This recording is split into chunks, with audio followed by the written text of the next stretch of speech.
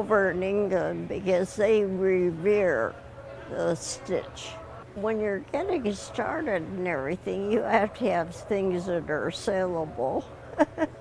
And then from the scraps that you have from one thing, you use in something else.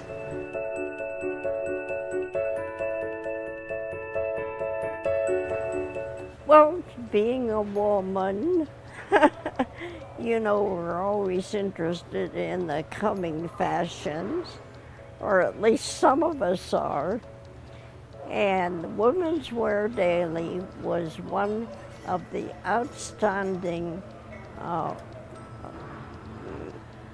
papers that came out, and it appealed to a lot of people because they appealed to those that were always going to parties or the current show or something going on, celebrities.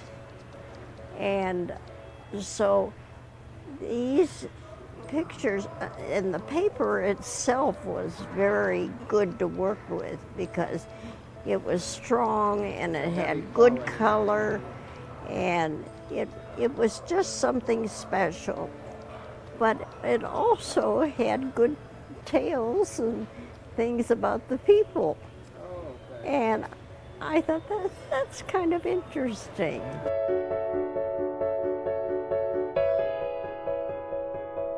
This it seemed like a lifetime for me because I could roll those things in my sleep. I was so glad to say goodbye. Goodbye, butterfly.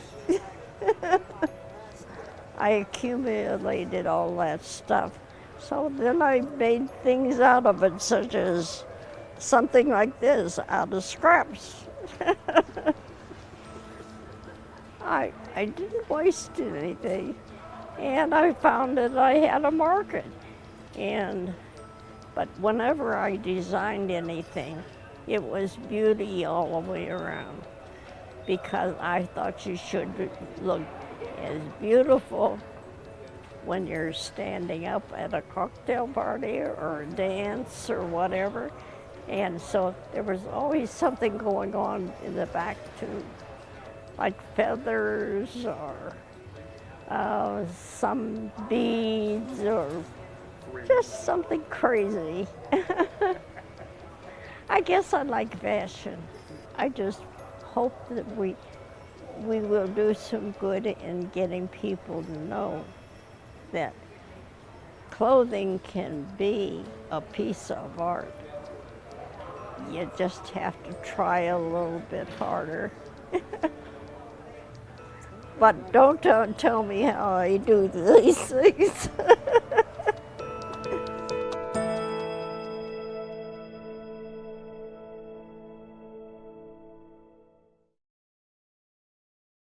There are everyday actions to help prevent the spread of respiratory diseases. Wash your hands. Avoid close contact with people who are sick. Avoid touching your eyes, nose, and mouth. Stay home when you are sick. Cover your cough or sneeze. Clean and disinfect frequently touched objects with household cleaning spray. For more information, visit cdc.gov/COVID-19. This message brought to you by the National Association of Broadcasters and this station.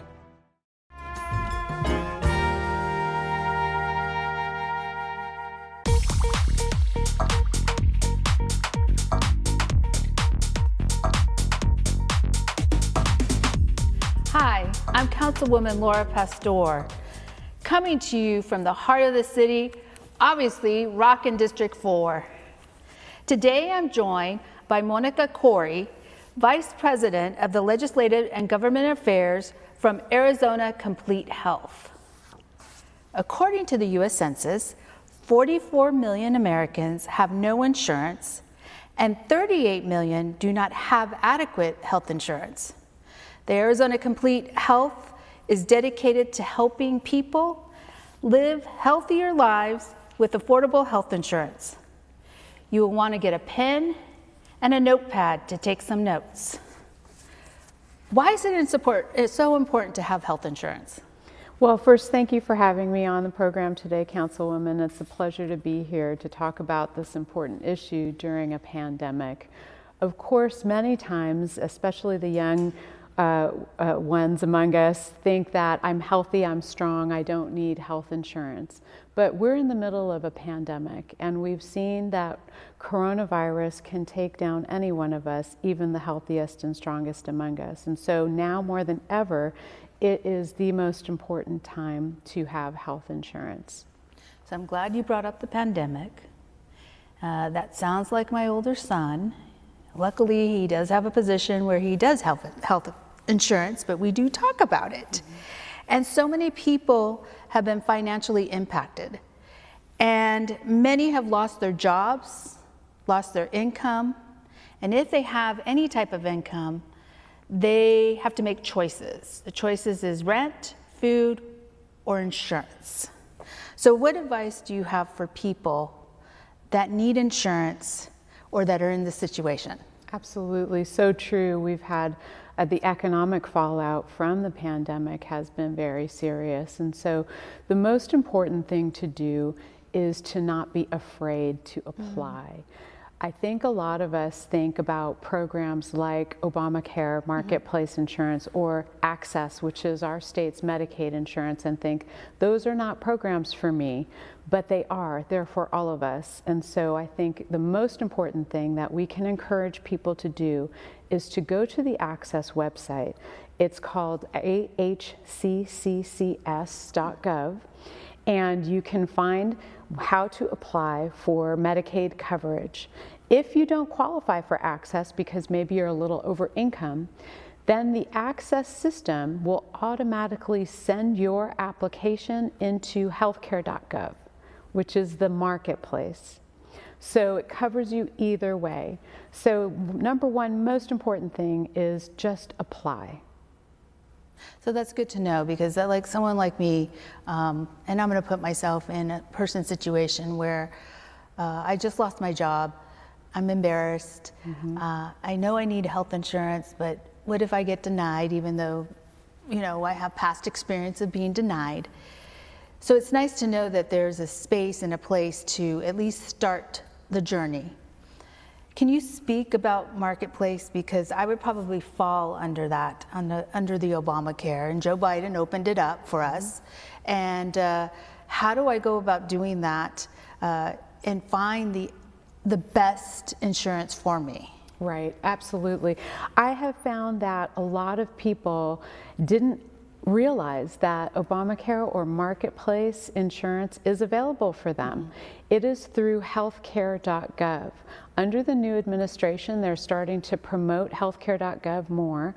They're putting out commercials and information on television and radio. But if you go to healthcare.gov, that is Obamacare, that is the Marketplace. There are many options to choose from, and my plan, Arizona Complete Health, has a program called Ambetter, but I'm really pleased to say that we have many different options of different companies that also have policies available on healthcare.gov. So you can shop around. You can see what plan makes the most sense for you, but it is available, and the important thing is that the enrollment is open right now. Normally, open enrollment is only from November through October through December period, but President Biden has opened that up, understanding and recognizing that many people's lives are in flux, and there's not enough education, there hasn't been enough education about the benefits of healthcare.gov for people. So this time period now allows us to educate and get out there and spread the word that this is available for you. Yes, that's exciting that President Biden did open it up, because we are in the middle of a pandemic. We are hoping to get out of this pandemic, and there are many people that need the insurance to cover not only them, but their family. The other piece is that to know about the Marketplace. I didn't really know much about the Marketplace and didn't really understand it, because to me it's intimidating. And so it's nice to know that there's the possibility of someone I could call and then walk me through it. Is that possible? Absolutely. So for a lot of the programs that have that are on the marketplace, like mine, for instance, on Ambetter, you can go to our website. People are at all different levels. Some people are very self-sufficient and they want to do the shopping on their own. So you can go to our website and find all the information there. And then there's organizations like coveraz.org, and you can find someone in your area that will either do a phone consultation with you, or even in person, or walk you through all of the different policies that are available. So there's help for anybody from the most self-sufficient to the ones who really need somebody to walk them through step by step, because you're right, it is intimidating, it can be intimidating. So we want to get the word out that there's help for everybody to find a policy that works. And the other really important thing to know is that under the current administration, and with the new legislation that passed at the end of the year, there is an extension now of additional subsidies for people. So you can get on there and find that you might pay as little as $0 a month in premium. Or you can get very low premium, very affordable premium, monthly premium payments for your full coverage. And it's very comprehensive coverage. So that's typically found in what we call the silver plan. And that's where those plans, that's where the federal subsidies are available for people.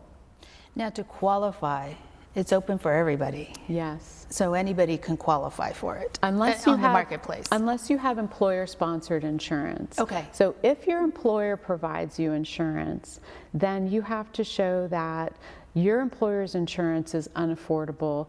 And right now, with the new legislation, that means that if your employer's insurance causes you to pay out of pocket 8.5% of your income, then you do qualify for the marketplace. Sometimes people will end up having split households with children on access or children on kids care, and the spouse or themselves on their employer's insurance. So there's all different kinds of ways you can piece all of this together. Yes, now you made me really curious, only because I could be on my employer's insurance, but then I could look at on the marketplace to see if a family's insurance is cheaper or less expensive. Let me put it that way. Yes, right. Less expensive, and possibly offer more coverage. Right, and even for folks with children. So there are, unfortunately, many employers that provide the coverage, but the dependent coverage is not affordable. So let's take state employees. There are many state employees who have their children, for instance, on access or kids care or other forms of coverage. And so it's important that you look at every single option so you don't leave yourself uncovered. And again, I think the most important thing is not to be afraid to apply. So go to the Access website, file an application if you think you might even be eligible. If you're not sure, it doesn't really matter. Just submit the application and somebody will let you know. And if you're not in, if you're a little over income for Access, that application automatically auto-fills into the healthcare.gov. And so all you have to do is then go onto healthcare.gov and find a marketplace plan that makes sense for you and your family. Well, thank you. Thank you so much for all this information, Monica. Really appreciate it. I'm glad you're assisting the community, and continue doing the good work. Thank you so much for having me. Appreciate it. I will have links on the website or on the show so that you can get more information. I'm Councilwoman Laura Pastor in the heart of the city, Rockin' District 4.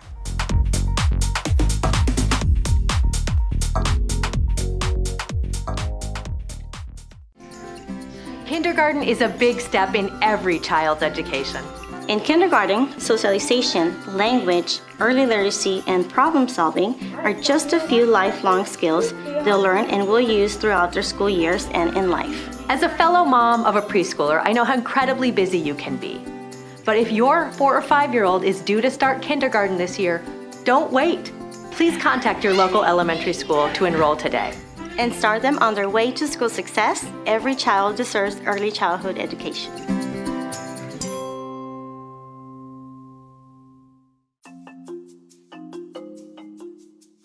Due to the COVID virus, the Arizona Supreme Court has issued an administrative order mandating that all court employees and any public entering into any court in the state of Arizona wear a mask or some type of face covering beginning Monday, June 1st. So if you have any form of business at the municipal court, you will be denied entry if not wearing a mask. This will be monitored closely and you will be asked to leave if not conforming.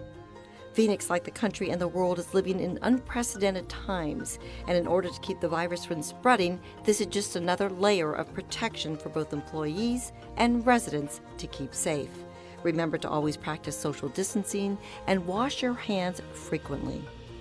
The Phoenix Municipal Court is required to and will be following the Arizona Supreme Court's order while continuing to provide court services in a manner to achieve justice through excellence. Anyone with business before the court are encouraged to call 602-262-6421 or email court@phoenix.gov with any questions.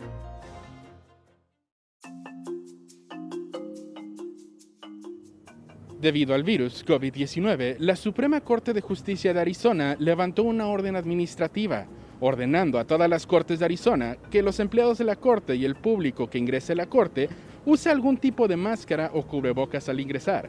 Esto a partir del lunes 1 de junio. Esto significa que, si tiene algún tipo de asunto en la corte municipal, se le negará la entrada si no usa una máscara. Esto será monitoreado de cerca y se le pedirá que se retire si no cumple. Phoenix, como el país y el mundo, está viviendo en tiempos sin precedentes, y para evitar que el virus se propague, esta es solo otra forma de precaución para que los empleados y los residentes se mantengan seguros. Siempre practique el distanciamiento social y lávese las manos con frecuencia. Es requerido que la Corte Municipal de Phoenix cumpla y siga la orden de la Corte Suprema de Arizona, mientras continúa brindando servicios judiciales para lograr justicia a través de la excelencia. Cualquier persona que tenga asuntos en la Corte y quiera hacer alguna pregunta debe llamar al 602-262-6421 o enviar un correo electrónico a court@phoenix.gov. Are you taking advantage of the rain? Okay, I know it's not raining right now, but if it was, rainwater is an incredible resource for your plants if you plan ahead. We've all seen it. Rain that comes down so hard in the summer that it's difficult for our soil to absorb that much water that fast. But if you're prepared, you can use this free water by storing it in your plants. Your yard does all the work, all you have to do is the prep. Slow, spread, and sink water in your yard by contouring your soil to harvest the rainwater. You prep your yard by creating a simple berm and basin system like this. When it rains, basins and berms slow the flow of water, reduce erosion, and give our soil a little more time to soak up the water instead of letting it escape to the street. In an established landscape, a berm and basin system like this can be very subtle. I'm standing in the basin, the depression in the ground, and up there is the raised berm, which also functions as a pathway. The raised berm slows the flow of water, while the deep basin allows water to collect and saturate. Be sure to increase the sponge-like ability of your basin by using organic mulch and planting desert-friendly plants to soak up as much water as possible. To learn more about creating your own rain garden, visit Phoenix.gov/water. Do your part. Be Phoenix Water Smart.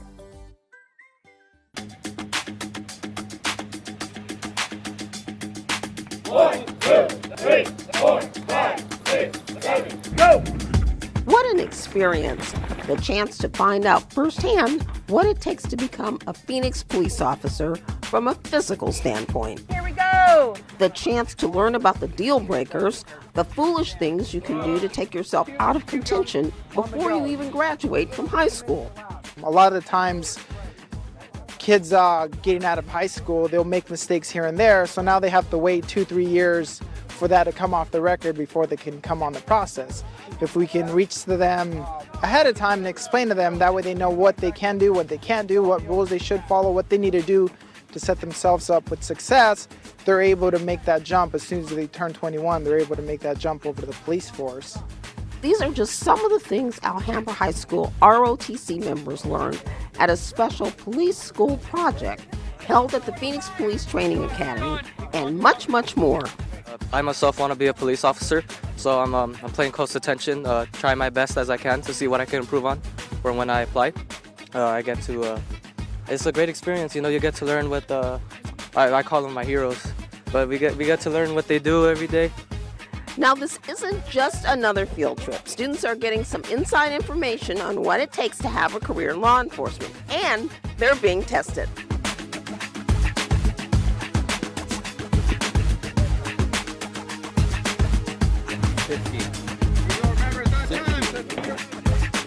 Okay, let me tell you how old I am before we do this. Y'all might have to roll the fire department. Even Phoenix Police Lieutenant Barbara Alexander and other officers got involved in the physical challenges. It's great for them to build relationships and understand that they have someone they can reach out to because they have their school resource officer on campus, and they'll keep them engaged so that hopefully they'll plant that seed so that they can be prepared and understand that this is where they start building their future. This is where they start building that positive background so that they can stay involved in being productive citizens and actually just bridging right over into law enforcement. And I think they're really excited because they have to try and scale that 6-foot wall. So I'm excited to kind of watch them do that. I remember doing that about 26 years ago. So it's a big deal for them. I think I have to put effort on it to be good at it and keep pushing so I can pass all the challenges and physical. I'm not really good, but I'm trying really hard. I feel like it's been a good experience with me because I'm getting to know them. I'm getting to see how they run things, getting to see how they act, that it's not just an all-work job, you can still have a little bit of fun on the side. It's just wonderful to meet them like that and actually see that it's more than just a job. It's just helping. We're able to reach these kids at a young age, and they're able to experience this, get a good positive outlook on the police force, what we ask of our applicants. That good positive outlook that they had here, they'll know that this is something they want to pursue, that the police force is a very honorable and respectable career, and they're able to bring that back to their communities, which in turn helps us build that relationship with our community to further it in a good, positive manner. It was a tough day, but these students were determined to make it, no matter how many times it took.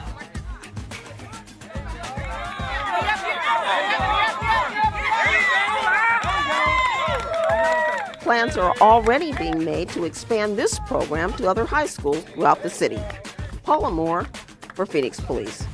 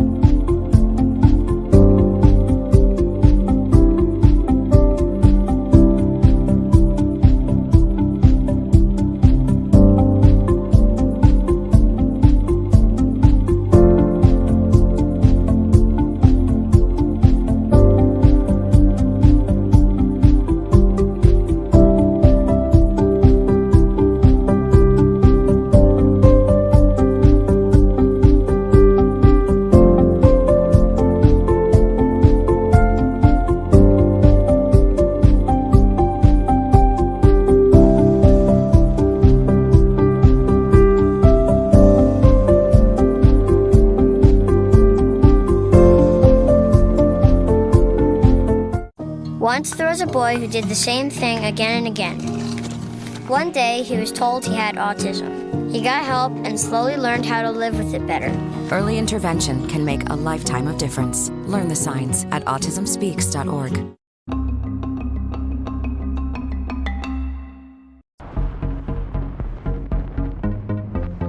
Arrive at Sky Harbor International Airport in Phoenix and you enter into America's friendliest airport and a large area that has more escalators and moving sidewalks than any building in Phoenix. They are indispensable in a modern airport to move people between the light rail stations from one level to another, or just to get from point A to point B in a timely fashion so you don't miss your flight. All of these people-moving machines have working handrails, and it's a big job to keep them clean inside the terminals and all over the airport property. And with 13 escalators at Terminal 3 alone, that comes out to thousands of feet of handrail. That's a surface that needs to be cleaned often to be safe.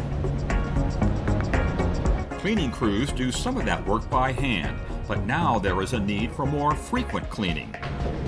The handrails are touched more than anything within the whole airport. Every time you come to the airport and you come down the escalator, you're holding onto the rails for support. So the handrails get touched, and the handrails need to be cleaned often, and probably more often than other touch points. This standalone device helps to solve that problem by cleaning handrails effectively with a chemical solution. There's pads that are on the machine, and those pads have to be soaked in a cleaning liquid. And then they have to be squeezed out and then applied to the machine itself. And it can be used without shutting down or blocking off the escalator. So this machine can be used while the customer is moving and interacting throughout the airport. Some escalators at Sky Harbor are equipped with handrail cleaners built inside. These units have a device in the mechanism that emits an ultraviolet light, disinfecting the rail from underneath. It's a part of the escalator itself, so it's underneath with the motor and everything shining up onto the rail. So there's no residue, it's just a light hitting the surface and then killing the germs. No matter which device is being used, travelers can feel secure, knowing that one of the surfaces they are most likely to touch at the airport is being cleaned on a regular basis. For Inside Phoenix, I'm Chuck Everett.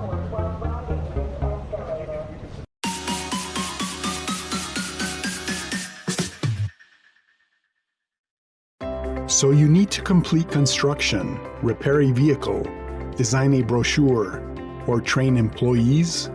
Where can you go to find the products and services you need? Phoenix's Small Business Enterprise Program.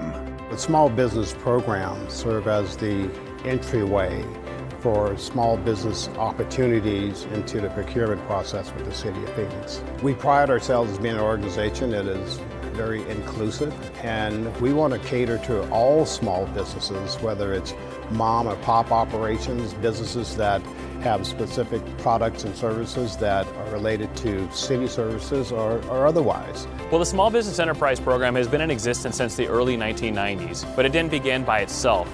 We had a minority business enterprise program and a women-owned business enterprise program, which were going on at the same time. Our city council adopted a policy on small business enterprise that basically incorporated the minority-owned businesses and the women-owned businesses into the small business enterprise program. And I would say today, the majority of our firms that are registered as small businesses are minority-owned companies or women-owned companies. Most of our work is with the SBE, DBE program, woman-owned contractor, and been very, very fortunate because the city has looked after us that are certified, and they are our support system. We work with all city departments, and we're constantly asking for folks within the procurement areas of their department and discretionary funding to be able to utilize the SBE database. So vendors will work directly with the various departments, but the Equal Opportunity Department is responsible for certifying them in the areas in which they are able to do work. The support for the Small Business Enterprise Program is a critical function of the Equal Opportunity Department, and it's one that we take very seriously. Being an SBE means smaller companies can participate in larger city projects with the oversight of a larger firm called a prime contractor. They'll get a share of the work and profit. Great for both the contractors and the city. Contractors get more work, and the city gets to support local businesses. This is clearly a program that has been endorsed by our elected officials, our city council members, and has been taken on as a priority by city leadership. The City of Phoenix leadership team, and that's the mayor and city council and the executives within the city, really put a tremendous focus on small business enterprise and creating economic development within the City of Phoenix. And the purpose of doing that is that they realize that if we support small businesses, that those dollars will be then processed and will flow through the city into other businesses, creating an economic development. As our stewards of city dollars consider how they spend their city budget, that they think of the small business vendors as part of that base of folks who are available and willing to provide goods and services in support of our procurement activities. Through an online application process, companies are certified and added to the database, which is available to both city employees and the community. So as a small business enterprise, if you're registered with the City of Phoenix as an SBE firm, you have the opportunity to have access to contracting opportunities all throughout the city. Most notably, our $5.6 billion capital improvement program. In our first phase of the SkyTrain, and continuing with our second phase, we'll have over $1 billion worth of construction going on those. Through our SBE program, our certified firms are able to register, and the primes that will be responsible will be reaching out to utilize them on their various projects. Some of the areas will be concrete, some will be paving, some will be fabrication. So there's a whole host of opportunities if you're certified in this program within the City of Phoenix. We work on major projects throughout the city. I'm certified at SBE, currently working at Sky Harbor and have been working there for over 2 years on the T3 remodel. And yes, it is America's friendliest airport, and I think one of the most beautiful ones also. Another great thing about being a small business here with the City of Phoenix is you get exposed to networking opportunities that we have on a regular basis. It's opened so many doors for me, so many doors with other contractors, other GCs, and I can't thank the city enough for implementing this program. It has given me the opportunities to go and meet people and introduce ourselves to them, and then turn out to be our customers. We partner with other agencies, utility companies. We partner with the folks that come from the nonprofit world. We also partner with educational institutions. Again, all these type of firms in a variety of capacities looking to utilize local small businesses. The small businesses today is what's driving our economy. And the key is that having success across the board. If we look at last year's dollar value that went out to our small business enterprises, it was in excess of $11.22 million. As a small business owner, ultimately can mean a huge benefit to your organization. That ability to be able to make payroll for their employees and to be able to continue their operation is extremely vital. Businesses interested in registering need to meet certain criteria. Most importantly, the business must be located within Maricopa County. The business must be operational and must keep all required licenses and registration current and up to date. The owner must not have a personal net worth of over $1.32 million. If you have any questions about how you can use the city's Small Business Enterprise Program to meet your goals, or to find out how businesses can become eligible as an SBE, contact the Small Business Resource Line at 602-262-6790 or visit Phoenix.gov/SBE. Small businesses and our support for small businesses are critical to the growth of a community that currently sits as the 5th largest community in the country.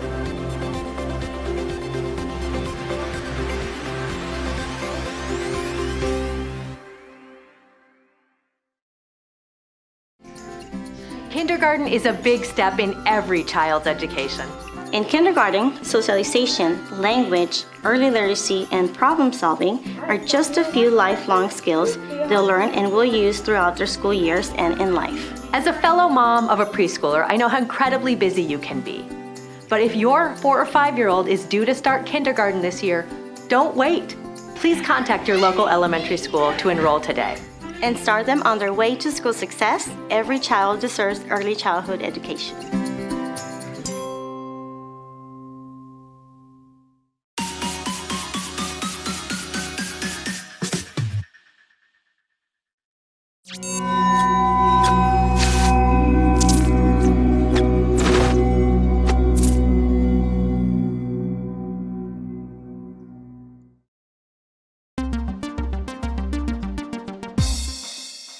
Hello and welcome to another virtual report. I'm Deborah Cedillo-Duguid. Joining me today is Mr. Donald Mays. He's the Deputy Director of the Equal Opportunity Department, and we were here to talk about some wonderful opportunities for a virtual business workshop for all those small business owners. You want to take advantage of this workshop. Thanks for joining us today, Donald. It's great seeing you. Thank you. Glad to be here. Wonderful opportunity to share what we're going to do to serve the small disadvantaged business enterprise community. Well, first, I want to talk a little bit about you, just because you're fairly new with the City of Phoenix, just under a year under your belt. Tell us a little bit about yourself and your background and what brought you to here to Phoenix. Well, what brought me here to Phoenix was the opportunity to continue to do what I passionately love to do, and that's serve small disadvantaged businesses. My wife and I, we moved here from Illinois, and we like to say that we came here not to retire, but to refire, to continue to serve the community. And I've been doing that for over 35 years. My whole life, practically adult life, has been serving the small disadvantaged business community, either at the local level, state level, or the federal level, and giving them access to contracting opportunities in various agencies. So my background is actually in business and public administration. So I've been doing this over 35 years. Wow, so you're a perfect fit for the City of Phoenix. Well, let's talk about, and welcome again to the Valley of the Sun and to the City of Phoenix. Let's talk about this impending workshop that's coming up in February. What do people need to know about it? They need to know that a lot of information is going to be provided. I've learned, Deborah, in my career that information is powerful. If a person knows about an opportunity, most likely that will start a spark for them to participate in that opportunity. So at this workshop, they're going to receive information on how to do business with the City of Phoenix. They're going to receive information about upcoming projects in the construction space. And they're also going to learn how to become certified as a small disadvantaged business enterprise. There's processes that they must go through in order to become certified, and we're going to share how that process is conducted. But not only that, we're also going to share information on what my department does in monitoring projects to ensure that DBEs and SBEs, small businesses and disadvantaged businesses, not only identify, but actually utilize throughout the project. Excellent. So these small business, it's all virtual. So it's all virtual through your computer. What do they need to know to register, to apply? I know it's a one deal in February. What do they need to do? Well, go to Phoenix.gov /EOD, and that stands for the Equal Opportunity Department. Or they can call area code 602-262-6790. We'll give them all the detailed information. Or they can go directly to Eventbrite, because that's what the registration is going through. And I'm sure this is obviously the first time, because the whole world has changed during this pandemic. So it's the first time you're doing something like this virtual. Is there a cap that you're only allowing so many people to come on board? And how is that morning, that day, if you will, broken up into the different segments? There's no cap. The more the merrier, of course, and it's all free. So the first session will be given by our certification staff, how to become certified as a small disadvantaged business enterprise. Then we're going to go right into the meat of the workshop, and that's the information most of the small businesses want to hear about, is how to do business with the city and what are some upcoming opportunities, like a 3-year, 5-year look ahead that will give them the opportunity to participate on some of our projects. I like the idea of the really walking through the process and assisting these small business owners to be successful, especially in lieu of COVID right now. Is there any, and I'm sure there's got to be some discussion on how to be successful during this time as well? Well, there will be tidbits. There will be advice given throughout the workshop.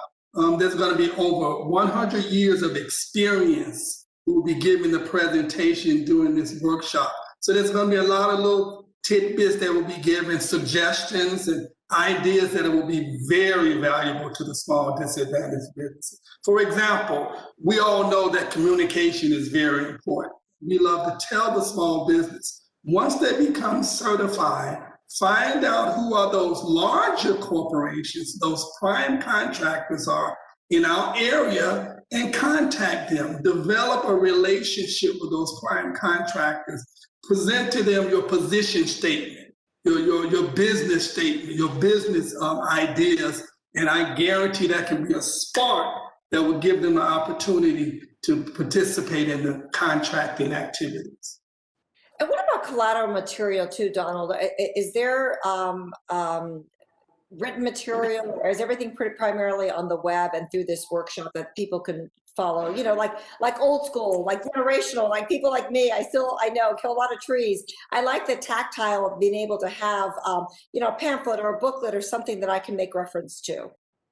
Everything is online. We're in this new age of technology.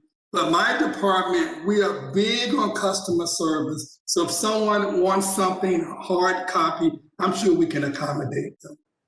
That's excellent. And so this is great news. Give us another spiel again, when it is, the time, and how they can register. They can register by going to Phoenix.gov/EOD or go directly to Eventbrite and bring up Virtual Business Workshop. And they can register, and it is all free of charge. Well, you can't beat that. And for the people who want to maybe do the old school and make a phone call, that number is 602-262-6790.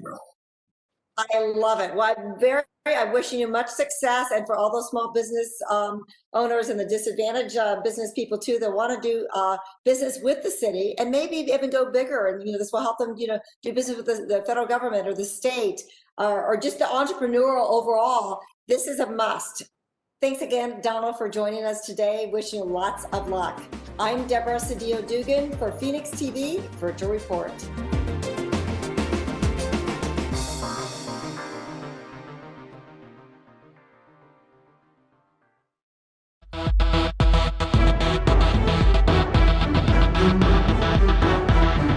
So the City of Phoenix, along with planning, development, the fire department, we just really want to kick off this water safety event, just highlighting really the dangers around any body of water. We know the statistics. Unfortunately, we have fatalities every year. We like to think that they're preventable, all of them. So we really want to highlight some of the areas that we want to pinpoint on as we enter this season where we see a peak in some of these tragedies around water, to really highlight what we want people to pay attention to. Obviously, constant supervision of your children is first, it's paramount. That's where it all starts. Know where your children are at all time. That's where we're going to keep them safe.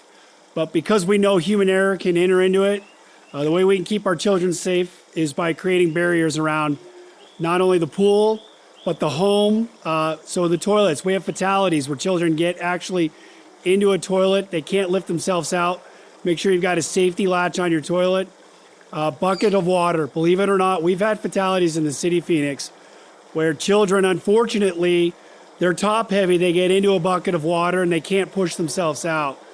So remember, that's that constant supervision and being aware. Do I have any body of water? Not only a pool, but a play pool, a bucket of water, the toilets in your home. All of that stuff is dangerous. So as this water pool safety season kicks off, it's just another time for us to really stress the reminders of how you can keep your home and your children and everybody safe. So we've got planning and development to talk about how really the stuff you want to look for as far as keeping that home safe. And we also have a story today of a parent that never thought they would be in this position, but fortunately their child is here with us, happy, healthy, but it's just one of those where you never think it's going to happen to you. So that's really what we want to stress on that. So I'm going to turn it over to planning and development to talk about simple ways that you can keep your home safe and what we look for as far as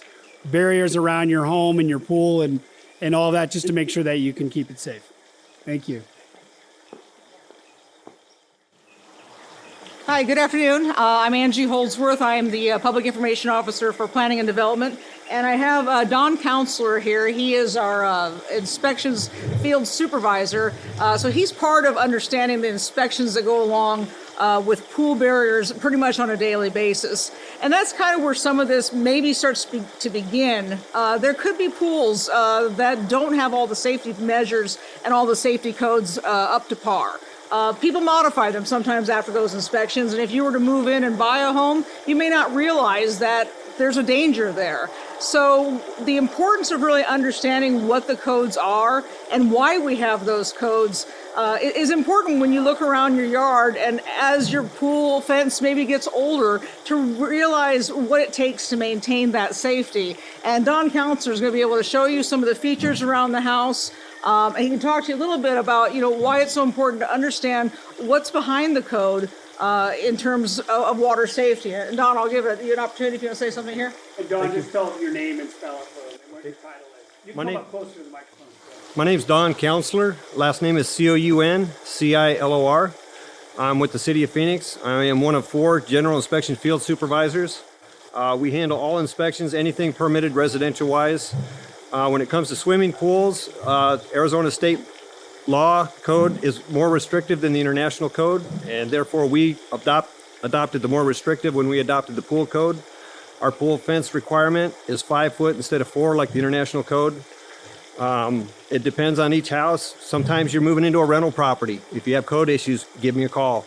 If you're throwing a big pool party, I highly recommend hiring a lifeguard to sit there and watch the water, make sure that no one's at the bottom of the pool. We can't stress enough, once we do find a lot of house, it's the homeowner's responsibility to maintain the barriers. Sometimes the barrier's taken down, as long as it's put right back up, hopefully no one's injured, but it is the responsibility of the homeowner to maintain all the barriers once we sign off on the house. If you'd like, we're going to go around the house. I can show you what some of the requirements that we require. Each house is a little bit different. Like I say, if anyone has questions, reach out to me and I'm more than happy to answer any questions. Any pool that was permitted prior to May 1st of 91 is basically grandfathered in. We don't enforce the barriers on something like that unless there's someone under the age of 6 that resides at the house, or someone under the age of 6 frequently visits the house. At that point, we will go out and enforce the barriers on an older pool. Any pool permitted after May 1st of 91, all these barriers are in place when we sign off on the pool, and they're required to be maintained by the owner. So if you like, we'll go around the house. I'll show you some of the barrier requirements.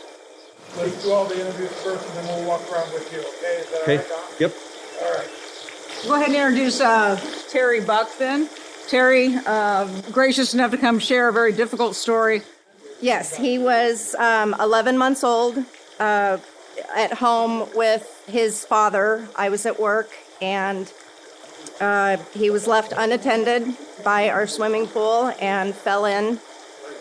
No one is really sure how long he was underwater, but when my ex-husband pulled him out, he was not breathing and he didn't have a pulse.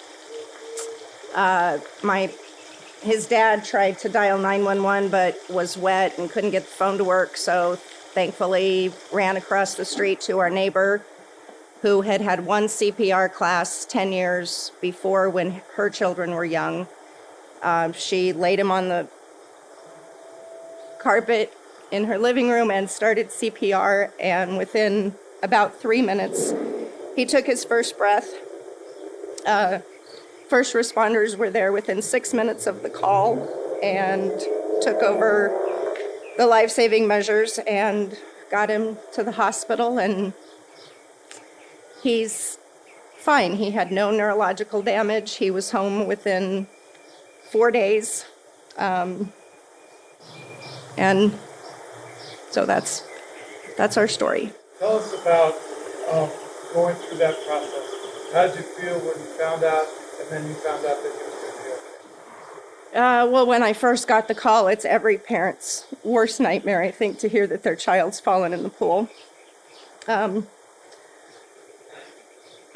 don't really know how to explain it. That was 6 years ago, and I relive that day all the time. It's something that will never go away. The fact that he's fine, completely no neurological deficits whatsoever, is just a miracle to me.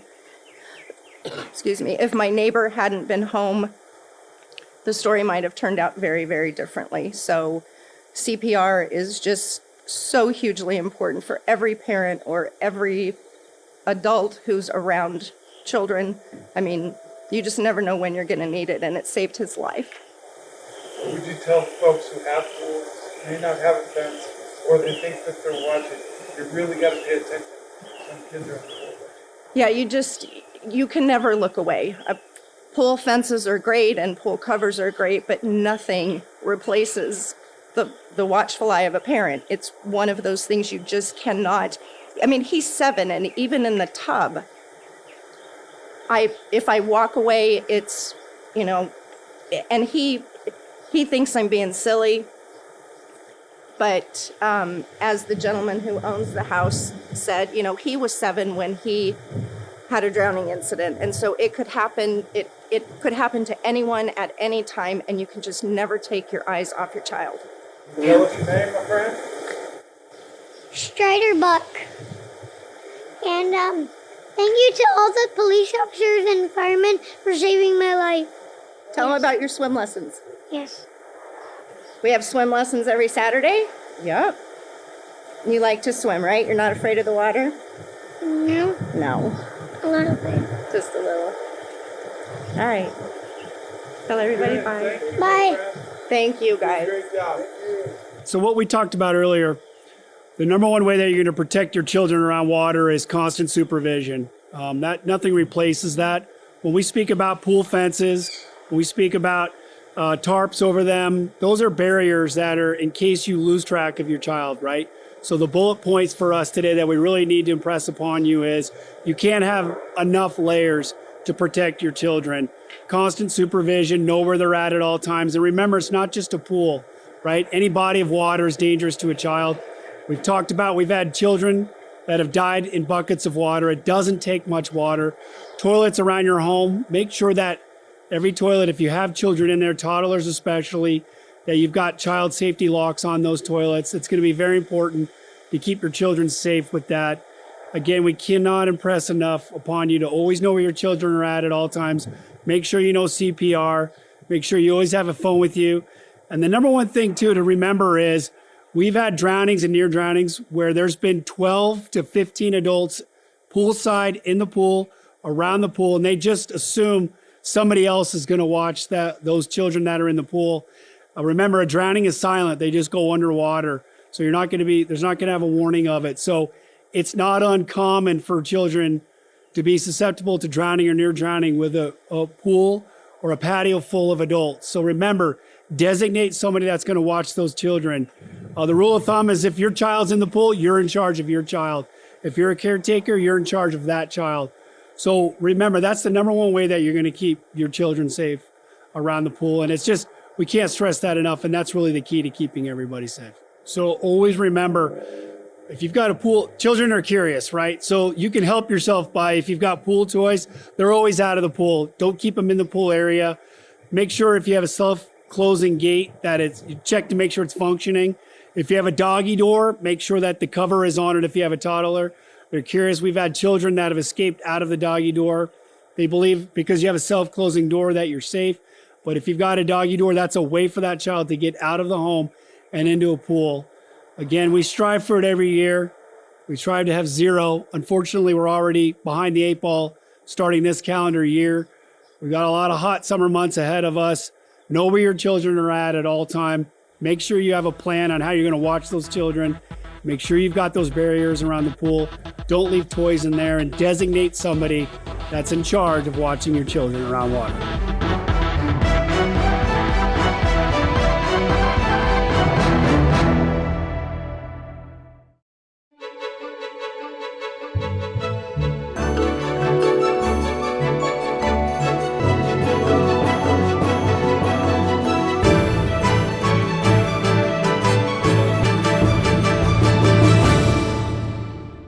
Hello.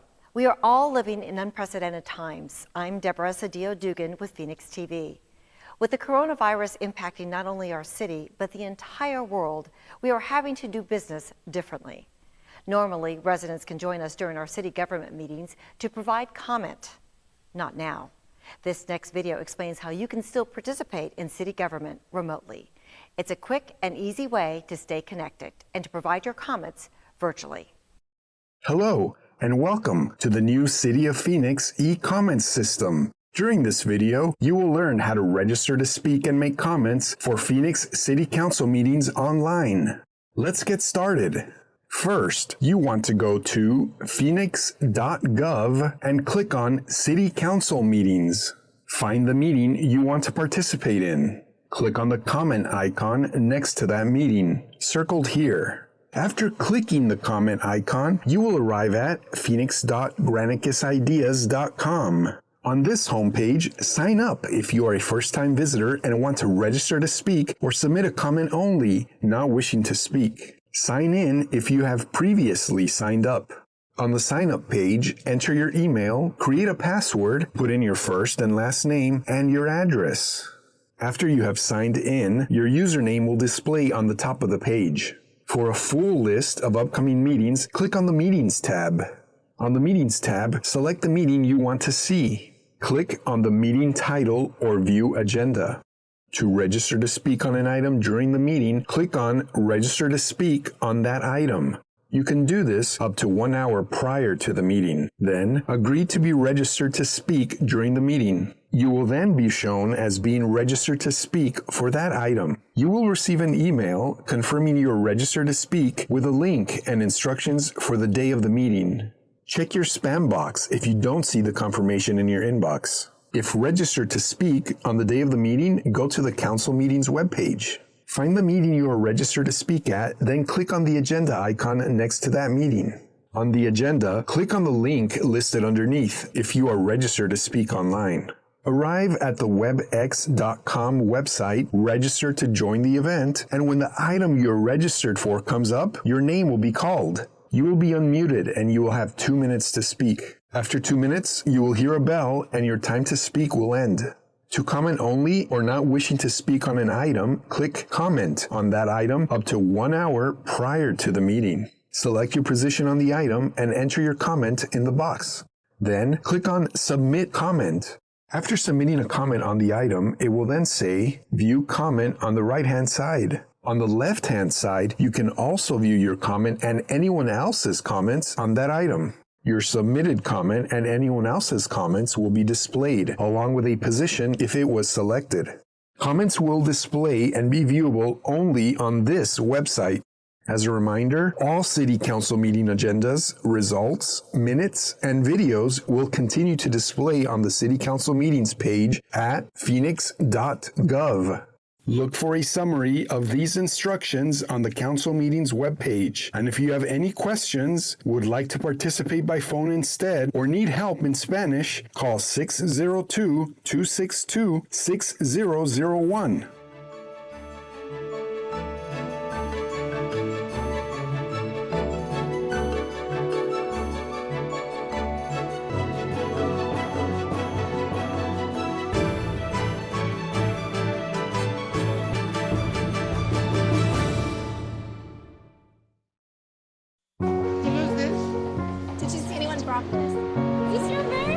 We'd do anything for kids. Yet 1 in 6 children in the U.S. struggle with hunger. Help end childhood hunger near you. Learn how at feedingamerica.org.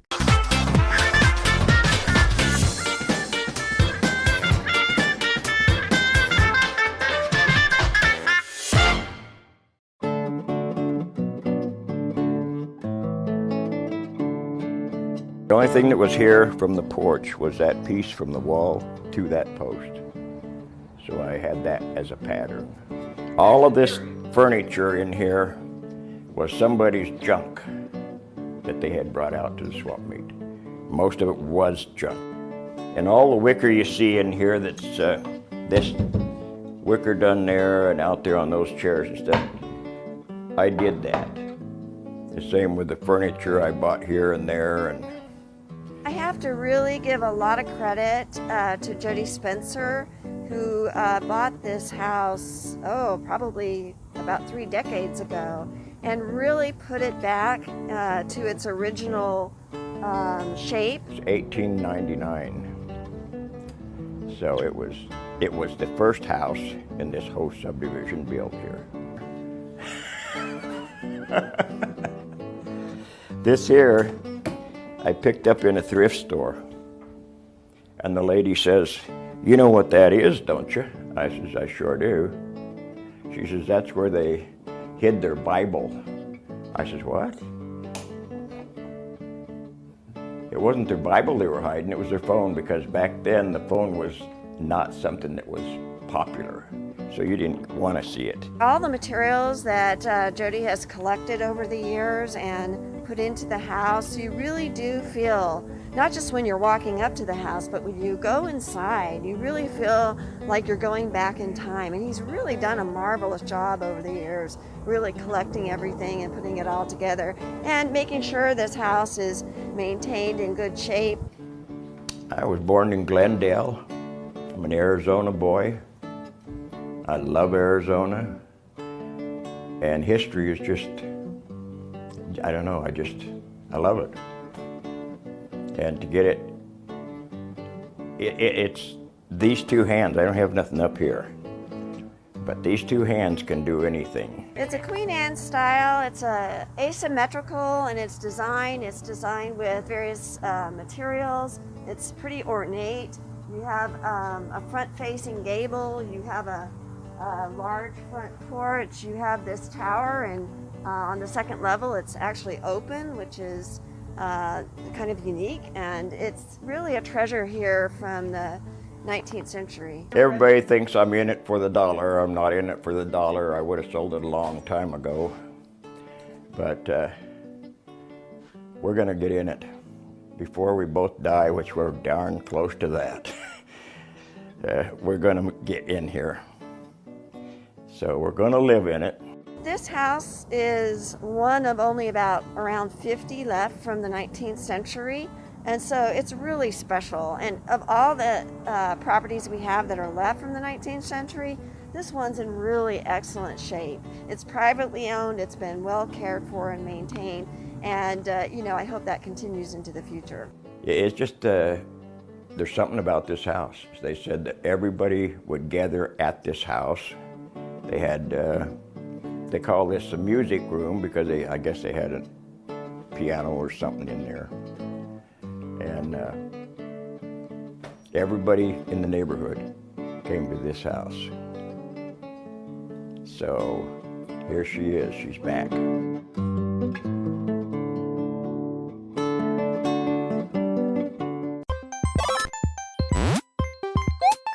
Ready Player One.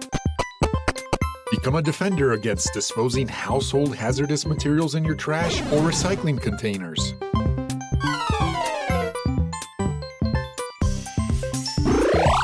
Level up when you schedule a pickup. The City of Phoenix now offers household hazardous waste pickups for residential trash and recycling customers.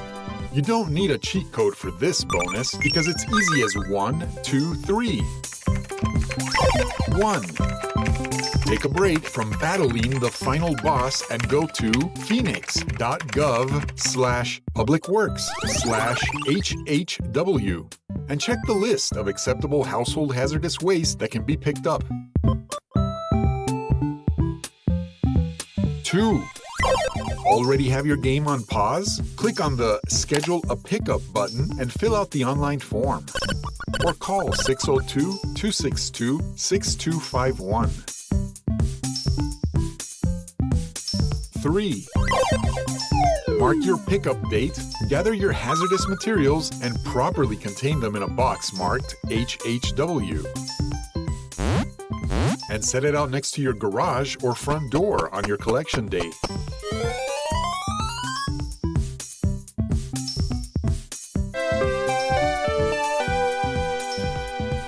Check out Phoenix.gov/publicworks/HHW to learn more.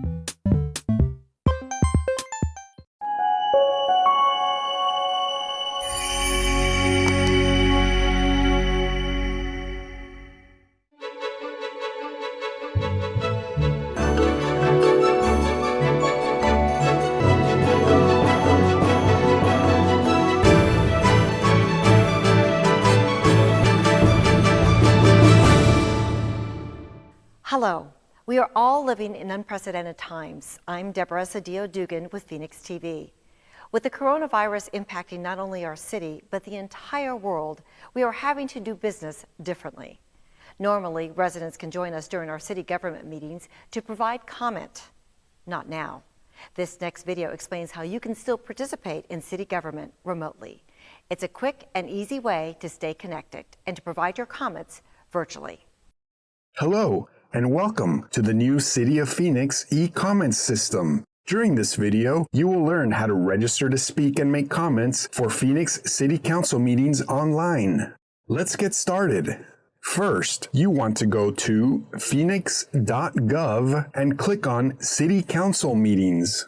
Find the meeting you want to participate in. Click on the comment icon next to that meeting, circled here. After clicking the comment icon, you will arrive at phoenix.granicusIdeas.com. On this homepage, sign up if you are a first-time visitor and want to register to speak or submit a comment only, not wishing to speak. Sign in if you have previously signed up. On the sign-up page, enter your email, create a password, put in your first and last name, and your address.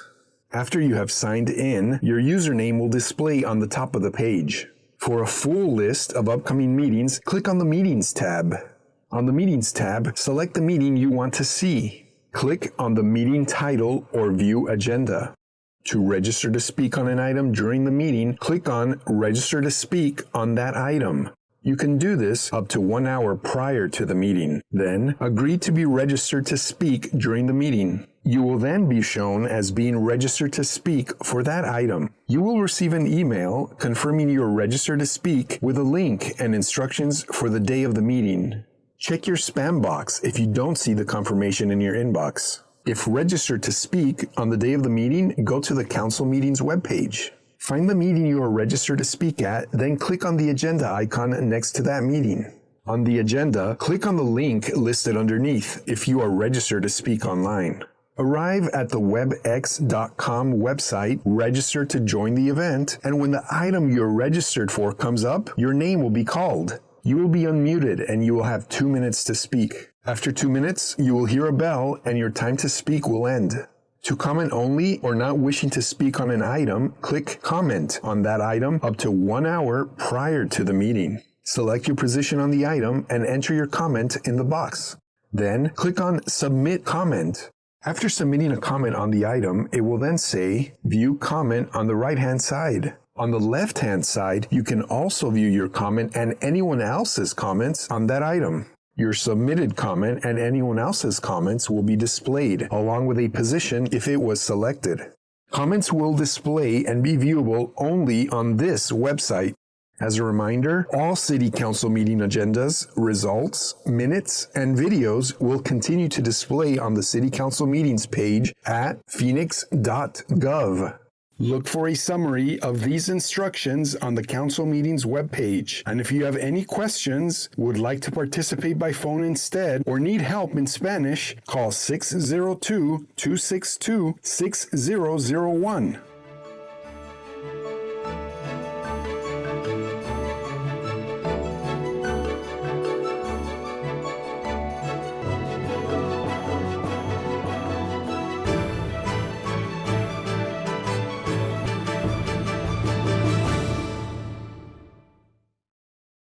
Hi, my name is Debbie Valenzuela. I'm a victim advocate with the Family Advocacy Center. October is Domestic Violence Awareness Month. Many domestic violence victims don't get help because they think no one can help them. As advocates, we are here to help you and walk you through the process of getting help. The Family Advocacy Center provides a one-stop service center for victims. Some of the services we can help with are obtaining an order of protection, safety planning, shelter resources, victims' rights, and domestic violence education. Domestic violence affects everyone that knows the victim. It affects their immediate family, and more importantly, the children in the home. I am asked a lot, how can one help a friend or family member in a domestic violence relationship? The best thing that a family member or friend can do is to listen, not judge, and let them know that they do not deserve to be abused. If you or someone you know needs help, call the City of Phoenix Family Advocacy Center at 602-534 800-799-2120 or the National Domestic Violence Hotline at 1-800-799-7233. Thank you.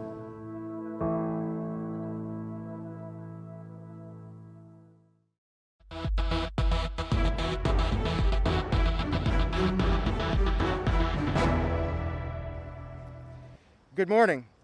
Thank you to our friends in the media for being here today to help us get this important information out to the community about COVID-19 testing opportunities with the City of Phoenix. I'm Jeff Barton, Assistant City Manager.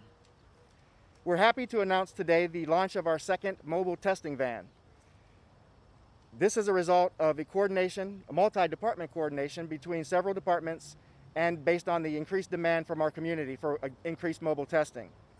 Today you'll hear from Mayor Kate Gallego and Kelly Kopcash, Vice President of Sales for Premier Lab Solutions, our medical partner. After their remarks, you're free to ask questions or schedule a one-on-one interview.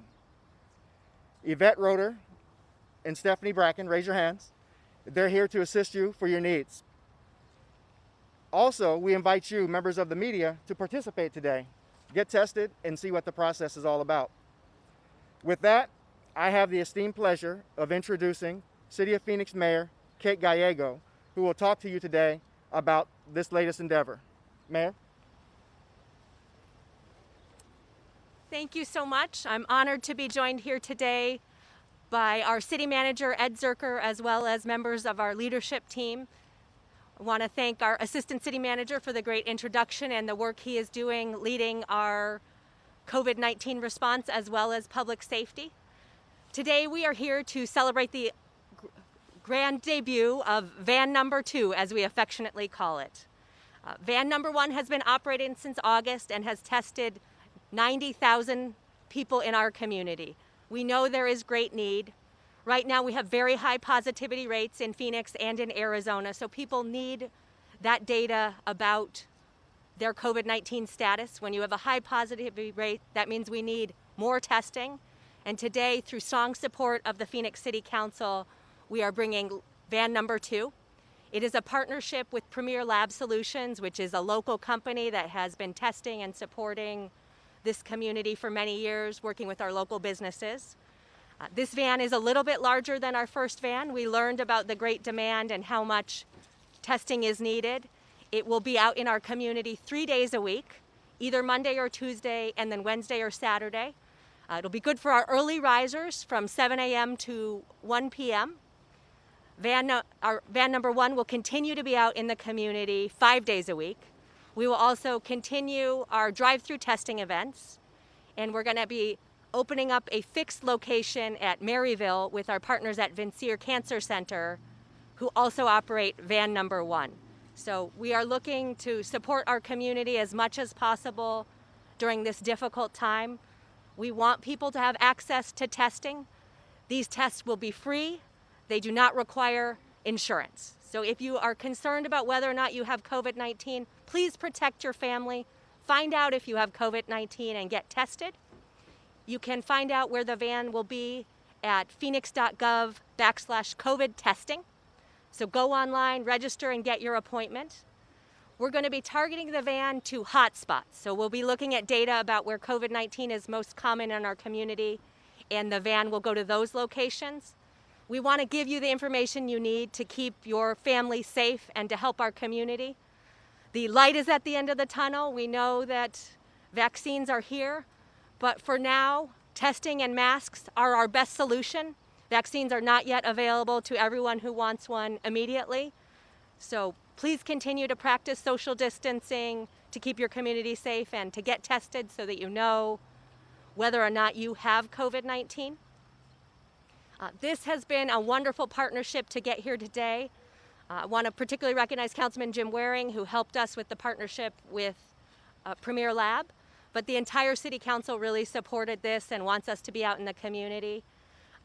Great work from Dan Wilson and our communications office, who are promoting how to sign up and helping with the great graphics that are out in the community.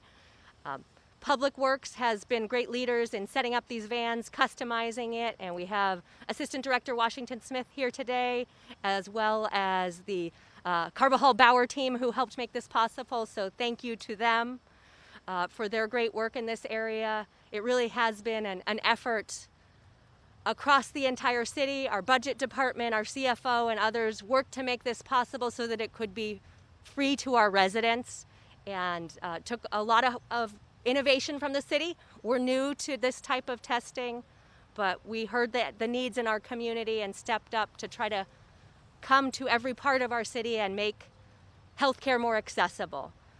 With the great support of our residents, we are going to get through this pandemic and come out stronger and smarter. So thank you for sticking with us and working for a healthier Phoenix. I will next turn it over to Kelly Kopkash, the VP of Sales at Premier Labs.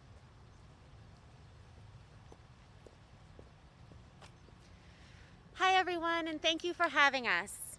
And thank you, Mayor Gallego. It's a pleasure to be here, and working with the City of Phoenix team has been a joy. We're so excited and honored to be a part of this venture with the City of Phoenix. We're headquartered right here in Phoenix, so this hits close to home, quite literally. Our goal, as mentioned, is to physically bring testing to the residents of Phoenix within their neighborhoods. So we're looking to target those where there are spikes in COVID testing, as well as those communities that are underserved and don't have the access to COVID testing that they may need. As Mayor Gallego mentioned, the residents can find the van's schedule on the City of Phoenix website. That will show you the locations. And again, we're going to serve those communities that need it most. They can also pre-register at the City of Phoenix website. So pre-registration is an option, and also we welcome anyone to walk up and get tested right on the spot. So on site, we're offering best-in-class dual testing. What we mean by that is we're going to run a rapid preliminary test that can be resulted out right here. So this van behind me, this is where we're running the testing. Again, that's a 15-minute rapid test. We're going to call that the preliminary result. We're also going to offer another swab, which we'll bring back to the lab and run a PCR.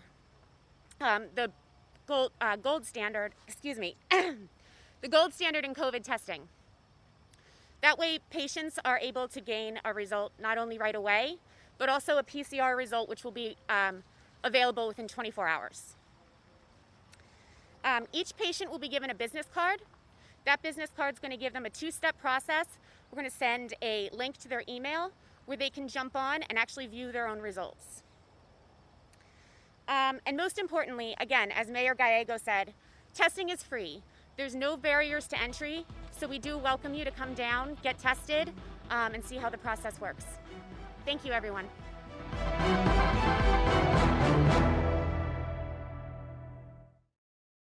Hi, I'm Dr. Anita Chandra with today's tip for kids from the American Academy of Pediatrics.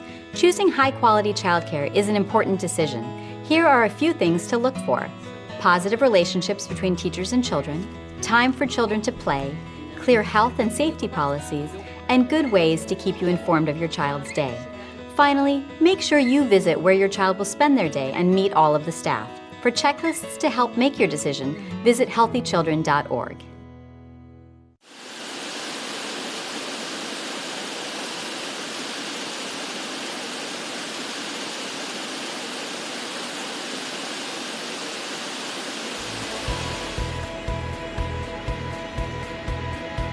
During a time when millions of Americans were under a stay-at-home order, water employees still suited up and showed up for work every day.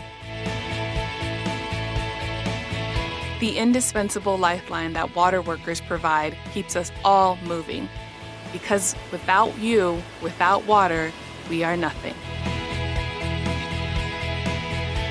As these uncertain times continue to provide insecurities in many aspects of our lives, water has remained secure and safe, proving that we are stronger together.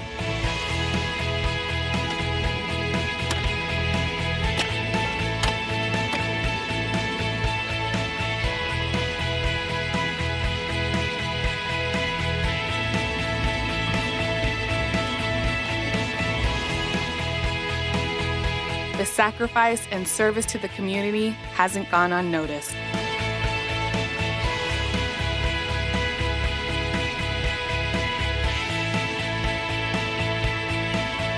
You maintain equipment and processes to monitor water as it moves through the treatment and distribution cycles.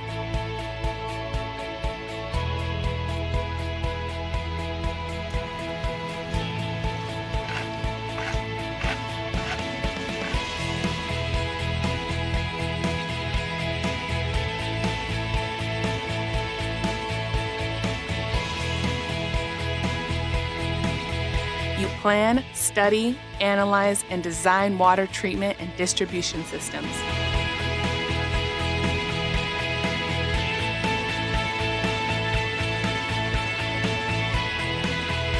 You inspect and make it possible to verify compliance without disruption or impairment of service.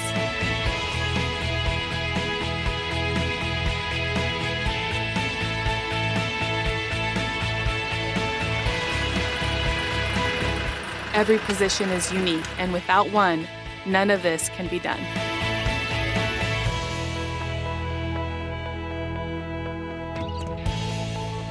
Do you know a water worker? Thank them for all they do. Thank them for their hard work. Thank them for their dedication.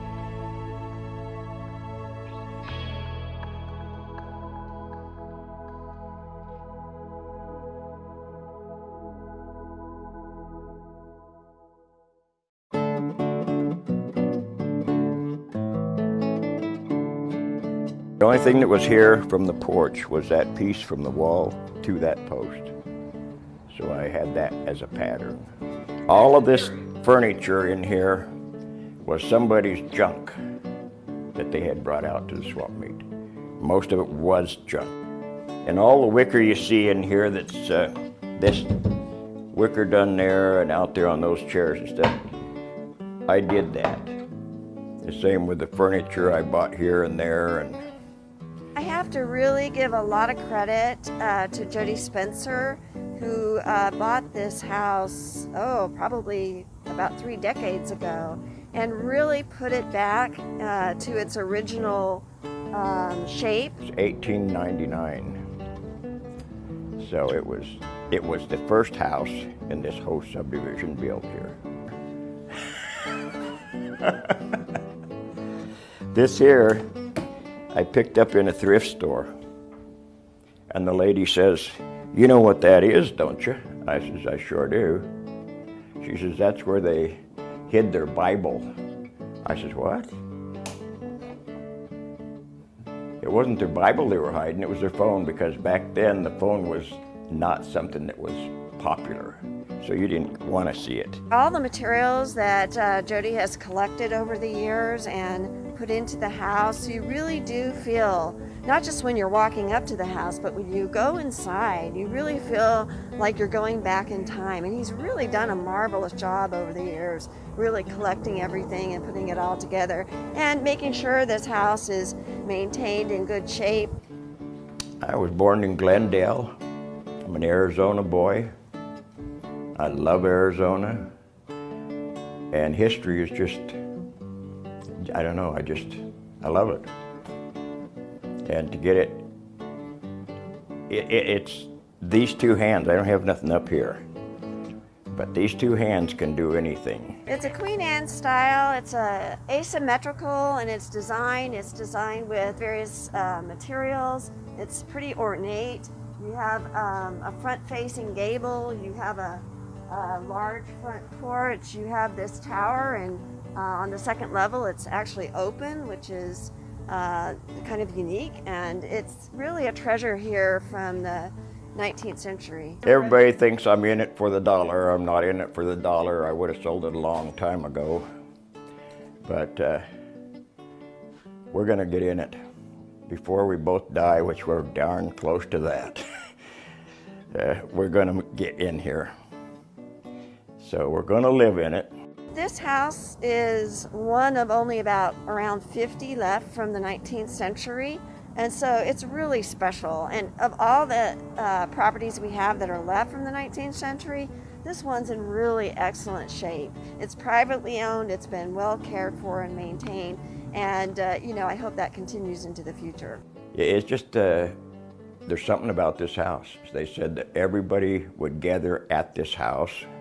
They had, they call this the music room because I guess they had a piano or something in there. And everybody in the neighborhood came to this house. So here she is, she's back.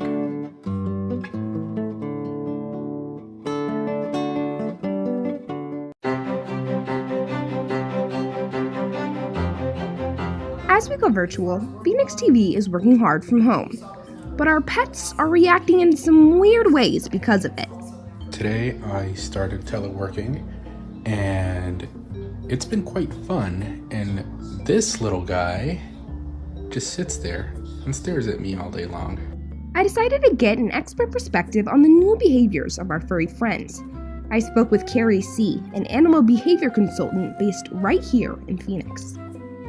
My name is Carrie C., and I am the owner of Phoenix Animal Behavior Center. I'm also a certified behavior consultant for canines and have my master's degree in companion animal behavior analysis and counseling. Because people have been at home more often, there are tons of reports of pets demonstrating some really weird behaviors, foregoing old habits, being clingier, maybe more hyperactive than usual. Could you explain maybe some reasoning for that? With this whole quarantine thing, it really has affected our pets. And a lot of that reason is we've totally changed not only our schedule, but their schedule as well. And with us being home and not going to work and not having that set schedule like we've had for however many years of their life, it can cause some stress for our pets. And so often these behaviors that we're seeing is just them reacting to those schedule changes and those stressful moments that we've unintentionally created because of this unforeseen circumstance with the quarantine. So how can we as owners accommodate to the new needs of our furry pals? What we can really do as humans is make sure we build a new routine, but have some understanding for our pets that it took us a little while to get used to these changes, so we can't expect them to get used to it overnight. We at least have the communication tool of, all of the social media and different news outlets to kind of know what's going on, and we can plan and predict, whereas our pets, they just rely on us. So even though quarantine is driving us crazy, Come back to sleep. our pets are just as stressed of being stuck at home as we are. In the end, all that matters is we have each other and a ton of extra time to spend together. Don't you like that, Bubba? Don't you like it?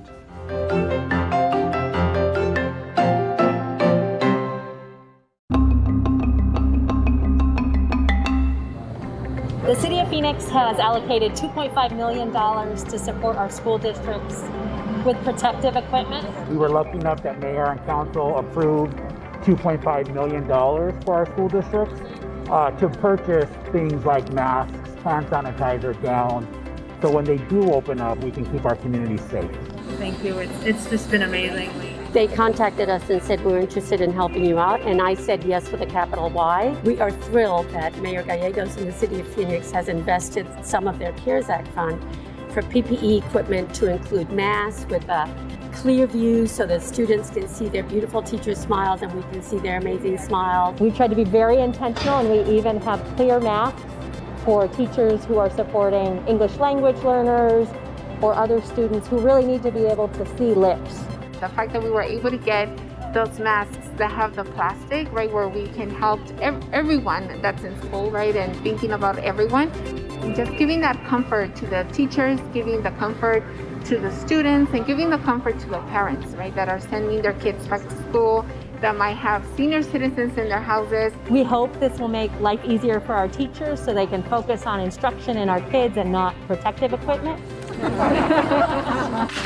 It's really important to the district because our funds are limited. Obviously, we want to spend our funds on instruction for the students and the staff, and it would have been very, very difficult to include PPE equipment. I'm very proud of the mayor. I'm very proud of my colleagues, of all of us that came together. We know our teachers are already asked to do so much, and we hope they can focus on kids and less on protective equipment because of this partnership.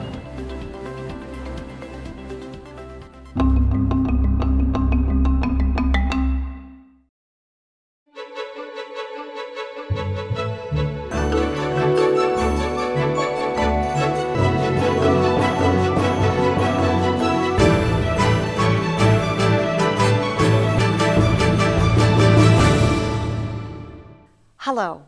We are all living in unprecedented times. I'm Deborah Cedillo-Dugan with Phoenix TV. With the coronavirus impacting not only our city, but the entire world, we are having to do business differently. Normally, residents can join us during our city government meetings to provide comment. Not now. This next video explains how you can still participate in city government remotely. It's a quick and easy way to stay connected and to provide your comments virtually. Hello, and welcome to the new City of Phoenix e-comments system. During this video, you will learn how to register to speak and make comments for Phoenix City Council meetings online. Let's get started. First, you want to go to Phoenix.gov and click on City Council Meetings. Find the meeting you want to participate in. Click on the comment icon next to that meeting, circled here. After clicking the comment icon, you will arrive at phoenix.granicusIdeas.com.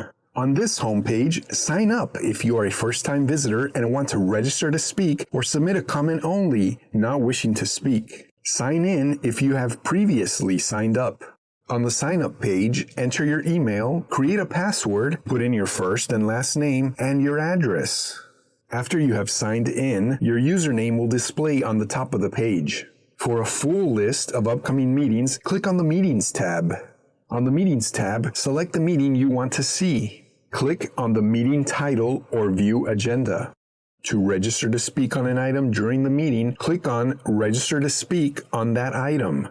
You can do this up to 1 hour prior to the meeting. Then, agree to be registered to speak during the meeting. You will then be shown as being registered to speak for that item. You will receive an email confirming you are registered to speak with a link and instructions for the day of the meeting. Check your spam box if you don't see the confirmation in your inbox. If registered to speak on the day of the meeting, go to the council meetings webpage. Find the meeting you are registered to speak at, then click on the agenda icon next to that meeting. On the agenda, click on the link listed underneath if you are registered to speak online. Arrive at the webx.com website, register to join the event, and when the item you're registered for comes up, your name will be called. You will be unmuted and you will have 2 minutes to speak. After 2 minutes, you will hear a bell and your time to speak will end. To comment only or not wishing to speak on an item, click Comment on that item up to 1 hour prior to the meeting. Select your position on the item and enter your comment in the box. Then click on Submit Comment. After submitting a comment on the item, it will then say View Comment on the right-hand side. On the left-hand side, you can also view your comment and anyone else's comments on that item. Your submitted comment and anyone else's comments will be displayed, along with a position if it was selected. Comments will display and be viewable only on this website. As a reminder, all City Council meeting agendas, results, minutes, and videos will continue to display on the City Council meetings page at Phoenix.gov. Look for a summary of these instructions on the Council meetings webpage. And if you have any questions, would like to participate by phone instead, or need help in Spanish, call 602-262-6001.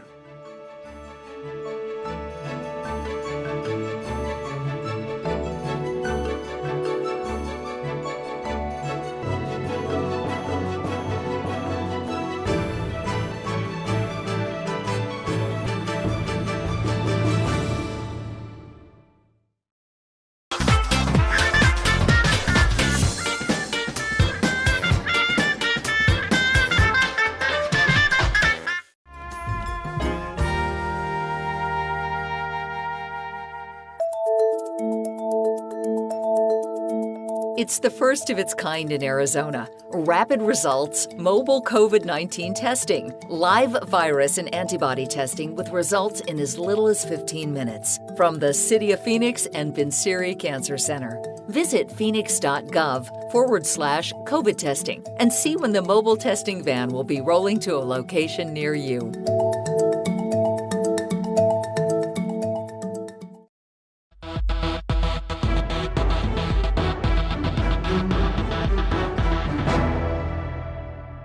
Well, good morning and welcome to today's 150th anniversary of the establishment of the Phoenix town site.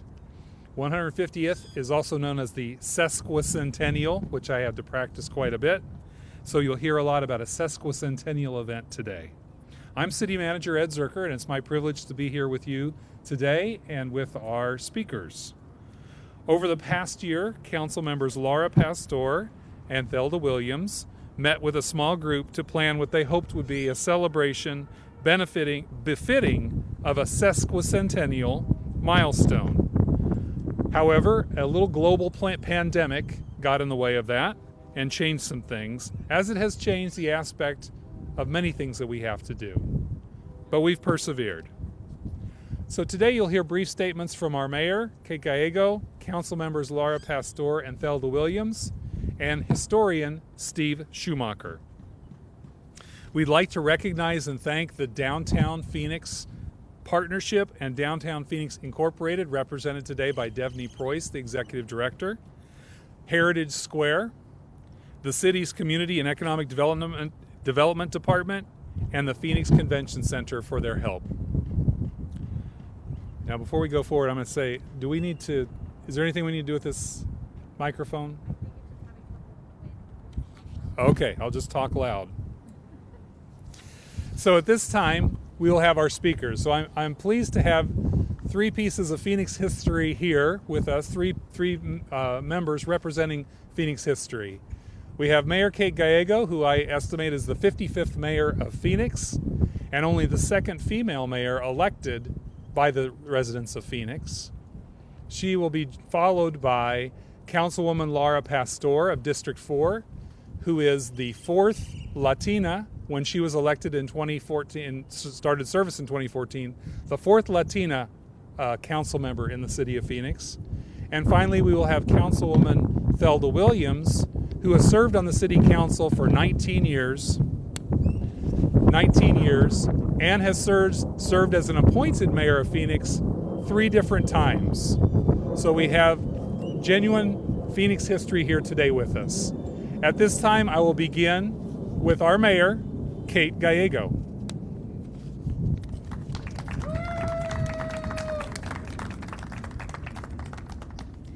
Happy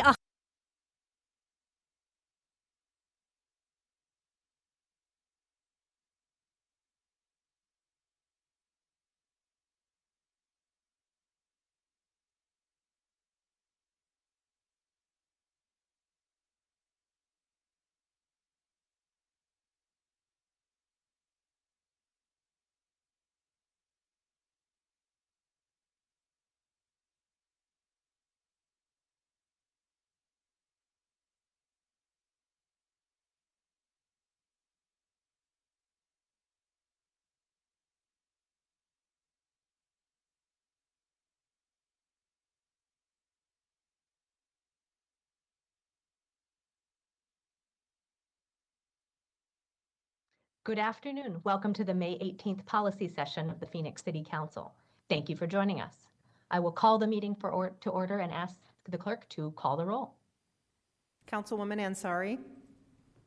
Here. Councilman DeCiccio. Here. Councilwoman Guardado. Here. Councilwoman O'Brien. Here. Councilwoman Pastor. Councilwoman Stark. Here. Councilman Waring. Here. Vice Mayor Garcia. Here. Mayor Gallego. Here.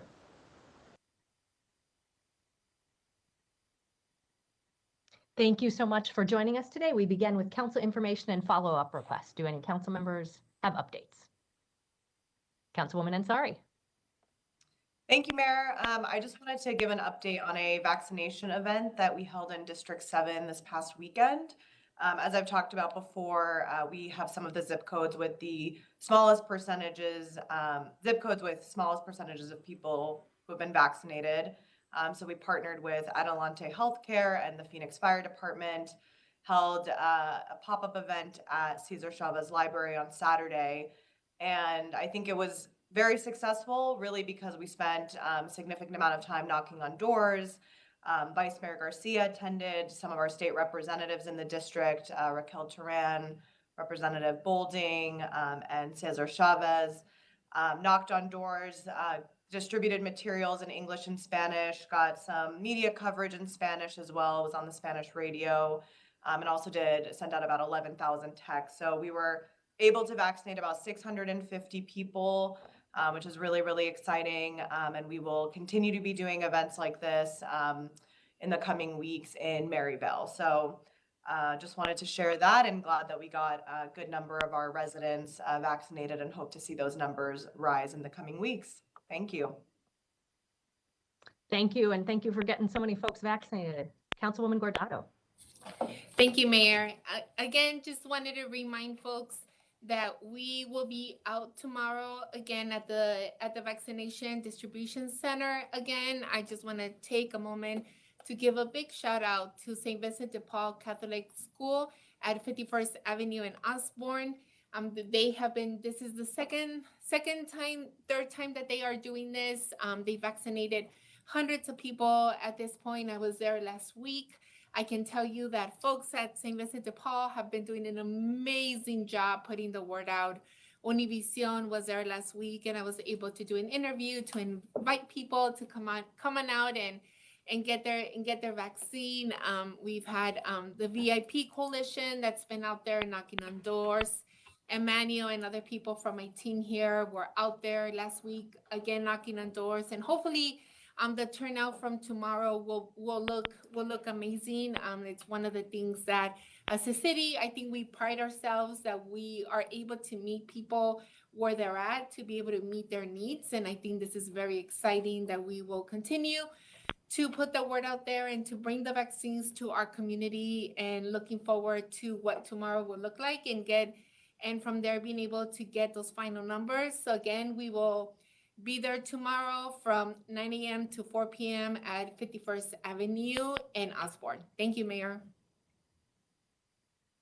Thank you, Councilwoman. Appreciate your work in the area. Vice Mayor? Thank you, Mayor. I just had some comments around heat relief. It's already, I think we've all noticed, it's already hot. My understanding now is that our heat respite won't be decided until we decide the ARPA funds later in the summer. I think last year we had 520 deaths. We've gotten some calls around what can we do until we, the money from the ARPA or whatever else we're using for heat respite. And so just wondering, I don't know if it's now, but if at least at our next policy session, hopefully soon, we can get answers on that, and wondering if there's other ways we can start funding or start thinking if we can't do a large location like we did last year, maybe partnering with other local orgs or churches or other things, just trying to figure that out. So yeah, just questions around heat relief, and I know there's a plan, but if we can make sure we implement soon. Mayor Gallego, this is the city manager. Please go ahead, City Manager. Thank you, Mayor. Thank you, Vice Mayor Garcia. I wanted to clarify, the heat relief program is proceeding with a temporary structure now through existing resources. The discussion about the ARPA funds, which actually will happen at the second item, would be for a more permanent structure that would need to be authorized through ARPA funds. But for the immediate term, we have plans for a temporary structure with cooling to be sure that we're not leaving vulnerable people exposed to the heat.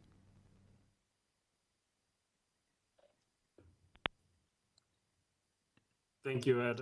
I think just, let's try to figure out if there's other things that we can do. I know gotten calls in the last couple of days of already some first responders having to be out near the zone or in other places because of the heat already, getting to a place where it's hurting people.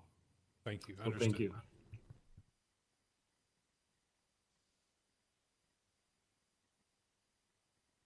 Thank you. Any additional comments? As we move forward with our budget process, the state is also moving forward with their budget process. I want to recognize the Arizona League of Cities, which is doing work on our city's behalf and others, as well as many other partners, to make sure the state understands the important role that cities will play in our economic recovery and that they have played in the prosperity of our state as a whole. There is concern that the state is considering what could be the largest ever tax cut impacting local governments. We do incredibly important work. There is a proposal for a flat income tax and a resulting decrease in income tax revenue that would be quite detrimental to all cities. Cities currently receive 15% of state income tax revenue, which is split amongst them according to their population in a system known as urban revenue sharing that was approved by voter initiative in 1972. That initiative took cities' power to assess income tax away, but guaranteed them this percentage each year. This is not subject to Proposition 105, the voter protection initiative, because of the timing of the passage of those two initiatives. Voter protection did not come to us till 1998. And so urban revenue sharing can be changed or tweaked by the legislature. The proposed cut of $1.5 billion in income tax could result in $225 million per year in an ongoing cut to cities, which would be the largest cut in state shared revenue to cities ever. So I think it's important that we as a city pay attention to this policy and look at what happens with regressive tax cuts and regressive tax policy and things such as the Kansas experiment, in which a state imposed a flat tax in 2012 that had to be reversed in 2017 because of the fiscal crisis that it created. So I would encourage everyone involved or who cares about local government to pay attention to the state budget. If the state does cut income tax at the rate proposed, cities would need an increased share of roughly 20% to be made whole. And this is very important as we discuss today's budget, as well as the ongoing financial future of our city of Phoenix and the very important services that we provide. With that, I will turn to our city manager for budget reports and item number 1.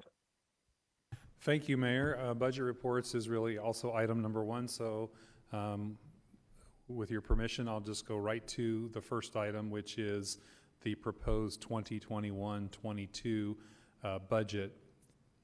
And so thank you for that preface, Mayor, about the risks posed by state funding. And it's a reminder that while we have a very, very good budget situation now, it is premised on the idea that all the existing funding sources are left intact. And one of those very important funding sources is the state shared revenue that is constitutionally protected in the state of Arizona. But we are here today to seek your approval of this budget as a council in order to begin the state required adoption process, which will start on June the 2nd. I have to say this is the most positively impactful budget for the community and city employees that we have had the opportunity to work on in the past 12 years. And that comes with the resources that you as a council preserved through your stewardship of the budget and the coronavirus funds of last year. So thank you for that. This budget addresses the City Council's priorities and adopted strategies to provide resources for city employees who have sacrificed over the last decade and to add important programs for the community. The budget addresses some important policy goals, just a few. Significant public safety reform, which includes assistance for family members of people affected by police use of force through a new victim advocate added in the Family Advocacy Center. Better and more compassionate crisis response for people experiencing mental and behavioral health crises in a program that represents, I believe, the single largest investment the city's made, at least in my experience at the city. Faster public record response, more transparent and relevant police data, early intervention in police behaviors, and effectively civilianizing police work in the central booking section. It also addresses climate and heat resiliency, with trees and shade and water conservation, community growth with new parks, adaptive recreation, and the long-awaited Cesar Chavez Community Center at 35th and Baseline, administrative accountability and equity, homelessness and affordable housing, support for the arts, HIV/AIDS prevention, veterans, historic preservation, youth and education, libraries, and College Depot, and small business development on the west side. These additions are the result of the mayor and city council's adopted strategies in such diverse areas as climate, affordable housing, homelessness, traumatic incident response, public safety, and water conservation. Adopting a budget sets the path forward. It allows us to attract and retain the essential employees who provide public services the community depends on. It allows us to build community programs knowing that there's an assured funding strategy for those. And it will provide the spending authority necessary for the spending of American Recovery Plan Act funds that we received this year to provide even more service to the community, and that is the subject of the second council item today. So I want to thank you for your leadership in bringing us to this point. And with that, I will turn it over to our Budget and Research Director, Amber Williamson, for a presentation, a brief presentation, given that we had this presentation 2 weeks ago, and then we'll turn it back for questions and comments. With that, I want to thank Amber and her staff for the work they've done under the leadership of Assistant City Manager Jeff Barton, but the entire budget team and the entire city staff who've really worked hard to bring you this remarkable budget. With that, I'll turn it to Amber. Thank you, Ed, Mayor, Council, members of the public who are listening. I'm going to be brief, as Ed explained. I know we have several individuals registered to speak, so I'm going to start with a recap of our general fund budget status. We are required by state statute and city charter to adopt a balanced budget where our resources do equal our expenditures, and we have that for fiscal 21-22 in our general fund at just over $1.6 billion. We do have a structurally balanced budget with a $154.8 million surplus that is made up of both ongoing and one-time funds. The proposed budget does propose to decrease the property tax rate to $2.12 from $2.13. However, the levy will continue to increase due to higher property values or net assessed valuations and new construction. Community feedback, I'm going to touch on just an update from our community feedback from what I presented back on May 4th. So through our 14 virtual community budget hearings held from April 2nd through April 20th, as well as comments that we received on our online budget tool, Fund Phoenix, as well as comments directly to the Budget and Research Department via email and voicemail, we did receive just over 2,000 comments from about 1,500 residents. What we heard was calls for reduced funding for the police department, community involvement in the Community Assistance Program expansion, support for new parks in the southwest area of our city, funding for heat mitigation and affordable housing, as well as homelessness, funding for arts and culture and historic preservation, as well as for workforce development, additional streets maintenance, and support for our library program additions. I'm going to go over our general fund proposed additions by category, very high level. More detailed information is included in the City Council report that is available online. So to start, employee compensation at $118.3 million. As you know, Council, we did reach agreements with our 5 labor groups, so we are proposing to spend about 76% of our surplus towards labor increases. Next, public safety reform and responsiveness at $20.5 million. Building community and responding to growth at $4.7 million. Administrative accountability at $3.1 million. Affordable housing and homelessness, $2.8 million. Climate change and heat readiness, $2.8 million. And finally, COVID response and resiliency at $2.6 million, for total general fund additions of $154.8 million. Now I'll briefly touch on our non-general fund proposed additions. Our non-general funds do include departments such as aviation, water, our solid waste fund, the Arizona Highway User Revenue Fund, and our Development Services Fund. It is proposed to add $2.2 million to the solid waste fund. Due to increased account growth as well as tonnage, they need additional positions. For our Development Services Fund, additional personnel, primarily to do electronic plan reviews at $1 million. For the Water Fund, $700,000 for 5 positions. The Water Conservation Ad Hoc Committee recommended 13 projects to be worked on over the next couple of years, and they need additional positions to do that work. And lastly, for the Arizona Highway User Revenue Fund, Additional positions around $400,000 to provide for additional street maintenance. Our total non-general fund additions equal $4.3 million. So next, we are approaching our legally required budget adoption. That occurs in June of every year. After today, we would move to June 2nd for tentative budget adoption, June 16th for final budget adoption, and then we end the process on July 1st with property tax adoption. So today, staff is recommending City Council approval of our proposed 21-22 budget. And that concludes my presentation. Thank you. Thank you so much, Amber, for your presentation and the hard work on this. It's a very exciting day from my perspective. This budget does so much good at a time our community needs it, from investment in behavioral health care to sustainability to supporting our small businesses. We do have a large number of individuals who would like to provide public comment on the budget, so I will turn to our staff to call members of the public. Thank you, Mayor. Our first speaker is Andrea Odegaard-Begay. Andrea, are you on the line? Yes, I am. Can you hear me? Yes, thank you. Please proceed. Thank you. Good afternoon. I serve on our city's Environmental Quality and Sustainability Commission, and I'm also a resident of Phoenix's District 3. I'd like to begin by thanking the City Council for supporting environmental programs and sustainability in Phoenix, and also directly state my support for funding climate change and heat readiness initiatives in particular. This includes the creation of an Office of Heat Response and Mitigation with an urban heat tree and shade administrator, and budget allocations that invest in the tree and shade master plan, encompassing the Cool Corridors program and funding additional city park staff. Earlier in the meeting, the Vice Mayor noted the need for heat relief, as Phoenix is the hottest large city in the United States, and its rapid growth, coupled with climate change, has contributed to warming, with last summer being Phoenix's hottest on record. So as was noted, heat is responsible for hundreds of deaths each year, and the number of heat-related deaths and illnesses has been steadily increasing. These impacts are also most severely experienced by people in neighborhoods that have historically been disadvantaged. So addressing heat challenges, particularly in vulnerable communities, is timely, urgent, and appropriate response as part of the city's efforts to pursue a more equitable future. Overall, creating an Office of Heat Response and Mitigation will enable leadership and accountability.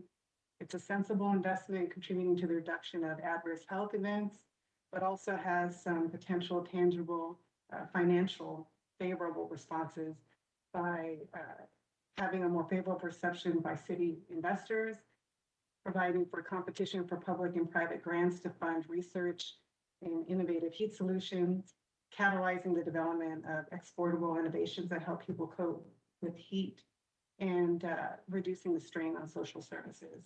So again, thank you, Council, for funding environmental, climate change, heat readiness, and diversity and inclusion programs in the city budget.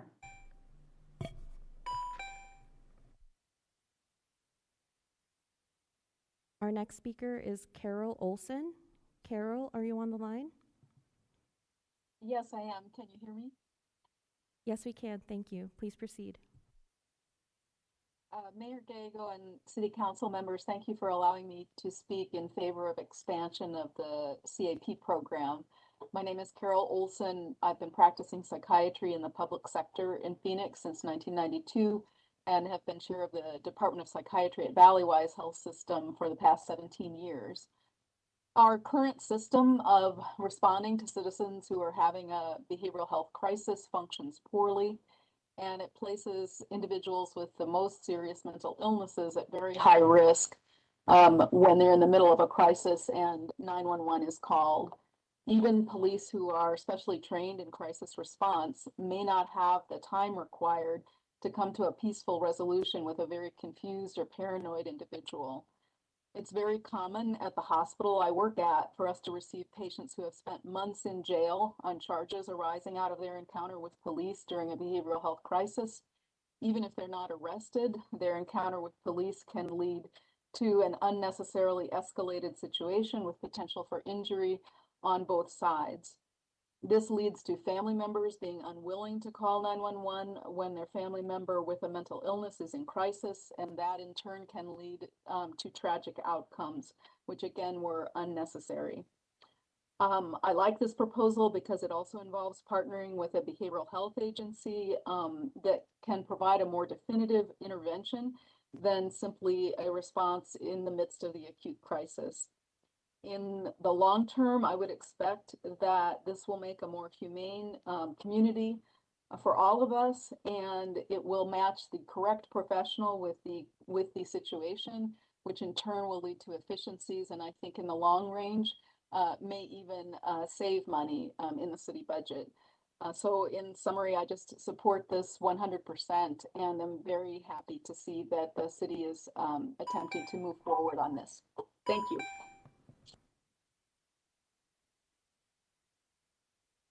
Our next speaker is David Schwartz. David, are you on the line? Yes, I am. Can you hear me? Yes, thank you. Please proceed. Well, Mayor, members of the council, first of all, thank you for giving the citizenry a chance to provide input on the budget. As a more than 30-year resident and a person who's worked for the city, both directly and indirectly, I just want to kind of give you all a bunch of kudos for a great budget process. So as I look back, the city of Phoenix has always done a fantastic job putting a budget together.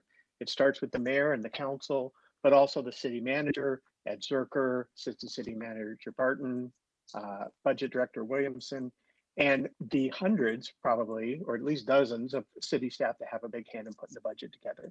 And then the citizen input. So I thank you for that. You have the most transparent process and you all are to be commended. I also have the honor and privilege to work with an organization called Friends of Transit. You'll often hear me talk about the need for more transit funding, but it's more than just that. Friends of Transit looks at transit as part of a balanced transportation plan. Streets also are important in that, and I know you put some money in there for streets, but even as detailed as pedestrian safety, $600,000. We talk a lot about the need for pedestrian safety. Every transit trip begins and ends with the pedestrian, and that the city has the foresight to put that into the budget. I applaud you. And with that, I encourage you to vote yes. Thank you. Our next speaker is Susan Boyles. Susan, are you on the line? Yes, I am. Thank you. I appreciate the opportunity to speak today at the meeting. And my name is Susan Boyles. I'm a licensed clinical social worker and the behavioral health program manager at Adelante Healthcare. I'm speaking today in support of the public safety reform and responsiveness positions. Providing these additional staff and services to the community assistance program is really crucial to allow the city to better meet the needs of our community, which in regards to behavioral health and mental health are great. The real key to this is really providing the most appropriate care and the most appropriate person at the time of the crisis to help avoid that crisis from escalating. Adelante Healthcare is voicing our full support of this proposed budget and urges you to vote yes. And I appreciate the opportunity again to offer our support in this meeting. And thank you very much for considering the behavioral health needs of our community. Our next speaker is Linda Brady. Linda, are you on the line? Yes, I am. Good afternoon. I'm Linda Brady. I work in local government relations and I'm here representing Salt River Project. SRP supports the city's 21-22 budget, and we look forward to collaborating with city staff on common goals such as climate change and heat readiness and more. I'll save additional comments for the second agenda item. Thank you for your time. Our next speaker is Timothy Brown. Timothy, are you on the line? I am. Can you hear me? Yes, thank you. Please proceed. Hi, my name's Tim Brown. I'm adding my support to the $2.8 million for climate change and heat readiness initiative. I've been in Phoenix since 1974, 47 years, and I've watched the valley grow from 300,000 people in Phoenix to over 5 million people. Back in the 70s, besides an occasional 50 or 100-year flood, You could actually go out at night and enjoy cooler temperature because the ground was uncovered and heat dissipated naturally into the sky. Today we have concrete everywhere, and concrete as a material traps thermal heat. And of course, that's what gives us all the ability to scramble eggs on the sidewalk. What I would like to do is tell you that I believe your council and the other cities and councils in the valley, and I was glad to hear the comments from the gal from SRP, should take seriously these attempts to incorporate permanent budget funds for climate-related activities. And heat dissipation gets very close to home for a lot of people who live on the streets. Collectively, the Valley is the 5th largest city in the US. It's time for Phoenix and other progressive cities to support real investment in responses to climate change, the development of heat management strategy, and projects like increased use of solar for power, lighting retrofits in buildings, street lighting retrofits, and environmental and equity leadership programs. These must become permanent and critical parts of the city's operations. We need in the future to deal with heat, water, and environment. And I congratulate the city and the budget process that they at least have these actions in the budget, and I hope that they're ratified by the council. Thank you. Our next speaker is Lucia Corral. Lucia, are you on the line? Yes, I am here. Can you hear me? Yes, we can. Thank you. Please proceed. My name is Lucia. I am from Si Se Puede Neighborhood Association, District 7, zip code 85043. The United States prides itself on the fact that we are a first world country in which everyone has the opportunity to live a life with equity and justice. However, this statement can't be true when I have for 12 years watched the elderly that live in my neighborhood walk more than half a mile in the Arizona heat to reach a bus stop to get to a store, clinic, or pharmacy. I've seen mothers and their children having to walk that same distance or sometimes longer in order to get from place to place. And often their kids have special needs or disabilities. I have also seen students that use public transportation to get to their school struggle with these same issues. In fact, I have been that mother having to walk through the 100-degree weather with my 7-year-old daughter from bus stop to bus stop just to be able to get to a clinic or hospital while I was suffering from a kidney disease. It is easy to be oblivious to the struggles of others. And even though the city currently has buses, the stops are extremely far for us. For the elderly or the mother who is struggling to give their kids every opportunity she can, or the father that is trying to provide for his family, or the student trying to get an education. That is why the residents of this community are advocating for a circulator. Not only will having a circulator make our lives better, but it will give the people of this community the dignity that as human beings we deserve. Thank you for your time. Our next speaker is PJ Dean. PJ, are you on the line? Yes, I am. Can you hear me? Yes, thank you. Please proceed. Thank you very much. Mayor Gallego, members of the council, thank you for the opportunity to speak in regards to the proposed budget. My name is PJ Dean. I'm a District 6 resident and also Secretary of the United Phoenix Firefighters Association. I rise before you today on behalf of the roughly 1,600 Phoenix firefighters who passionately protect Phoenix. We would like to voice our profound support for item number 1. We would also like to commend our elected leaders and city staff for their efforts in creating a budget that provides for such a profound investment into our community. For the first time in a long time, it feels like we're no longer playing fiscal catch-up and can now take effective measures towards our challenges.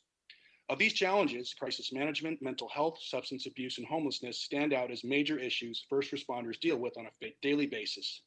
Since 1995, the Phoenix Fire Department's Community Assistance Program has given us more resources and expertise to manage these issues and better serve our residents. The proposed budget gives the CAP the funding necessary to reach its long-awaited potential. It's deeply concerning that this program could now be put into an uncertain future by an anonymous entity that emerged only a few months ago. They have funding from an out-of-state PAC and no identifiable leadership. In their own words, NOCAP and their supporters contend that the fire department cannot be trusted to run the CAP, despite it being under our administration for over 25 years. The motive of NOCAP appears to be driven mostly by a desire to defund the police. Whereas it's certainly their prerogative to have that goal, this is not what should drive the development and management of a vital community program. We also feel it's worth mentioning that no one wanted to take this program from us back when it was operated with just minimal grant funding and passionate volunteers. The notion that firefighters cannot be trusted due to our alignment with the police is ridiculous. Since 1886, our department has been the provider of one of our most vital services. To this day, our mission and values have always delivered on and maintained the trust our community puts in us. Those who contend our culture does not provide for compassion and empathy clearly don't know our culture. In closing, we'd like to stress how crucial it is for the CAP's success to remain in trusted hands.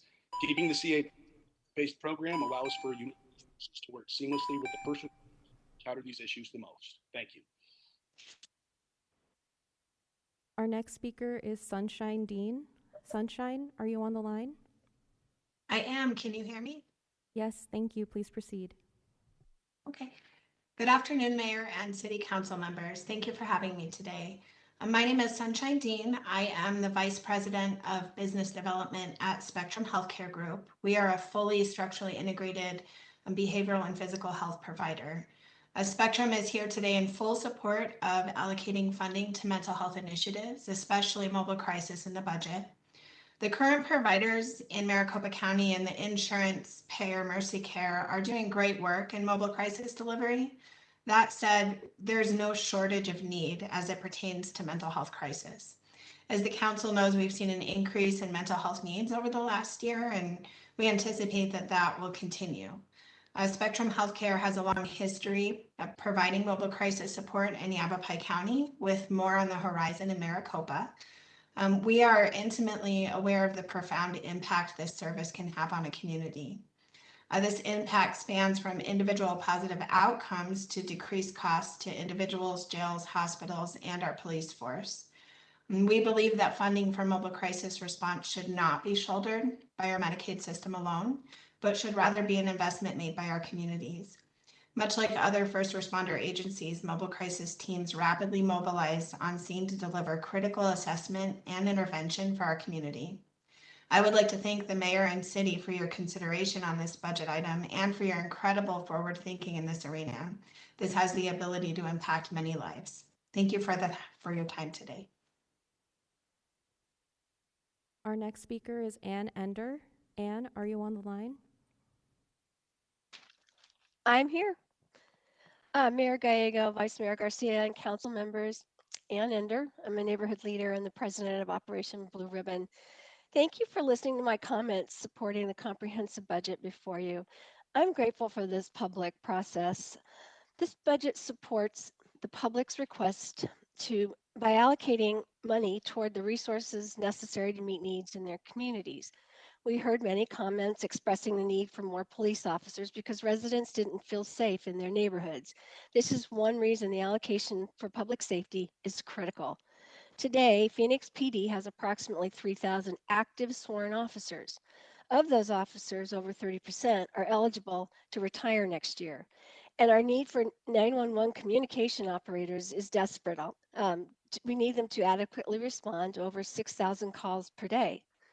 Addressing crime in our neighborhoods is a collective effort of community leaders, block watches, residents, and the Phoenix Police Department.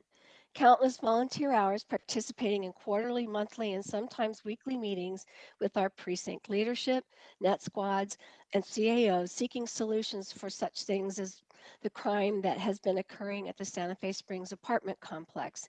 I'm happy to report that working with the net squad, those crimes have been reducing daily.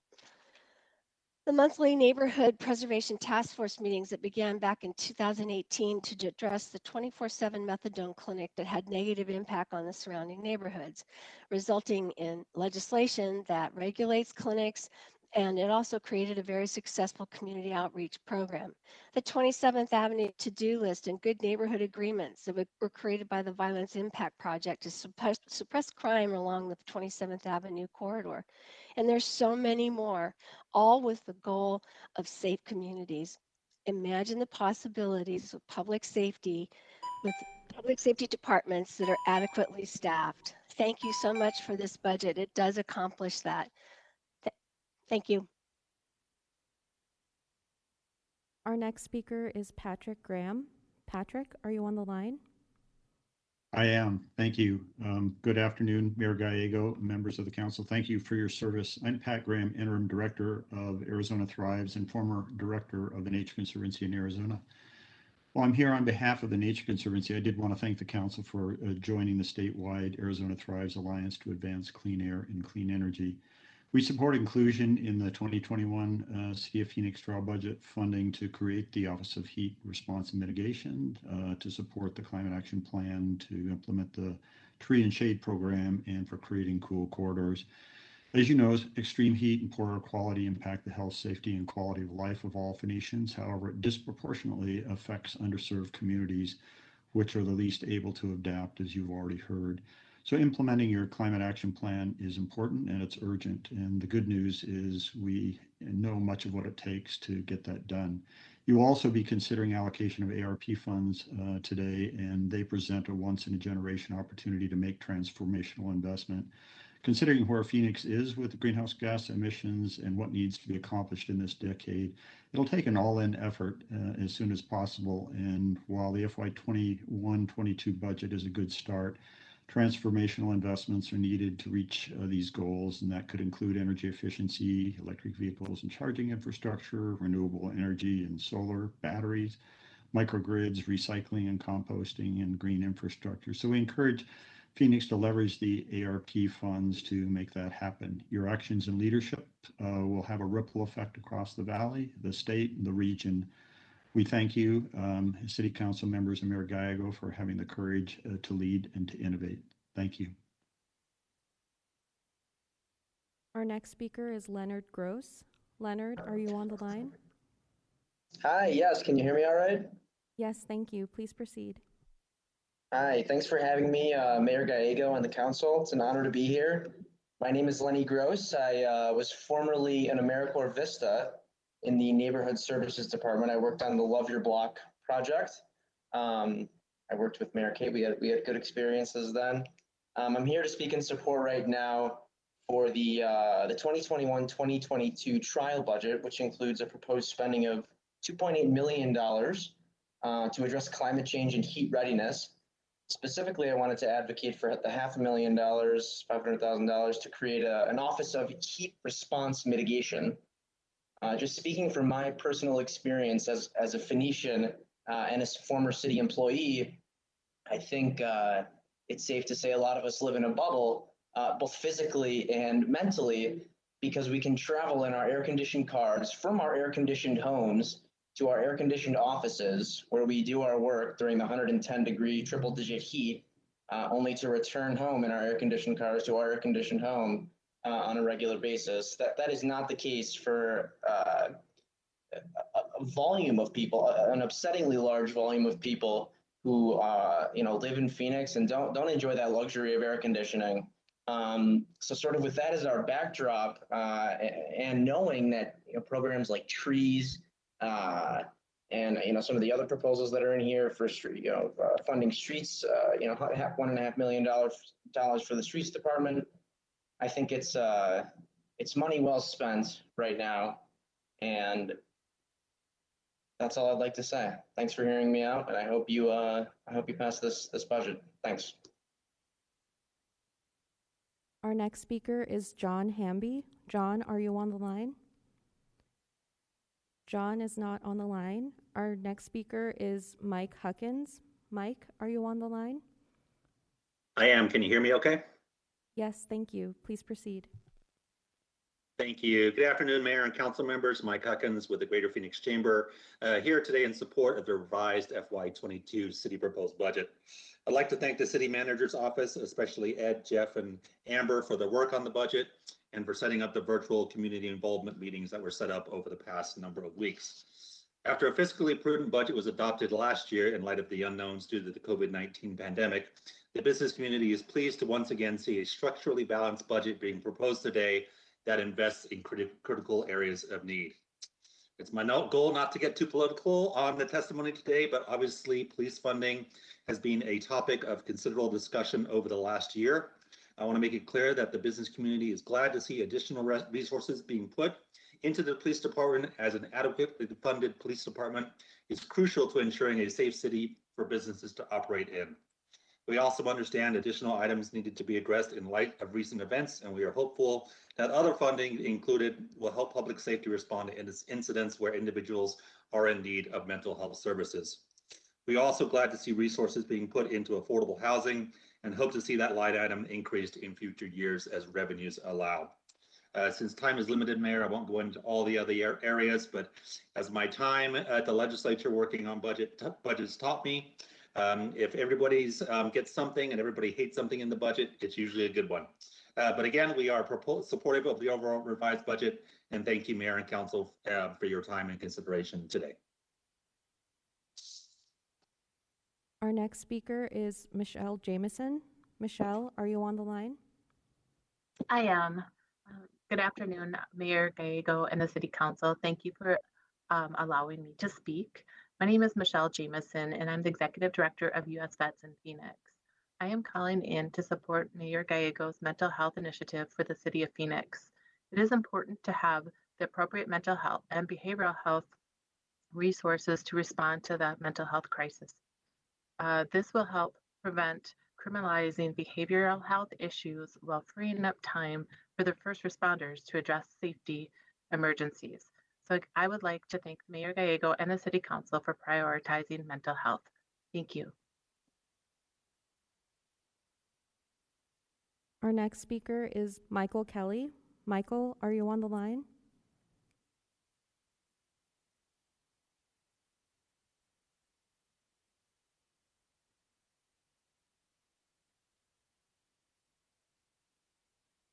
I also support the entire budget. In the 4 decades that I've lived in Phoenix, this is the most clear and concise budget ever presented. Specifically, I support College Depot at Phoenix Public Library that is seeking a program to expand for 2 full-time positions. Here's a perfect example of why this expansion should be approved. Bianca Ramirez came to College Depot as a high school student with $0 saved for her college. Her College Depot advisor helped her complete her free application for federal student aid or FAFSA. This application unlocked the opportunity for Bianca to receive the Obama Scholarship at Arizona State University. It took her 20 minutes to complete the FAFSA, and those 20 minutes changed her life. This month, Bianca graduated from ASU 100% debt-free.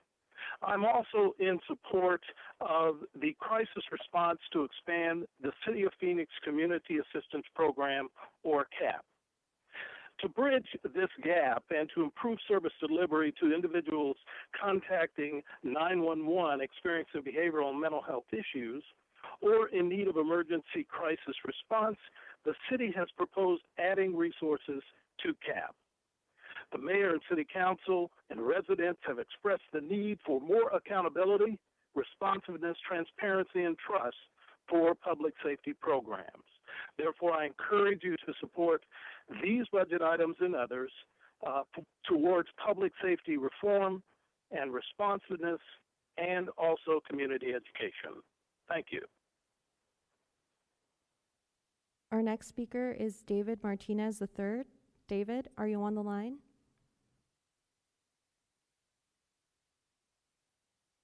David is not on the line. Our next speaker is Summer Mattingly. Summer, are you on the line? Yes, I am. Can you hear me? Yes, we can. Thank you. Please proceed. Okay. Hi, I'm Summer Mattingly. The budget was brought to my attention, and I appreciate being able to call in and voice my support for the community assistance program that Phoenix Fire implemented years ago. It is crucial that this program has adequate funding, especially with our city growing large. It ensures that our first responders, who often are the first ones on site, have proper resources that they can give community members who are suffering from tragedy and also mental health crises. I have myself, as a nurse practitioner and Arizona native, used them in numerous situations where, a follow-up call and calling them and checking in on a patient led to me contacting the crisis response team and getting them adequate care, even though they had family support. I do find that the current system that was implemented by Phoenix Fire years ago does work, and it will work more efficiently now that they do have funding. So I just wanted to voice my support with that program, and I appreciate your consideration and attention to this dire need. Our next speaker is Sandy Novelli. Sandy, are you on the line? Hi, yes, can you hear me? Yes, we can. Thank you. Please proceed. Hello? Hi, I have about a 2.5 minute thing, so I'm gonna read real fast to get it at 2 minutes. I'm a retired Phoenix firefighter. Since the subject today is the CAP program, I'd like to tell you many experiences, but due to time, I'll only mention the very first one call that I was experienced with them many years ago. Possibly it might have been one of your neighbors. Soon after the program started, we went on a call on the west side where a middle-aged woman opened the door crying hysterically. Sadly, we see that too much, pretty much daily, but this was different. You could see that she was having a mental and physical breakdown. She had school-aged children, but also her husband's elderly mom with Alzheimer's was living with them. The elderly woman had just got out of the house. She's recently been getting combative, and she had gone down the street. The husband was working long hours supporting his family and his mom's medical needs. The Phoenix police were there also. They got her within just a few minutes. She had been a couple blocks away by that time. They were out searching for her mother, brought her home safely. The younger woman said she hardly sleeps anymore, and that was pretty obvious to us. She could hardly stand. Mayor, council members, and any other Phoenix family that are listening, this is what firefighters call the gray area. There was no crime. There was no physical medical issue. There was no fire. There was nothing more the police or fire could do for this poor, mentally broken, totally exhausted woman or her family. The kind of gray area situation has been going on in the fire service forever and still does through pretty much most of the country, thank God no longer here in Phoenix. Luckily, one of our crew members remembered the new CAP program that Chief Bernasini started, and we called the alarm room and was told that they were helping a family on the south side who had just lost a father to a heart attack, but they should be there soon. They got there in about 45 minutes. It was our first cruise, our crew's first experience with CAP, and not to sound corny, but it was like watching professional angels at work. They first hugged the woman, calming her. They calmed down the mother-in-law, who was also hysterical. And also they started making phone calls to different agencies. We stood there in awe what they were doing. We heard another call dispatched in our area, so we went back to the service. What they ended up doing for this lady was they found a free adult care service, adult care center for a few hours a day for the elderly lady, so her daughter-in-law could get some rest and also do what needed to be done for her children. The CAP crew that day absolutely saved that woman and her family. Just to let you know, I'll cut it short.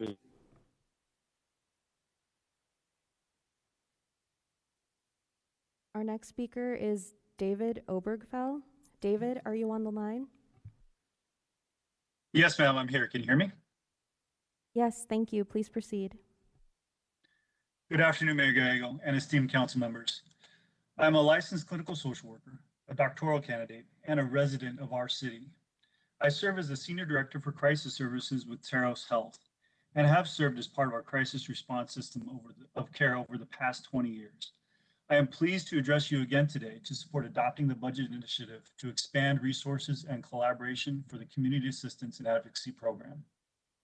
crisis intervention, and community support services delivered from a proactive, responsive, and community engaged, trust building perspective is prevention. As has been stated in previous meetings with the council, mental health issues, suicidality, and substance use are critical wellness concerns. Individuals who need the most help often struggle with navigating the ways to access the care they need.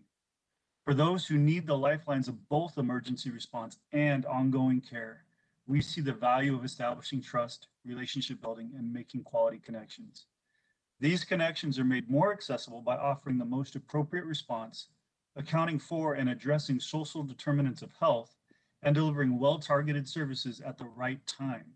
Research supports that utilization of service is more substantial when the critical aspect of building trust through empathetic response and relationships is made a priority, a person-centered design.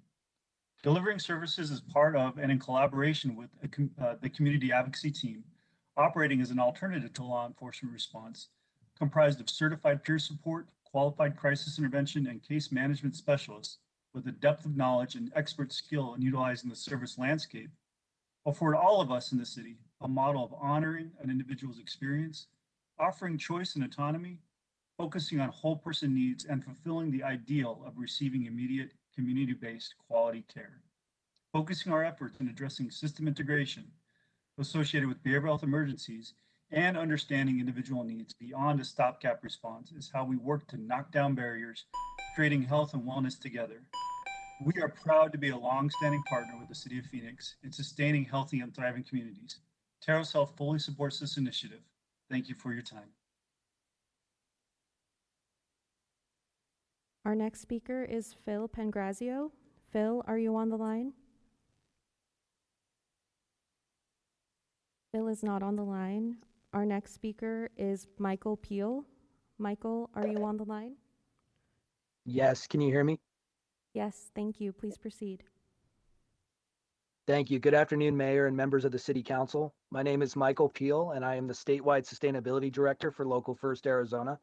We are in strong support of the $2.8 million in funding for climate change and heat readiness initiatives.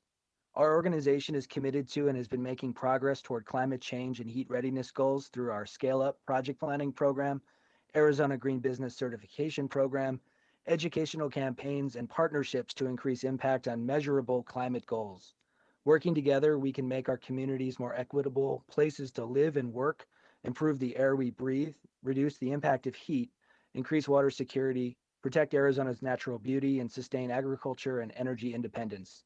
Our organization is actively collaborating with cities across the state, including Phoenix, Tempe, and Mesa, supporting the 2030 District Challenge for Planning and Environmental Defense Fund nationally as partners, and recently joined the Arizona Thrives Alliance. Climate change is having an undeniable impact on our fragile desert ecosystems. These environmental changes affect Arizona businesses and residents as utility costs rise with extreme heat and increasing temperatures. The rising urban heat island effect affects us all, and under-resourced communities the most.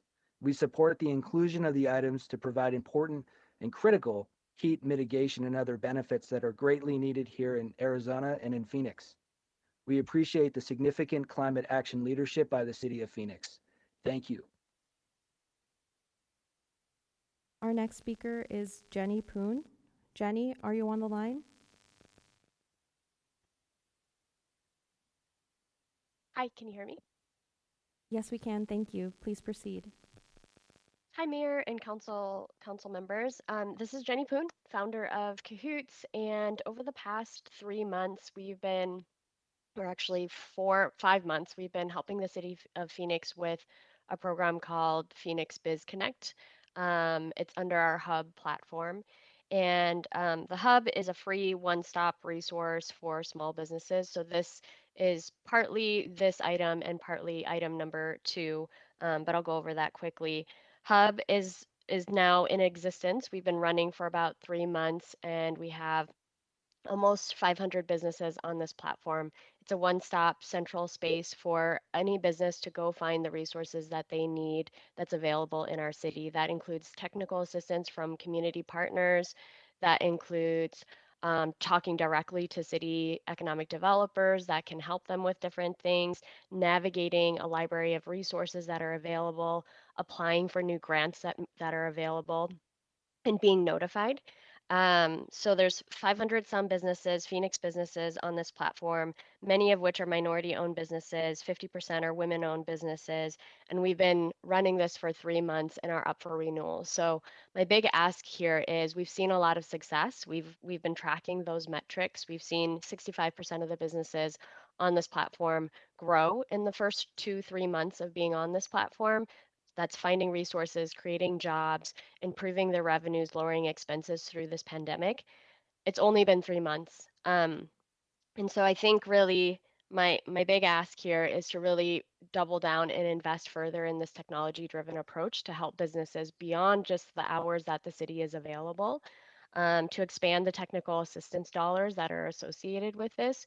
We have 20 plus community partners. That's Local First, our chambers, our minority owned or minority business centers. All of these partners are in support. So this goes for item 1 and item 2. Thank you. Our next speaker is Jason Sneed. Jason, are you on the line? Yes, can you hear me? Yes, we can. Thank you. Please proceed.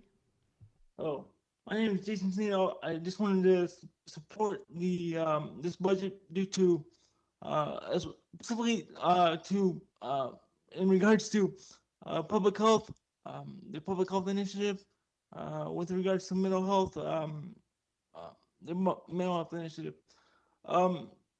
I work for the Arizona Developmental Disabilities Planning Council, and I'm also on the Mayor's Commission for Disability Issues. However, it's important to note that I here am representing myself as a private citizen. Back in 2016, the Morrison Institute came out with a report in regards to the mental health and crisis response.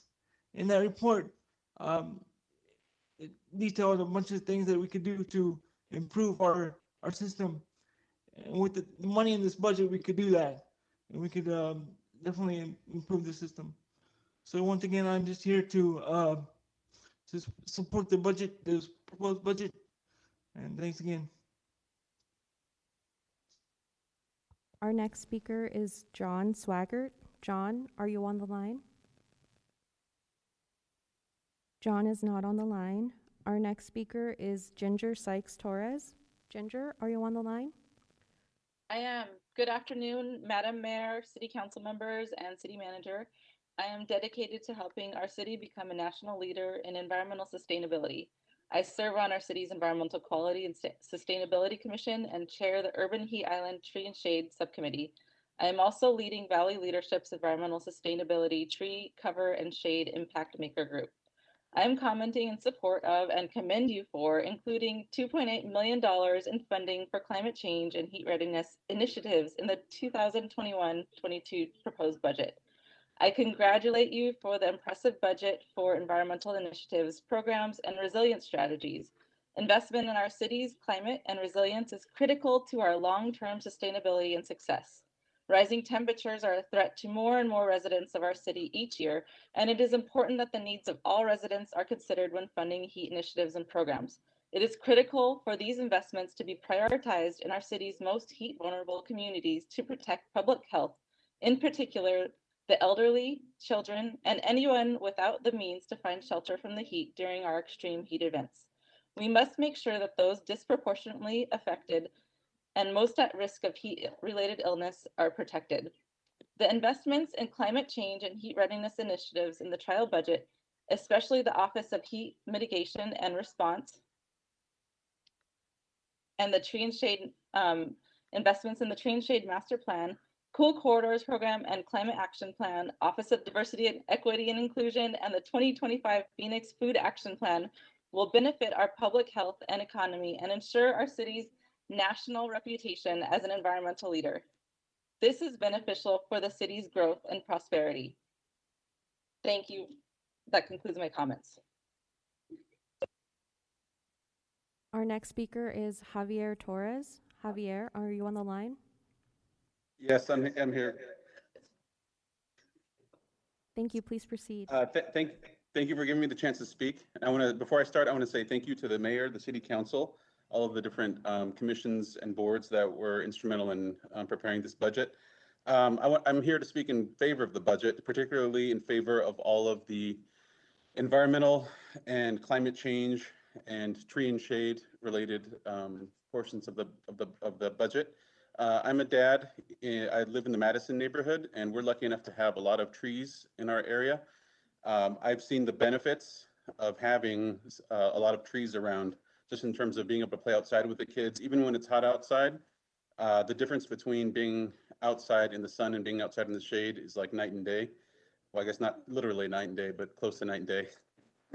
And I would love for the whole city to have that benefit of having lots of shade cover. And I think that having trees and shade be kind of like a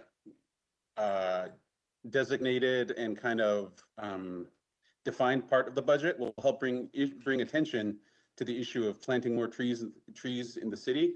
It'll have knock-on effects. So even though, even aside from the trees that the city itself will plant through the budget, I think having that kind of publicized effort will encourage other people just to plant more trees on their own. So yes, thank you again, Mayor, City Council, all the different commissions and boards that were involved in this. And thank you for the chance to speak. Goodbye. Our next speaker is Craig Tribkin. Craig, are you on the line? Yes, can you hear me? Yes, we can. Thank you. Please proceed. Mayor, council, and staff, first I want to thank you for all your effort in creating a great budget. I want to speak about homelessness very briefly. What we've learned in COVID and some of the funding we've got is to build on the experiences, try new things and to build on them. We've tried new things, we've learned new things, and we've learned new things that are successful. Among other things, we've learned that nimble programs, changing programs, trying what works, and trying new things is very important. Different tactics and programs work differently in different areas. You've got a lot of emphasis on Hatcher and the area around the Human Services campus. The tactics that we use there will not necessarily be the tactics that we use elsewhere. And I guess I'd close by saying, please keep trying. Regarding homelessness, keep trying. We are learning new things all the time. Many of the prevailing orthodoxies that we were saluting 5 years ago are not things that we necessarily salute today. And the next 5 years will show us the same thing. So we can address homelessness successfully. And I think it's very important that we continue to try new things and do that. Again, thank you, staff. Thank you, council. Our next speaker is Ashley Zafaranlu. Ashley, are you on the line? Hi, yes. Can you hear me? Yes, we can. Thank you. Please proceed. Okay, great.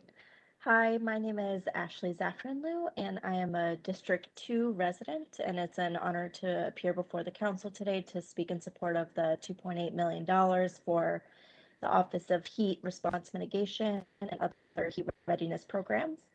As a previous City of Phoenix employee myself, who was once dedicated to working on several heat projects across various city departments in partnership with Arizona State University, I can tell you confidently that funding these heat positions and programs is a necessary and critical step towards protecting the long-term viability of Phoenix as heat continues to threaten the well-being of our marginalized communities, our infrastructure, and the economy. As we all know, Phoenix is already known for its heat and high temperatures amongst locals and tourists alike. And it's the truth, but we also know that the truth is heat can be mitigated if the proper measures are taken. And I believe this council is being presented with an enormous opportunity to face this growing hazard by investing in innovative and strategic heat solutions. So when people talk about Phoenix in the future, they talk about how the city took the necessary measures to ensure the people, economy, and the environment could thrive for our future generations. So in summary, heat is undeniably an equity issue, and I would like to thank the council for including heat readiness in this budget. And I'd especially like to thank Mayor Gallego for her leadership on this issue. Thank you so much.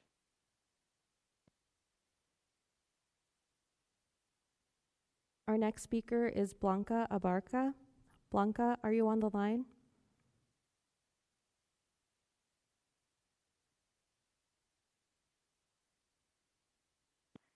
Blanca se encuentra en la línea.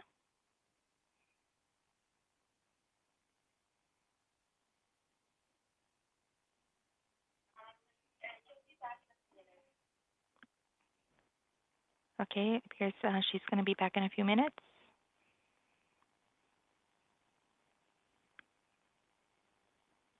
We will proceed with the next speaker. Our next speaker is Zulma Aguirre. Zulma, are you on the line? Se desconectó. Se desconectó.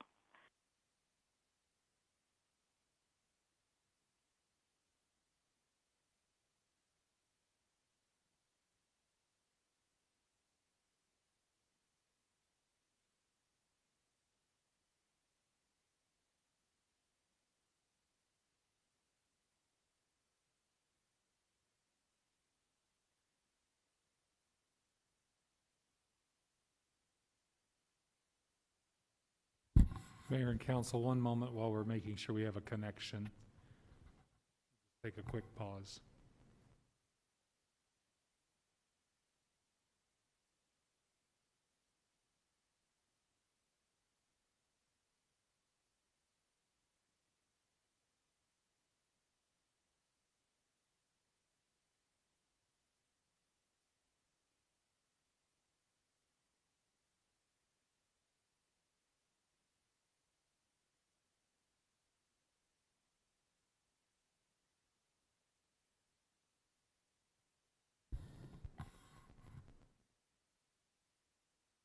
We're still holding for a connection. One moment.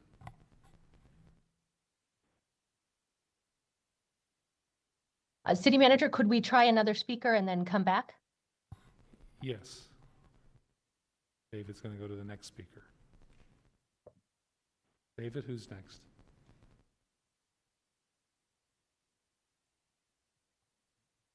Our next speaker is Maria Arbalo. Maria, are you on the line?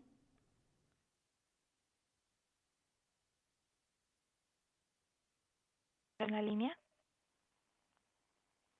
No. Maria is not on the line.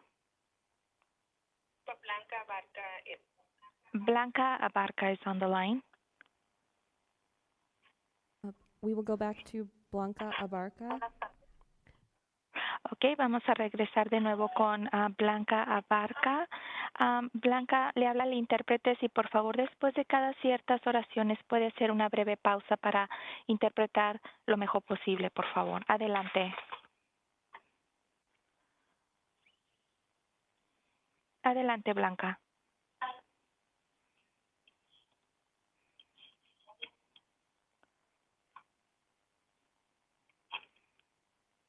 Blanca, la escuchamos.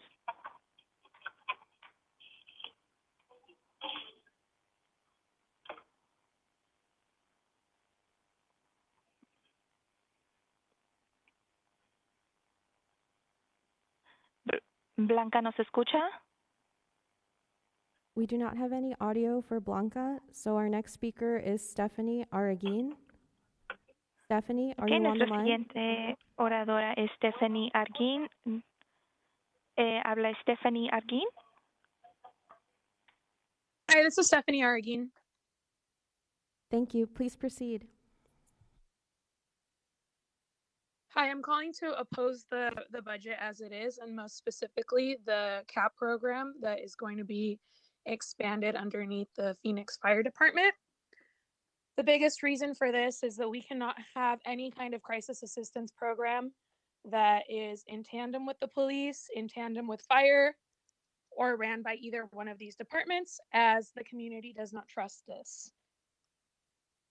I did hear a first responder or a supporter of first responders earlier talking about how no cap is a anonymous entity that has a PAC from outside places. This is just gaslighting. It's stroking fear. And above all, it's a lie. NoCap is a coalition and an organization of people from Arizona, people all over the Phoenix metro area who are trying to better this program and who are demanding that this be separate from police and fire. It cannot be restored the way that it is.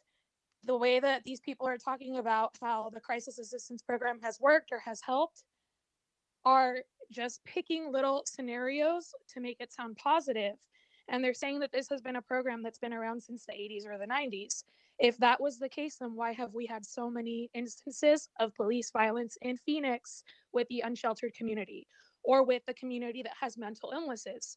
This doesn't make sense. If they're handling it, we wouldn't have these situations where people are being arrested only because they're having a mental crisis. We're seeing and hearing from these people that are saying that they're part of organizations and they're part of programs that help out, and that they've seen how these situations with the police get out of hand. Well, where was the CAP program to intervene? If it was working, there would have been intervention. If it was working, there wouldn't be a need to reform or to give it all of this budget. We need something new. The community does not want a CAP program underneath the fire department. We need it separate, independent, and community oriented. Thank you.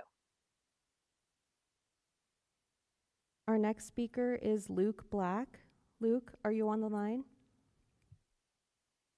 I am on the line. Can you hear me? Yes, thank you. Please proceed. Perfect. Good afternoon, members of council. I am opposed to this budget as it is written. As you noted in your presentation, community members spoke out quite adamantly. Over 60% of the comments were against increasing funding to this police department. Yet we continue to have a budget brought to you by the city manager's office that does exactly that. It increases funding for the most violent department in the country for 2 of the last 3 years. We have continued to watch since 2018 as the city manager's office has dumped tens of millions of dollars into vacancies that this department has not been able to fill. The department continues to get that money, which is taxpayer money, and we have no idea what they do with it. It basically just becomes a slush fund for them and all of their little projects at the cost of taxpayers. This budget asks to hire 75 new civilian positions. Those positions need to come specifically from the vacant positions that we are already funding, which we continue to not get service from. It is ridiculous to continue to expand the police budget when we are already not able to fill the vacancies that we have with more police officers with civilian positions.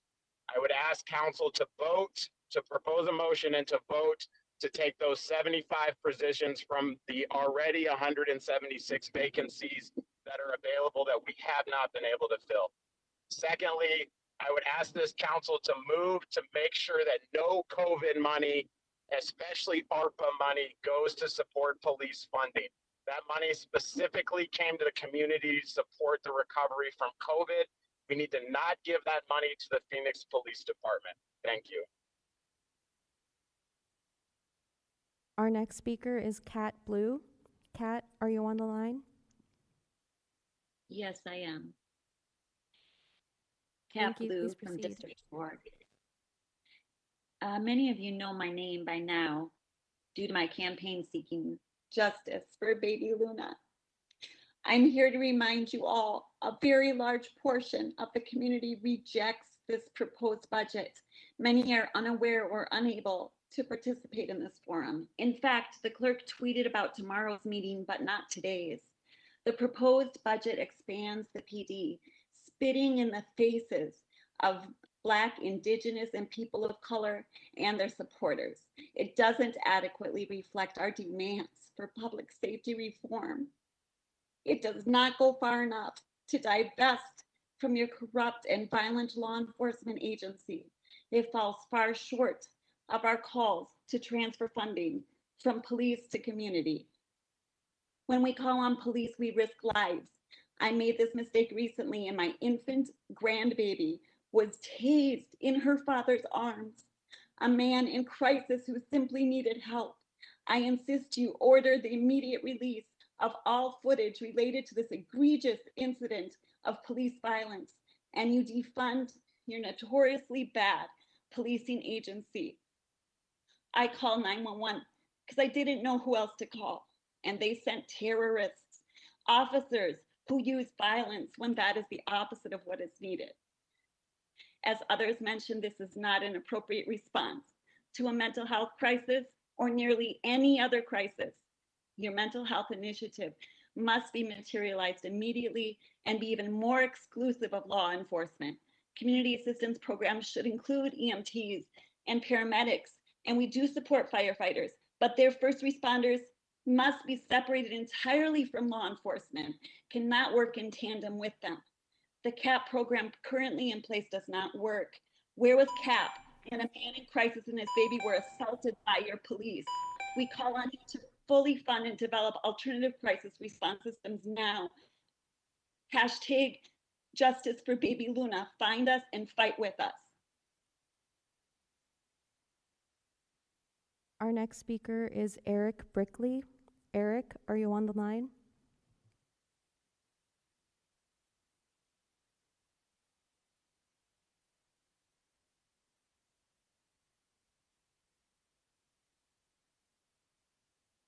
Eric is not on the line.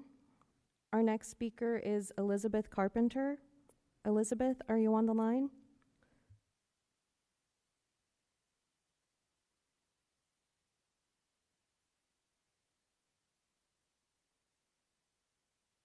Elizabeth is not on the line. Our next speaker is Alejandra Cervantes. Alejandra, are you on the line?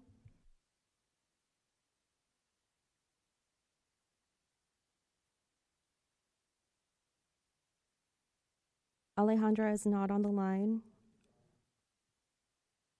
Our next speaker is Rebecca Dennis. Rebecca, are you on the line? Yes, I'm on the line. Can you hear me? Yes, we can. Thank you. Please proceed. Hello? Hello, Rebecca, we can hear you. Please proceed. Oh, wait, it's me. Sorry. Can we turn this down? Sorry, give me 1 second. Okay, thank you. Once again, I'm here speaking to oppose this budget as it stands, as it does not reflect the community's needs and asks. This budget feels like you threw hungry dogs a bone when what they needed was to be cared for, not distracted with the bare minimum. Over 60% of people who participated asked for a budget changes specific to the police department, and yet this budget does not reflect that. In this budget, you are currently trying to expand the police department by adding 75 new positions, while there are 176 vacancies. And over the last several years, those positions have not been filled. But you want to spend an additional $3.2 million of taxpayer dollars and expend a deadly department that has yet to see consequences for its corruption, white supremacy, and violence.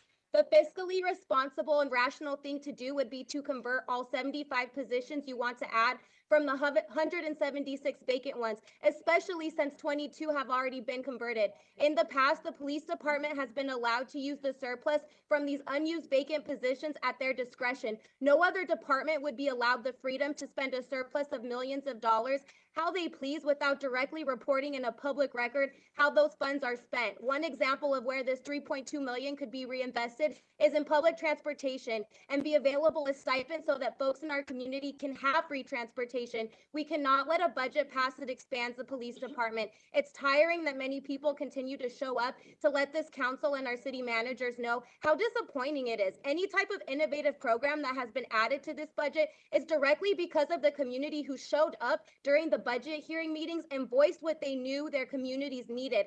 However, it could be more positively impactful if you really listen to the community members who overwhelmingly asked for money to be divested from the police budget and use those funds to further expand these new programs and community resources. Sometimes I feel like you guys are literally useless, like you purposely ignore us, like the decisions you make are made out of spite and petty, and our lives are not a game. I am a real person. The people that live in my community are real people. Do better. Our next speaker is Zulma Aguirre. Zulma, are you on the line?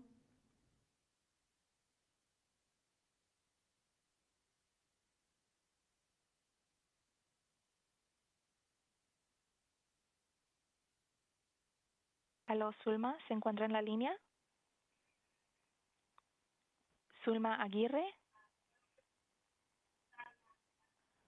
Zulma Aguirre, ¿me escucha?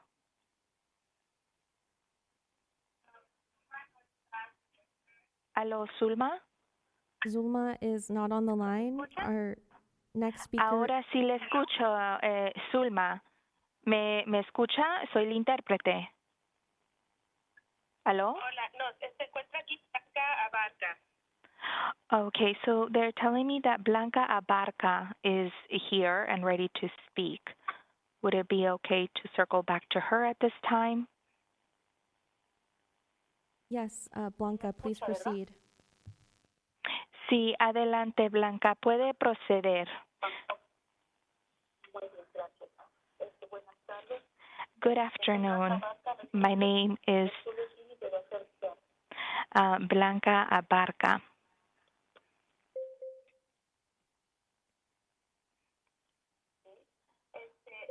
Soy residente del sur de Phoenix desde hace 20 años. En la calle donde vivo desde hace 20 años no hay banquetas, no hay topes y nunca he visto que le den mantenimiento a las luces del lugar donde yo vivo. I've been a resident of my neighborhood for over 20 years, and I have never seen there be any kind of maintenance to the sidewalks or put in bumps, speed bumps, or any maintenance to the streets for that matter, or even the light bulb, fix the light bulbs in our streets. Qué fácil es ignorar las necesidades de otros. Creo que no debes de ignorar lo que la comunidad está viviendo. It is very easy to ignore the needs of others, and I believe that the community's needs should not be ignored. Cuando se invierte en la comunidad, una comunidad se transforma y florece. When there is an investment in the community will change and flourish. Debemos de poner nuestros esfuerzos en mejorar nuestra comunidad, tener alternativas de servicios comunitarios. We should put all of our strength in making changes in our communities, especially adding additional services that will strengthen our communities. ¿Cómo es posible que se pretenda crear nuevos 75 nuevos puestos para el departamento de policía cuando la policía de Phoenix está fuera de control? How is it possible that they are proposing 75 new positions of the police when there's when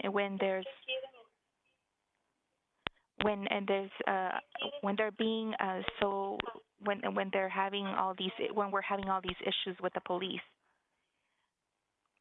¿Por qué quieren expandir, hacer explotar un presupuesto para la policía cuando hay más necesidades de mi comunidad? Why are they trying to give more money to the police when there is more needs in my community? Creo que cualquier persona que con razonamiento y lógica, si ya tienes 175 puestos vacantes y quieres expandir y crear 75 nuevos puestos, cuando podríamos ahorrar esos dineros a los contribuyentes y convertir esos puestos vacantes para mejorar la comunidad donde vivimos. I think the most logical and rational thing to do is to fulfill the current 175 vacant positions versus adding an additional 75 and taking those monies from the taxpayers to put to work for the community needs. Como residente de mi comunidad y como pago yo impuestos, y vaya que los pago, este consejo debe de comprometerse a cuidar a los residentes de la ciudad y comprometerse a no tirar más fondos de ayuda para lo que es como el COVID-19. El departamento de policía está fuera de control y el futuro debe de destinarse a recursos comunitarios, no a la comunidad. And I believe that the the money, the council should take care of that money that the taxpayers have, that the taxpayers are paying, and they should take that money to put to work for the needs of the community instead. The police is out of control, and it's not, and it doesn't make sense to continue to support them financially. La comunidad está alerta, estamos al tanto de lo que va a ser este concilio y queremos un mejoramiento para mi comunidad, para el futuro de nuestros hijos, de nuestros jóvenes. Y estamos aquí y queremos ver acción, que todo eso, el futuro es de nosotros. Excuse me, the 4-minute time limit is up. Thank you so much. They need to support us in this movement, and because our children's futures are. Good afternoon. We are calling the next speaker. The next speaker is Zulma Aguirre, please. Zulma, are you on the line? Nuestra siguiente oradora es Zulma. ¿Se encuentra en la línea? Zulma, ¿se encuentra en la línea? No. Okay, Zulma is not on the line. Zulma is not on the line, so our next speaker is Maria Arballo. Maria, are you on the Nuestra line? siguiente oradora es María Arballo. No. María no se encuentra en la línea. Maria is not on Maria the is not line. on the line. Our next speaker is Maria Armenta. Maria, are you on the line? Nuestra siguiente oradora es María Armenta. ¿Se encuentra? No, la próxima persona que está aquí es Marta. The next person that is here is Martha Avendaño. Okay, our next speaker is Martha Avendano. Please proceed. Nuestra siguiente oradora es Marta Avendaño. Puede proceder. Hola, buenas tardes. Good afternoon. En Hello. esta ocasión,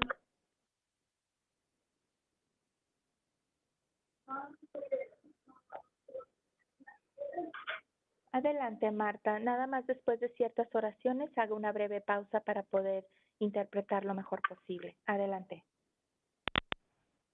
Ok. En esta ocasión venimos de vuelta como antes. Exigir que no queremos los nuevos 75 puestos para la policía. Estamos exigiendo que nuestro dinero sea invertido para la comunidad. And we are here once again to demand that not to open those 75 positions to the police department, and instead we demand that those monies are invested in our community.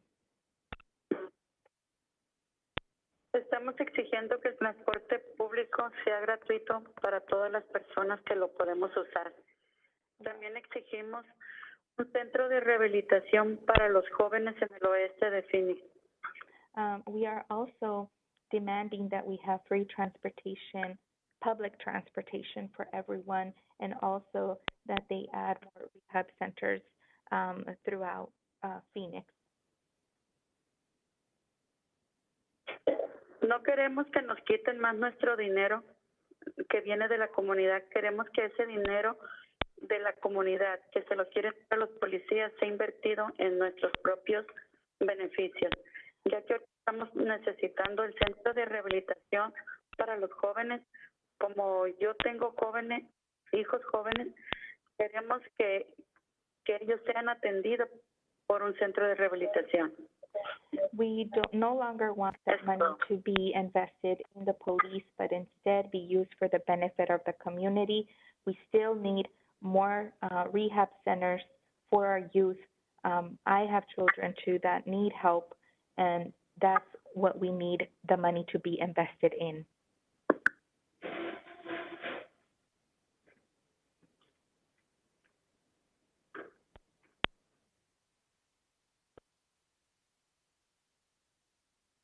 Adelante, Marta.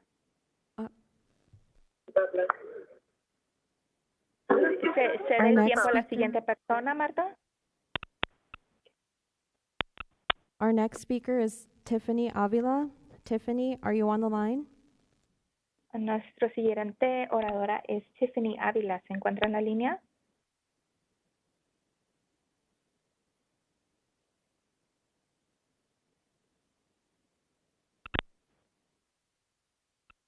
Our next speaker is Ramon Buella.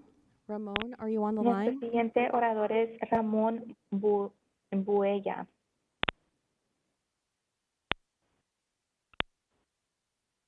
Ramón Boyela.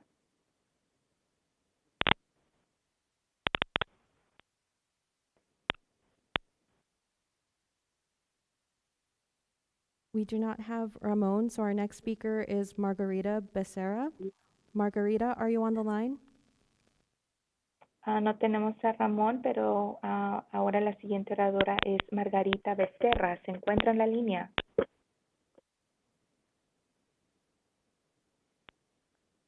Margarita Becerra. We do not have Margarita Becerra, so our next speaker is Brenda Bustamante. Brenda, are you on the line? No tenemos a Margarita Becerra, pero la siguiente oradora es Brenda Bustamante. ¿Se encuentra Brenda? Sí, buenas tardes. Yes, good afternoon. Brenda, Hola please Brenda, proceed. ¿me escucha? Sí, Muy bien. Sí, ahora sí le escucho, Brenda. Le habla la intérprete. Si por favor puede hacer una breve pausa después de cada ciertas 2 oraciones para poder interpretar lo mejor posible. Adelante. Buenas tardes. Mi nombre es Brenda Bustamante.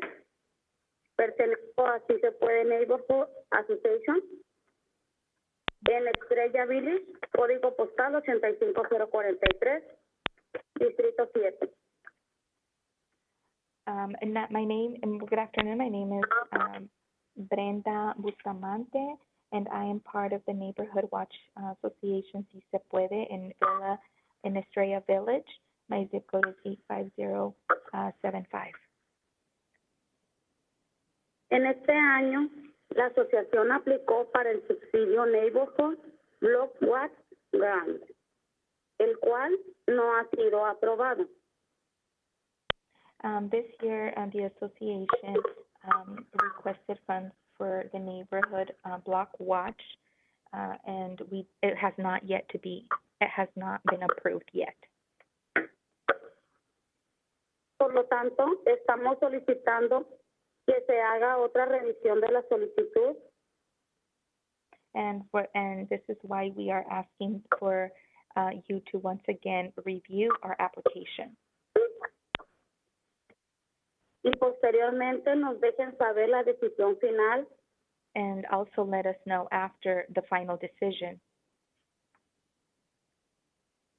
Esperamos recibir de parte de ustedes una respuesta favorable. And we hope to hear a good response as a result from the application. Para nosotros es muy importante contar con ese apoyo económico. For us, it's very important to be able to count on that economic support. Para poder invertirlo en la seguridad de la comunidad. To be able to invest it in the community's safety. Esto permitiría que las familias vivan más seguras y en plena confianza de salir y convivir. And this would allow families to be able to live in a safer environment and be able to go out and be about within the community. De convivir en los parques y caminar por las calles de nuestra comunidad sin el temor de correr peligro. To be able to go to our parks and walk around in the streets without fearing that something bad will happen. Gracias por permitirme dar a conocer una de las prioridades de nuestra comunidad. Muchas gracias. Thank you for allowing me to voice one of the necessities that our community has. Our next speaker is Eric Brickley.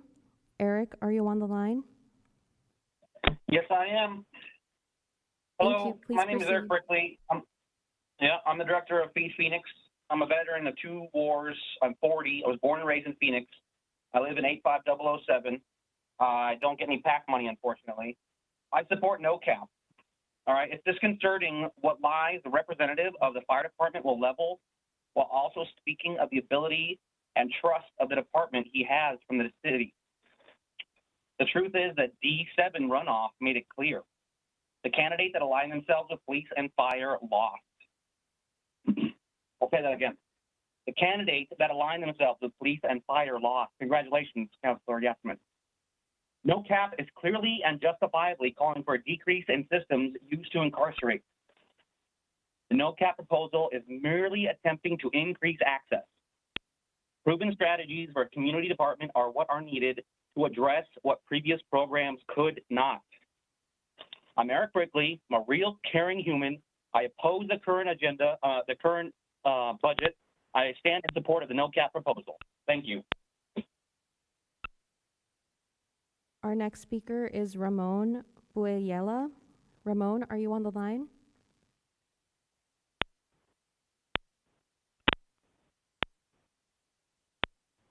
Ramon is not on the line. Our next speaker is Ana Maria Calderon.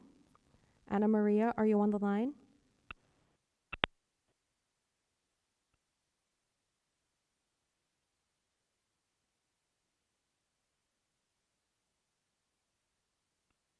Ana Maria is not on the line. Our next speaker is Luis Cantu. Ana María is on the line. Ana María, ¿nos escucha? Sí, aquí estoy en línea. Ok, muy bien, Ana María. Mire, le habla la intérprete. Nada más le pido de favor que después de unas 2 oraciones haga una breve pausa para poder interpretar lo mejor posible. Adelante. Buenas tardes. Mi nombre es Ana María Calderón. Soy residente de Phoenix. Good afternoon. My name is Ana María Calderón and I'm a resident of Phoenix. Estoy aquí esta tarde reunida para seguir apoyando a la comunidad.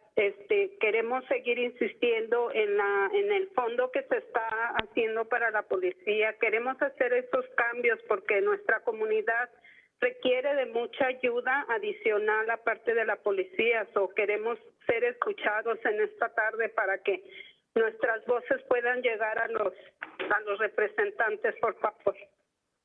So I am here today to continue to insist the monies that are designated for the police are planned to go to the police. We feel that there's changes that need to be made, and we prefer for that money to be used to help the needs of the community. And I am here with hope that our voices are heard and that the representatives act accordingly. También requiero que se hagan ayudas para centros recreacionales para toda la familia, como bibliotecas o centros donde se ejerzan actividades deportivas para nuestros niños y nuestros jóvenes.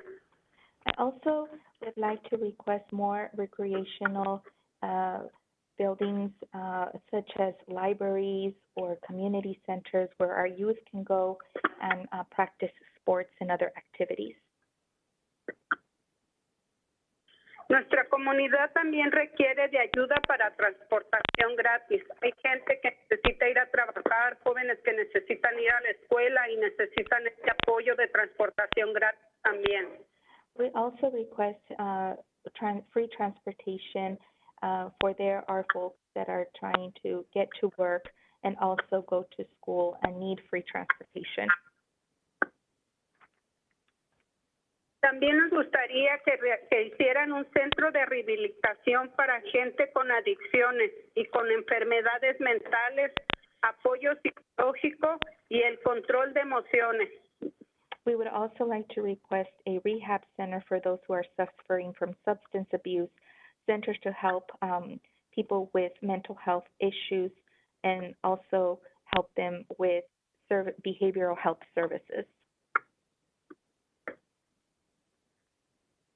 También necesitamos fondos para ayuda para la gente que sufrió ahorita con lo del COVID, para que no se vaya más dinero a la policía. Ahorita con lo del COVID, nuestra comunidad también fue muy afectada. Necesitamos apoyo para las personas que se quedaron sin empleo, para las personas que necesitan hospitales, doctores, físicamente y mentalmente. Ahorita con lo del COVID también fuimos muy afectados y requerimos ayuda para nosotros también, nuestra comunidad. Also, we would like for the funds, the COVID funds, to be put to work in the community and not in the police. Our community was very affected by this, and we need your support.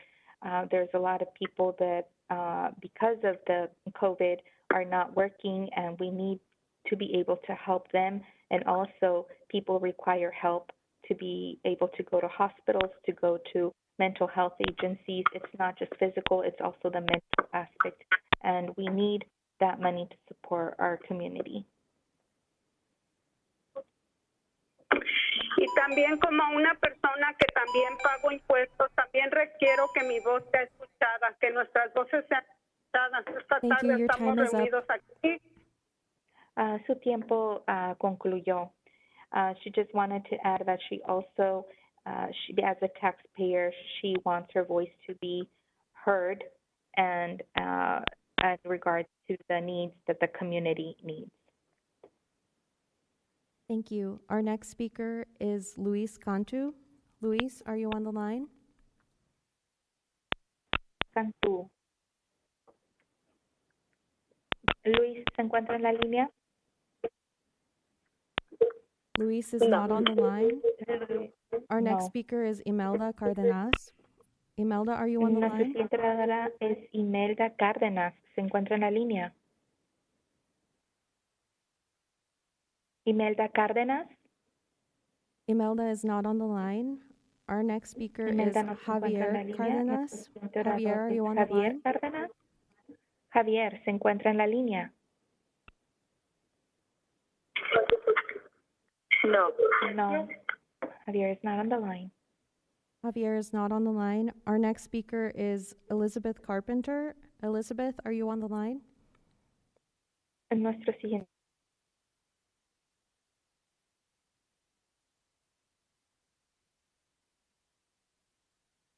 Elizabeth is not on the line.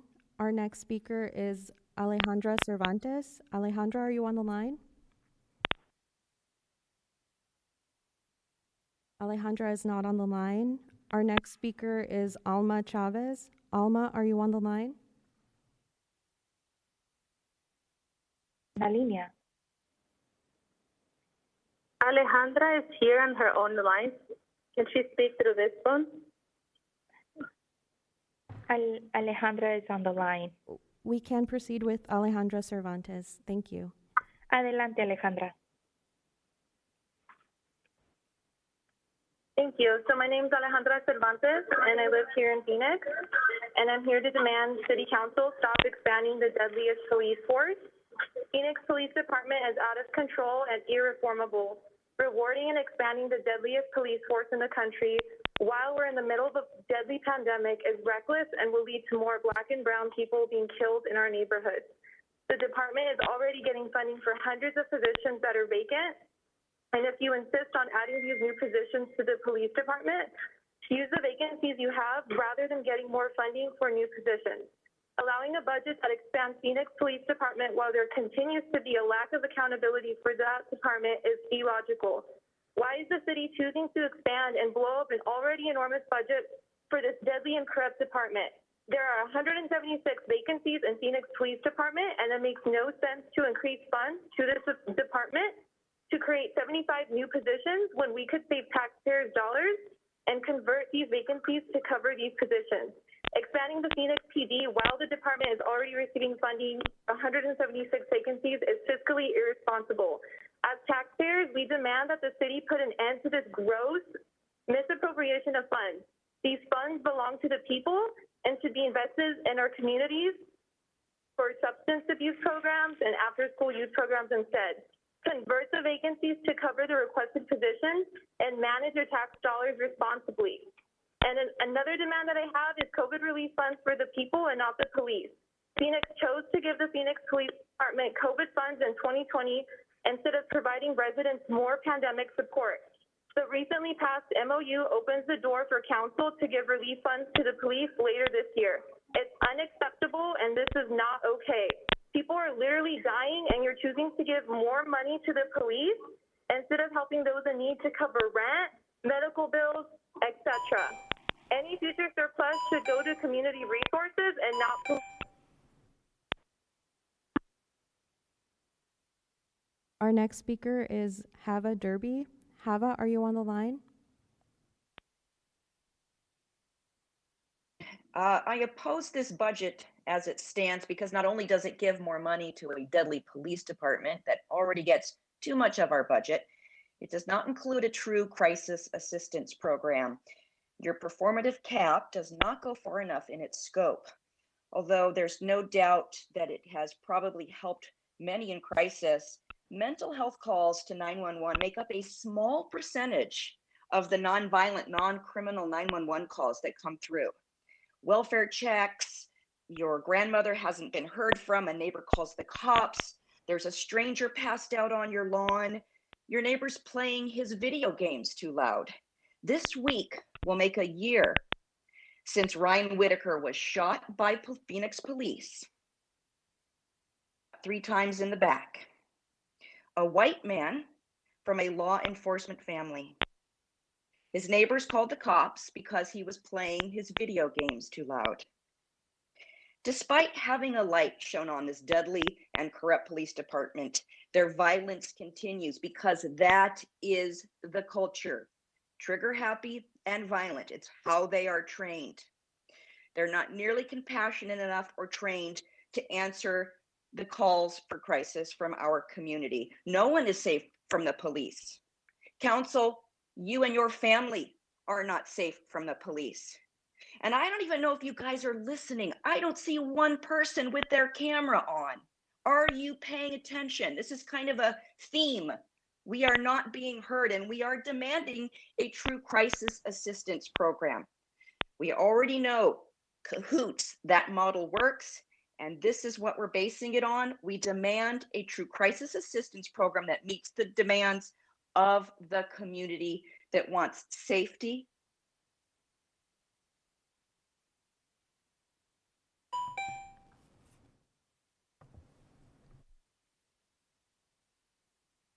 Our next speaker is Mayela Diaz Perdon. Mayela, are you on the line?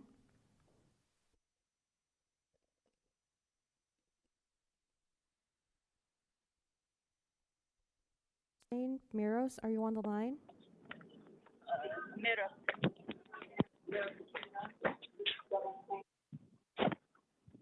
¿Me pueden escuchar? Hi, can you hear me?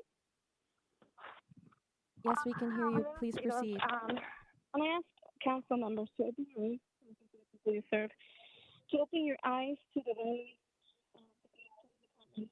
By allowing the budget to expand the police department's budget, it will continue to contribute to the death of Black and brown people. And while this continues, there's no accountability. You're avoiding the toxic and dangerous behavior. How many brown and Black people have to continue to die for you to understand? You know, there's hundreds.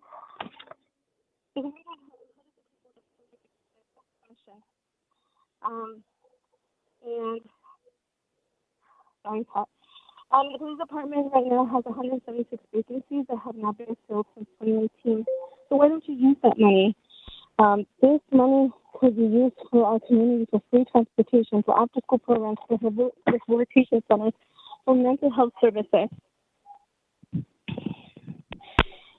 Again, if you insist on adding new positions to the police department, use those vacancies that you already have. They already have. Today, whatever happens, it will allow us to see your true colors and the lack of care you see to have for your people that you serve. Again, we put you where you are, and we can take you out of where you're at right now.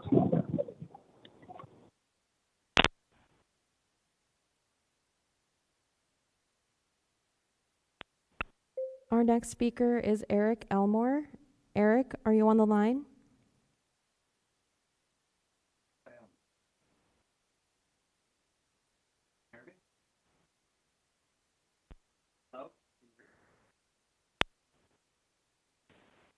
Eric, your volume is, we're having a hard time hearing you. Can you speak up, please?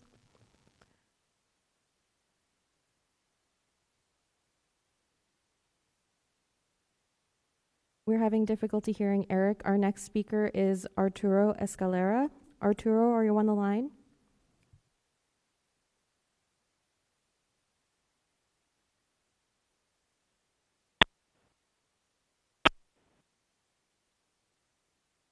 Arturo is not on the line. Our next speaker is Martha Felix. Martha, are you on the line?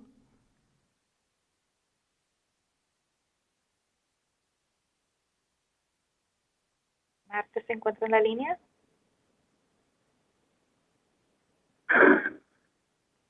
Martha is not on the line. Our next speaker is Joshua Ferrara. Joshua, are you on the line?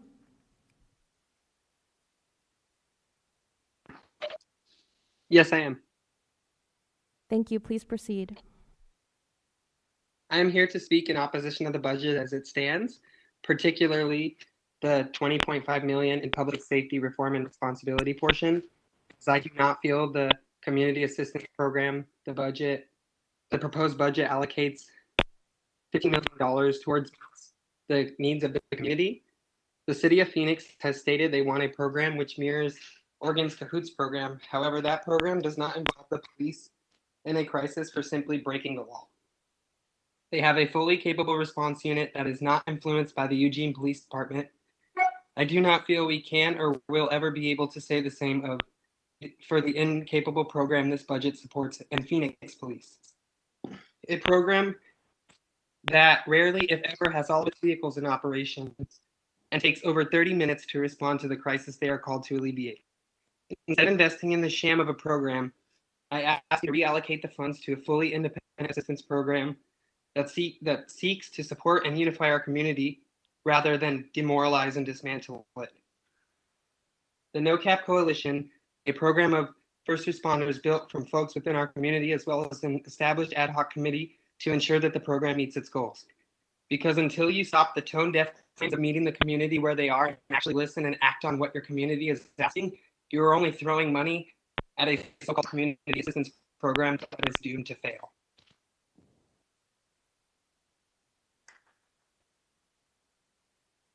Our next speaker is Annabelle Gabino. Annabelle, are you on the line?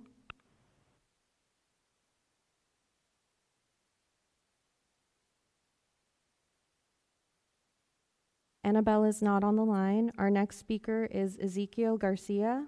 Ezekiel, are you on the line?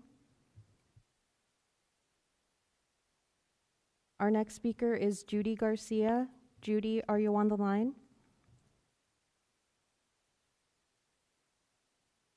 Judy is not on the line. Our next speaker is Noemi Garcia. Noemi, are you on the line?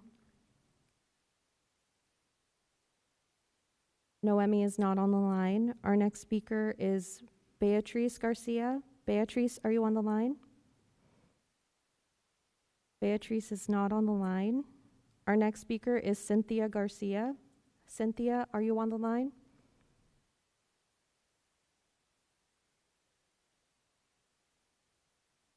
Hi, my name is Cynthia Garcia.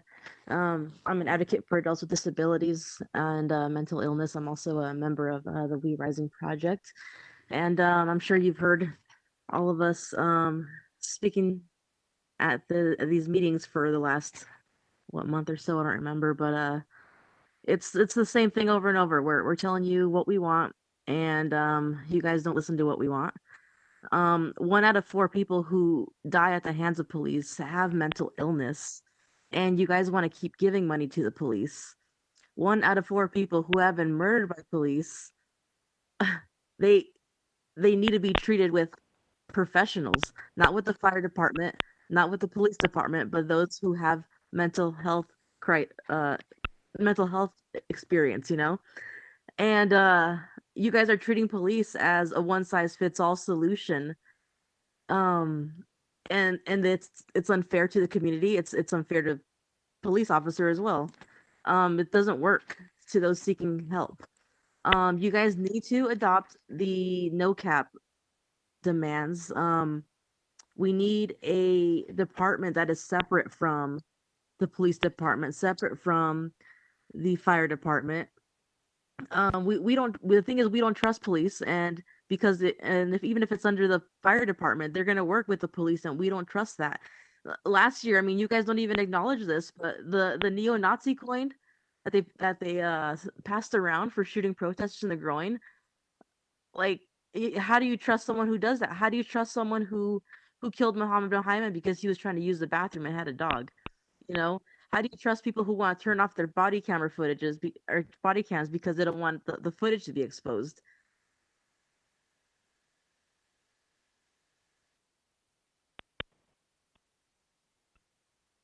Our next speaker is Angelica Gastelum. Angelica, are you on the line? Sí, ¿me escuchan? Yes, thank you. Please proceed. Buenas tardes. Mi nombre es Angélica Gastelo y pertenezco a Si Se Puede Neighborhood Association, Distrito 7 en Estrella Village. Hello, my name is Angélica Gastelum and I am from Estrella Village. ¿Y qué distrito dijo, Angélica, perdón? Distrito 7. District 7. Y pertenezco a Si Se Puede Neighborhood Association. And I am with the Si Se Puede Neighborhood Association. Estamos aquí ante ustedes para solicitar un centro comunitario en nuestra área porque nos facilitaría las actividades que realizamos en la comunidad. We are here to request a community center so that we can have the events in such a place that all of our activities within our community. Como por ejemplo, una de ellas es la entrega de despensas que hacemos 2 veces por mes. For example, to be able to give to those dispensaries, which we do 2 times a month. Y no tenemos un lugar para hacerlo. Hasta el We don't have momento, a place to do that. hasta el momento nos prestan el estacionamiento de Casa Pedro Ruiz. Right now, we can only count with the parking lot at Pedro Ruiz that they allow us to use. Que son unos departamentos residenciales para personas de la tercera edad. Which are residential apartments for the elderly. Y como ustedes saben, en verano las temperaturas son demasiado altas y es muy difícil para las voluntarias estar bajo el sol por varias horas. And as you know, with the increasing temperatures during the summertime, it's very hard for the volunteers to bring this service. El centro comunitario que nos queda más cerca es Desert West Community Center, localizado en Maryville, aproximadamente 4 millas de distancia. The closest community center is Desert West, located in Maryvale, which is 4 miles away from us. Sin embargo, no hay una ruta de autobús que llegue hasta ahí y las personas que no tienen vehículo propio no pueden hacer uso de estos servicios. And granted, there is no bus circulator or bus route to go to that location, and the people who don't have transportation have no way of being able to acquire those benefits. Nos gustaría que nos apoyaran en este proyecto y que también se incluya una librería dentro del centro comunitario. We would like for you to get support from you in this project and also to include a library within the community center. Ya que es una necesidad básica con la que toda comunidad debería de contar. Because that is a basic need that any community should be able to rely on. Para que de esta manera nuestros hijos tengan este valioso recurso, ya que la librería más cercana se encuentra en Maryville, aproximadamente 4 millas también. That way we can have this valuable resource, granted that the nearest library is 4 miles away in Maryvale. Muchas gracias por escucharnos. Buenas tardes. Thank you for listening to us. Our next speaker is Tyler Griffin. Tyler, are you on the line?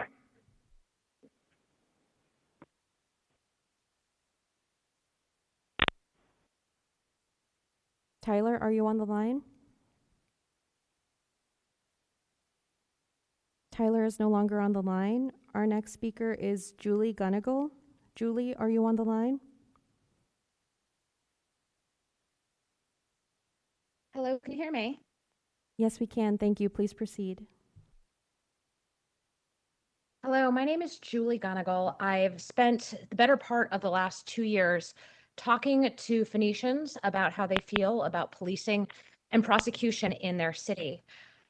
Mayor, members of council, many Phoenicians are absolutely terrified because our city remains home to one of the most violent police forces in the nation.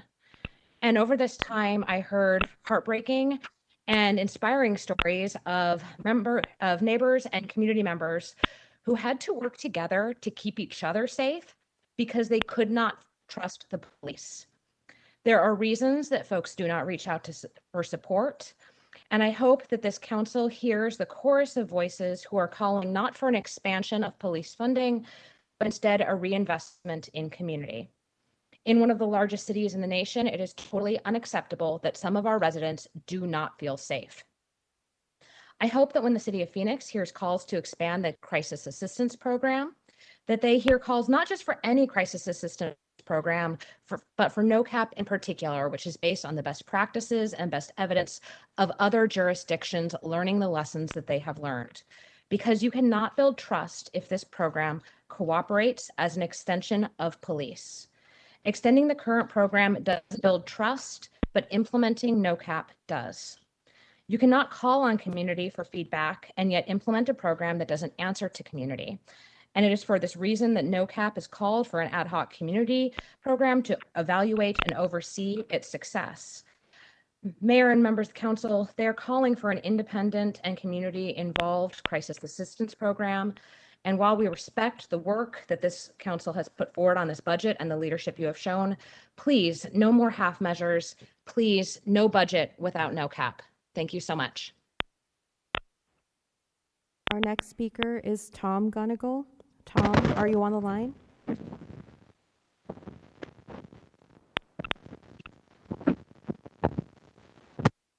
Yeah, I'm on the line. Yeah, I'm can you hear me?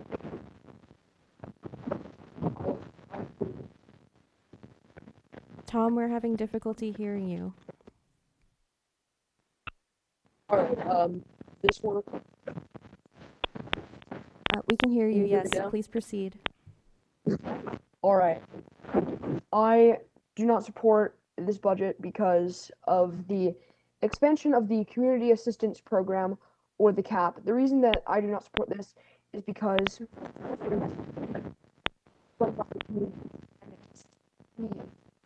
run by a community for to be successful. There have been several instances of the Phoenix Police Department specifically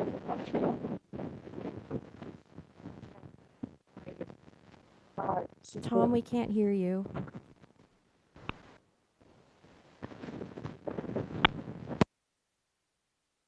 We will move on to the next speaker. Our next speaker is Maria Gutierrez. Maria, are you on the line?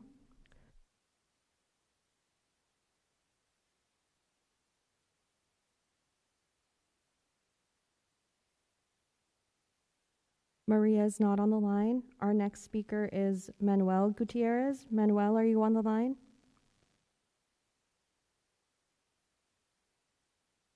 Manuel is not on the line. Our next speaker is Hannah Heyman. Hannah, are you on the line? I'm sorry, Maria is on the line. I'm sorry, can you repeat that, please? Maria is on the line. Maria Gutierrez, please proceed.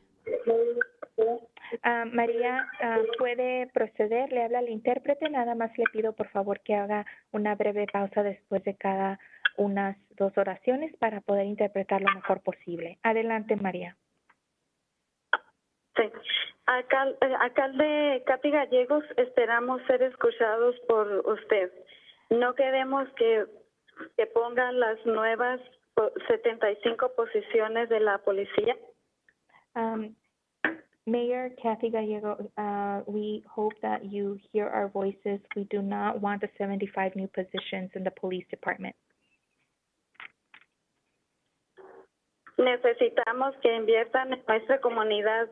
Estamos exigiendo transportación gratis para todos los que, para toda la comunidad. We would like that money instead to be invested in our communities. For example, we would like free transportation to be offered for everyone in our community. El departamento de policía está fuera de control. Es irreformable. The police department is out of control. Recompensar, expandir la fuerza policial. And it's not necessary to expand the police department. Más mortífera del país, especialmente mientras estamos en medio de una pandemia mortal. Especially with the reputation they have in the country, and now that we have this disease upon us. Es imprudente, significa que más personas de color mueran en nuestros vecindarios. And what that translates into, which would be wrong, is for if we don't have the support, it translates into more people of color being affected or even passing away. El departamento ya está obteniendo fondos para ciertos de impuestos, para ciertos puestos, digo. The department is already receiving money for certain positions within the department.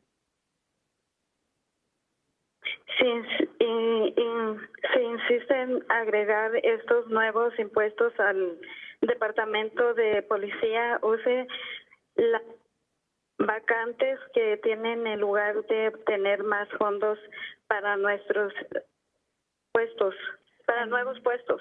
And as a taxpayer, I insist that instead of expanding the positions in the police department, to just use the vacant ones, to fill the vacant ones that still need to be filled.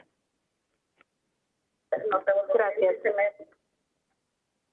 Thank you. Our next speaker is Manuel Gutierrez. Manuel, are you on the line? Nuestro siguiente orador es Manuel Gutiérrez. ¿Se encuentra en la línea?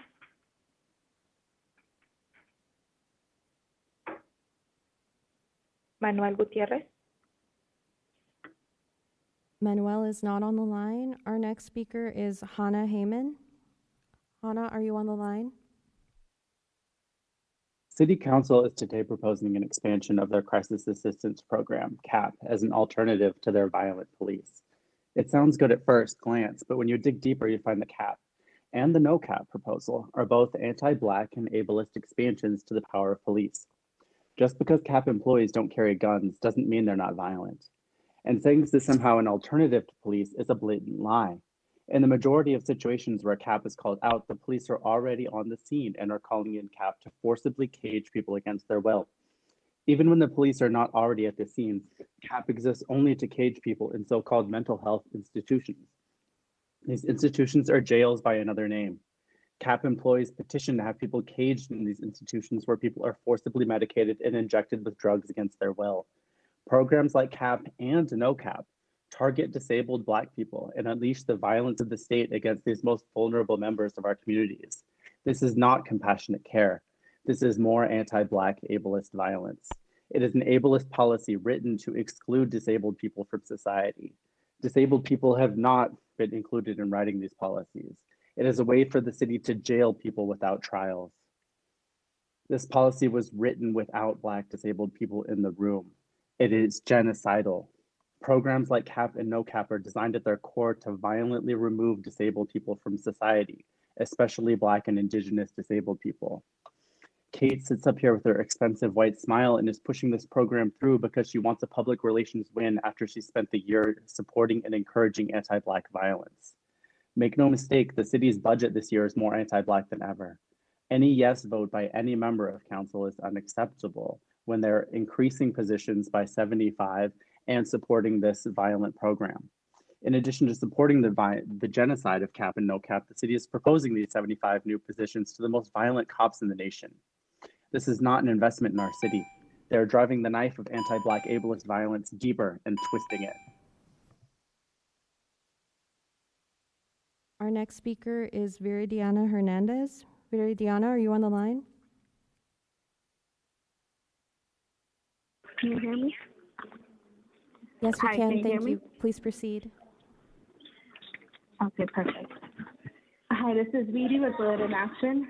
And here, during this process, I joined hundreds of people, and over 60% of the total people that commented in the budget to demand police accountability. Instead of listening to the national outcry and the local outcry, you instead, as a city, are trying to add 75 positions to this department. Meanwhile, Phoenix PD has 176 vacancies that they have not been able to fill since 2018. We need to take these proposed positions from those vacancies. No other department gets to have 176 vacant positions for years and yet are allowed to keep them and grow their budget. Other departments in the city are constantly getting denied additional positions, especially if they have vacancies or they came under budget, except the Phoenix Police Department. This budget is only better because of the ideas that community members have given throughout this year, throughout years.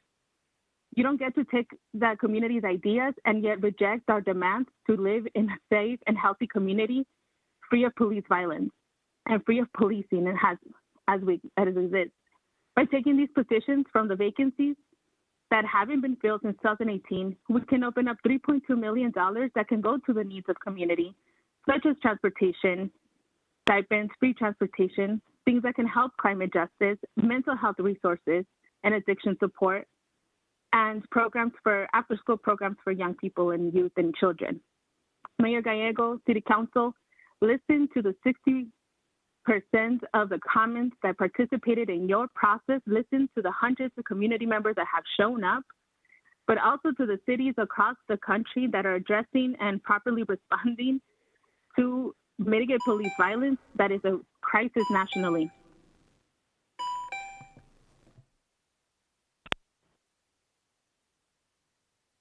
Our next speaker is Ana Laura Juarez. Ana Laura, are you on the line?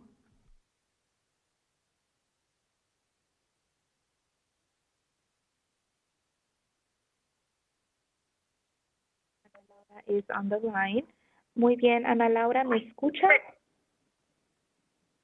Ana, sí, ¿se la escucha? Muy bien. Mire, le habla la intérprete. Le pido nada más que después de cada 2 oraciones haga una breve pausa para poder interpretar lo mejor posible. Adelante.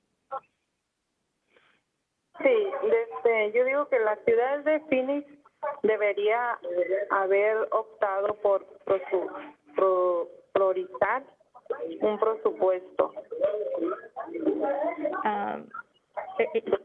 Que debieron de haber optado por hacer qué cosa, perdón.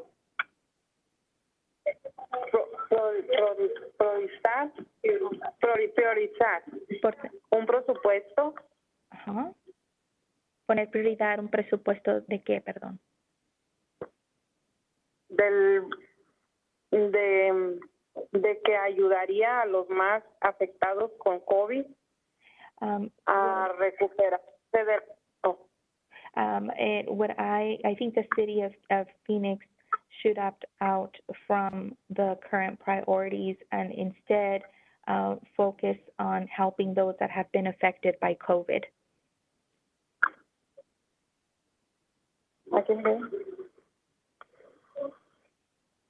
Adelante, Ana Laura. Sí, de los de la pandemia, en su lugar crearon presupuesto que prioriza la expansión de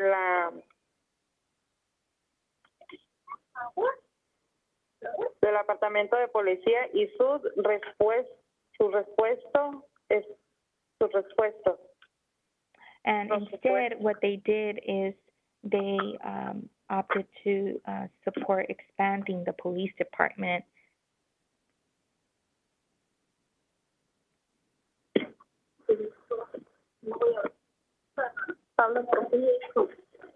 Y no más recursos a la policía.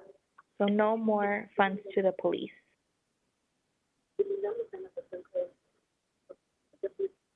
Sí, y también quería ver si podían investigar sobre donde yo estoy viviendo. Que según los policías están unidos con las managers de ahí de las trailers, para ir, y luego nos están cobrando $100 cada vez que ellos van cuando uno tiene algún problema. I would also like to propose that you investigate what is happening where I live. The police has made, sounds like the police has made some kind of an arrangement with the landlords there in the mobile home community where we live, and every time we make a call that we need assistance with something, we are being charged $100 when we reach out to the police. Sí, porque yo digo que ya no es una seguridad para nosotros, ya no. Yo vivo en el distrito 7, 67 Avenida Van Buren. I live in the 67th Avenue in Van Buren. It's District 7, and we don't feel safe anymore.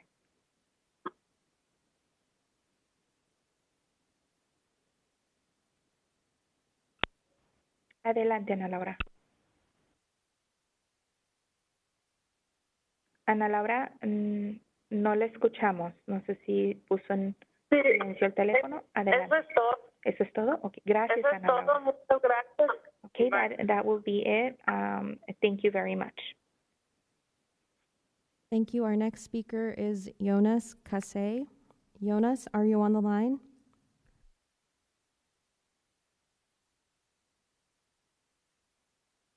Jonas is not on the line. Our next speaker is Sabrina Carnegas. Sabrina, are you on the line?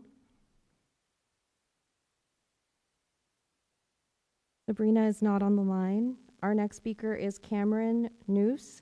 Cameron, are you on the line? Cameron is not on the line. Our next speaker is Katie Krejci. Katie, are you on the line? Katie is not on the line. Our next speaker is Ben Laughlin. Ben, are you on the line? I'm here, but I'm actually going to allow Yasmin to speak for me because she needs to leave. Here you go. I'm sorry, we Hello, can you hear me? I'm sorry, we don't substitute hi, my name is speakers. I'm sorry, we don't substitute speakers. So Ben Laughlin, will you please speak now? Thank you. Hello?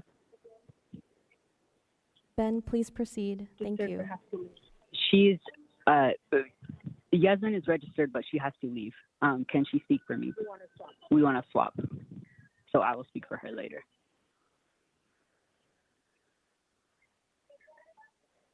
Graduations are happening. Young person needs to go to. Ben Laughlin, I'm sorry, Ben, you were saying who is this speaker? Yasmin Sagastume? So you're going to speak for Yasmin later? Yes. Yep, and she is going to speak for me. Thank you. Please proceed. Thank you. Okay, I'm here. Hi, my name is Yasmin Sagastume. I'm a member of District 5, and I'm calling to oppose the budget. The police should not be receiving more money to expand their police force when they haven't even been able to fill those vacant positions that they've had for years.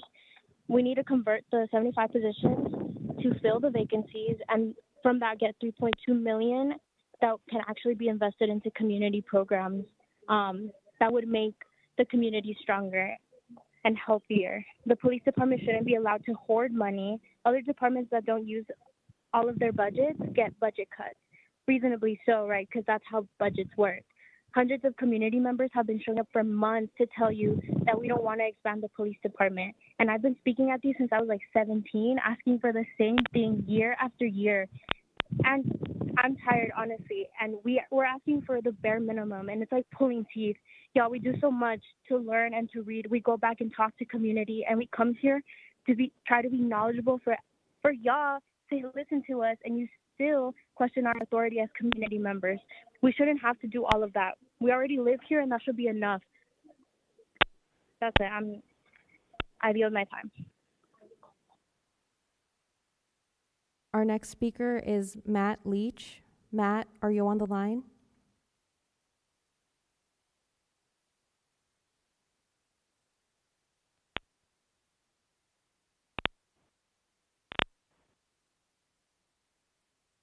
Matt is not on the line. Our next speaker is Gladiela Lopez.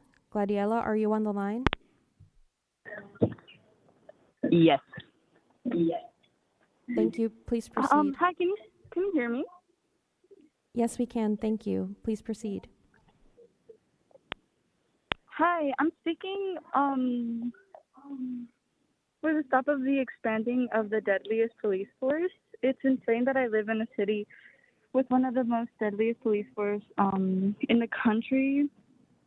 And it's literally so embarrassing. And of course, the people witnessing everything do absolutely nothing. This needs to stop. Everyone who spoke today had some experience with police or want a better future in Phoenix because they understand the struggles. Like people dealing with addiction and psychological issues, they are requesting more and better facilities for people. And I definitely agree. Having to speak at council, it's weird because you guys should already know the things you guys have to do. It's like, do you guys understand what humans are? Do you guys understand the ideas that humans don't have to die? Isn't it embarrassing having youth tell you, the old people of the city, that they have to start doing something? There's lack of accountability in this disgusting force, especially how they have plea included with the force. People die in Phoenix by Phoenix PD. There should not be any more murders. Thank you. I yield my time. Our next speaker is Gladiela Lopez Felix. Gladiela, are you on the line?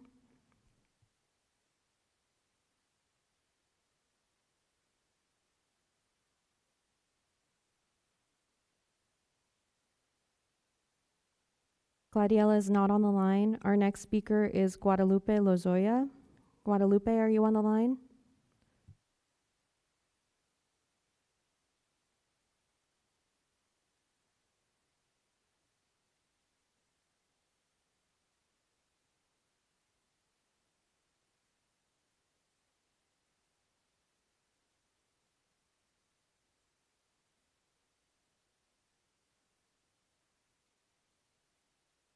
Guadalupe is not on the line. Our next speaker is Tina Luna. Tina, are you on the line?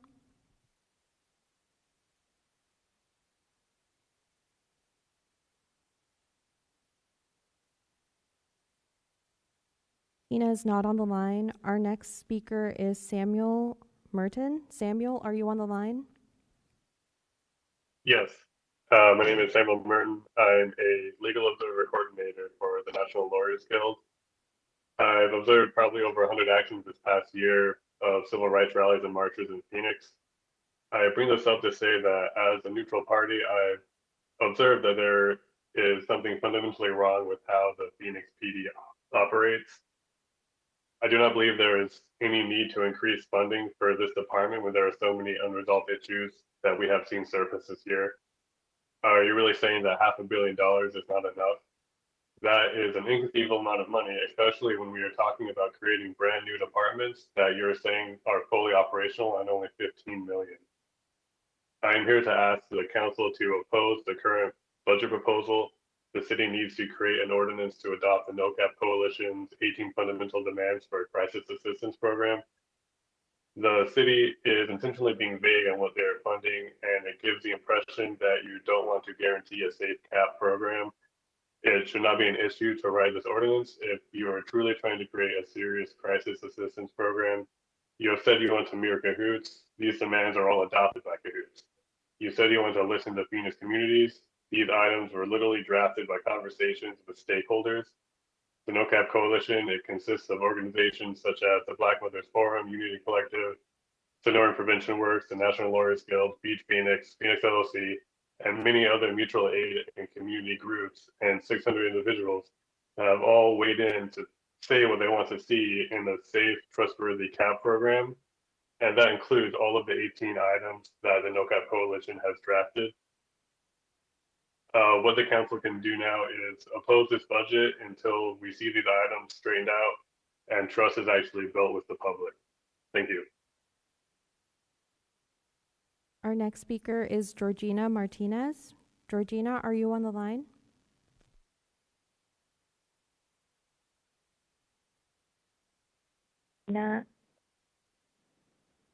Georgina se encuentra. Georgina is not on the line. Not on the line. Our next speaker is Christopher Martinez. Christopher, are you on the line?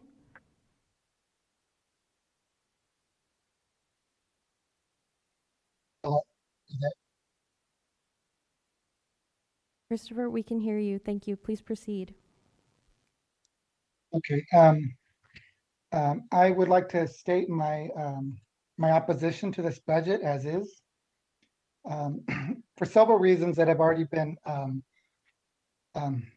given by other callers, and they're the same reasons that we've been saying all along. The majority of people who have given input on the budget have been saying all along, but have been ignored. The police do not need more money. The police should have less money. The vacancies are there and you want to give them another slush fund. It makes absolutely no sense. No cap. I don't even know why I shouldn't go through the list because we aren't heard. Mayor Gallego, when you were running for office, I can't believe that I convinced people to vote for you instead of Valenzuela. I mean, what difference would it have made on these issues? What fundamental difference would it have made? The communities that are most impacted are telling you what they want, and you were outright ignoring them and listening to the communities that aren't impacted.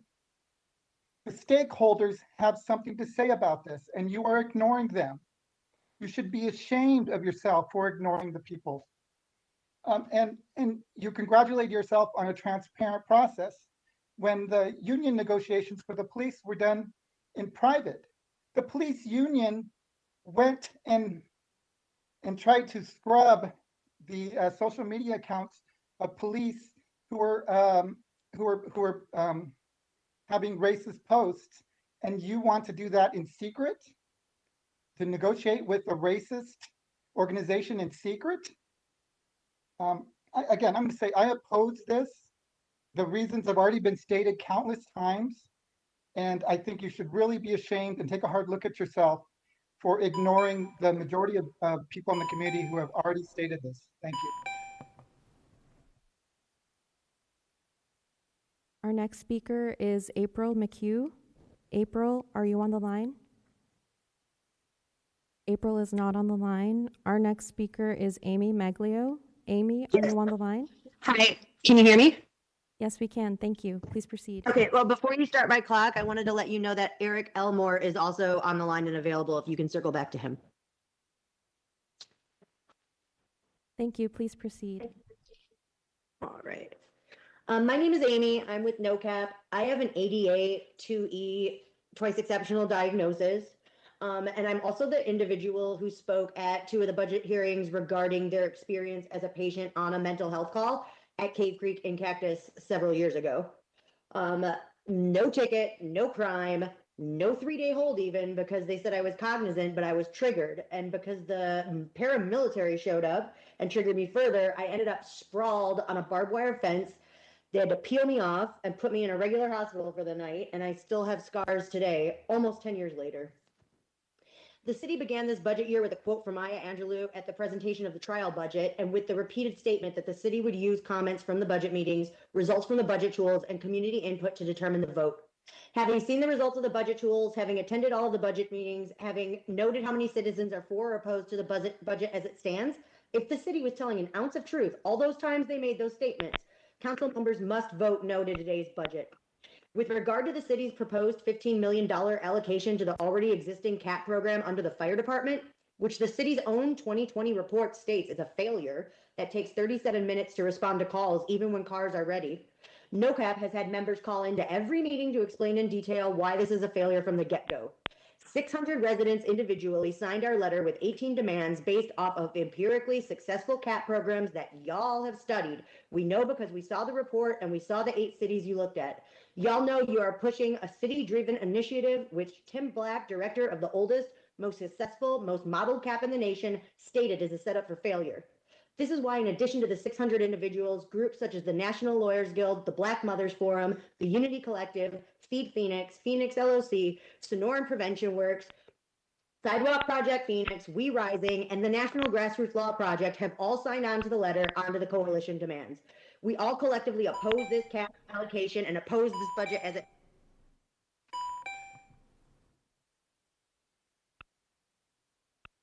We will go to Eric Elmore for his comment. Eric, are you on the line? Yes, can you hear me? Yes, we can. Thank you. Yes. Please proceed. Thank you. My name is Eric Elmore. I'm a native of the Valley and a white middle-aged male. I'm speaking in opposition to the current budget as it relates to crisis assistance. I have sat through multiple previous budget meetings related to no cap. I have listened to what the overwhelming majority of the Phoenix community and the evidence is saying loudly and clearly. The current budget is not a reflection of either. You as council members have it in your power to not only massively reduce harm, but to substantially improve and in fact save the lives of others in crisis. You all know that you can and should reject the current budget in favor of restructuring it to meet the demands concisely and repeatedly put forth by NOCAP. Nonviolent crisis response should be moved into the hands of trained, compassionate health professionals and away from the Phoenix PD, which consistently ranks as one of the deadliest police forces in the US, a country whose police forces kill their fellow citizens at a rate that dwarfs that of any other first world nation. If you choose to accept the budget in its current state, you as Phoenix council members would be failing in your most basic mission to listen to and protect the Valley community. You would be actively sanctioning the police assaults and murders that are absolutely certain to follow if you fail. People will live or die as a direct consequence of your actions. I hope this stays with you. I hope you sleep well at night. Thank you. Our next speaker is Ismael Moreno. Ismael, are you on the line?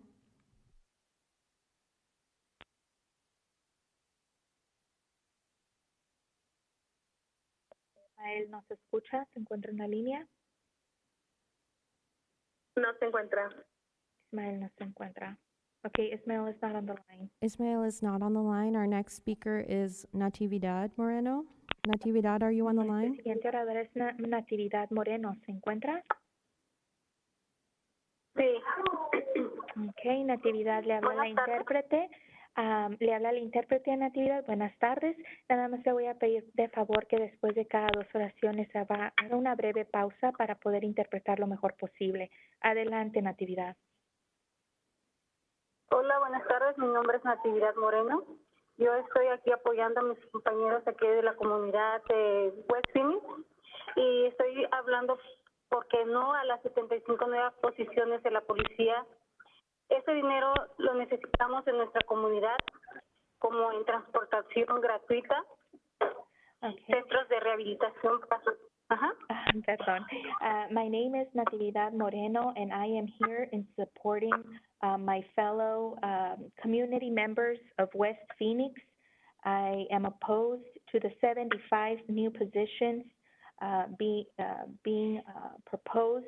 We urge you to instead invest the monies in other community needs, such as free transportation, providing free transportation, and also community centers. Adelante. Centros de rehabilitación para jóvenes y adultos en drogadicción. Also rehab centers for free rehab services available and rehab centers for the youth and adults with substance abuse. programas después de la escuela para niños y jóvenes. Programs, after-school programs for the youth. También queremos que los fondos de ayuda de COVID-19 sea para la gente que lo necesita, no para la policía, como nuestra comunidad inmigrante sin estatus. And we also demand that the COVID monies be used to meet the community needs and not the police. For example, it could be also used to help our undocumented members in the community. Queremos que dejen de expandir la policía más mortífera y racista. We want you to stop expanding the brutal police department. Gracias por dejarme estar. And thank you for listening. Our next speaker is Sandra Netkin. Sandra, are you on the line?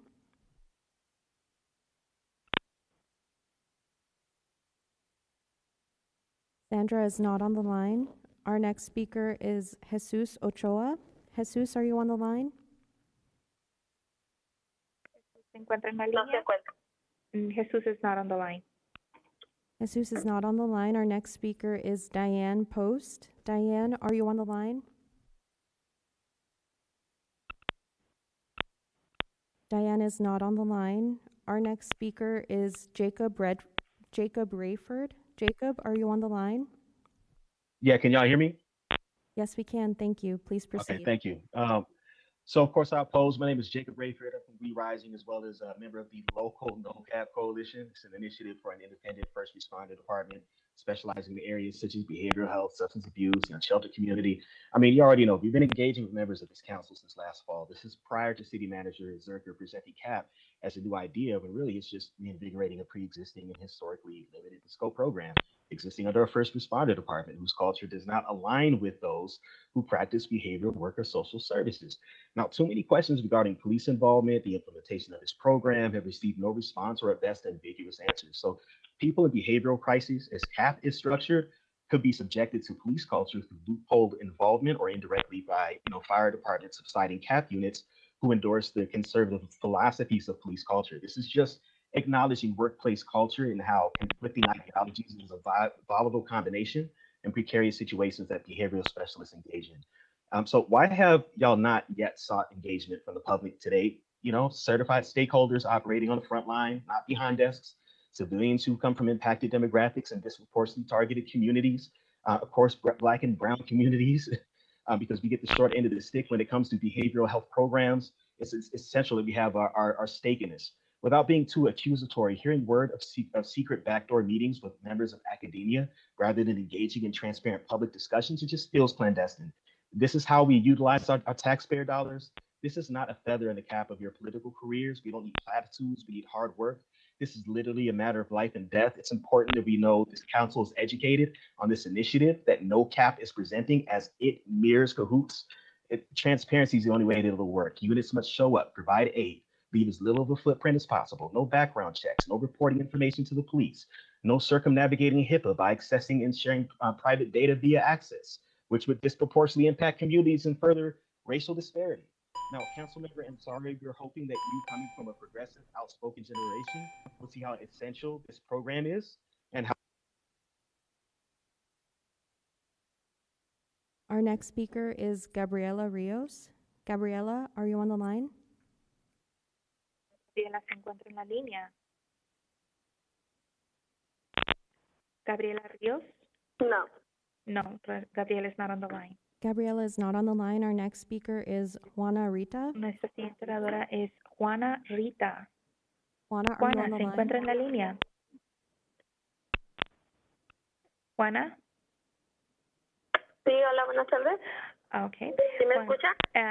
Sí le escucho, Juana. Le habla la intérprete. Buenas tardes. Nada más le pido, por favor, que haga una breve pausa después de cada 2 oraciones para interpretar lo mejor posible. Adelante, Juana. Ok, está bien.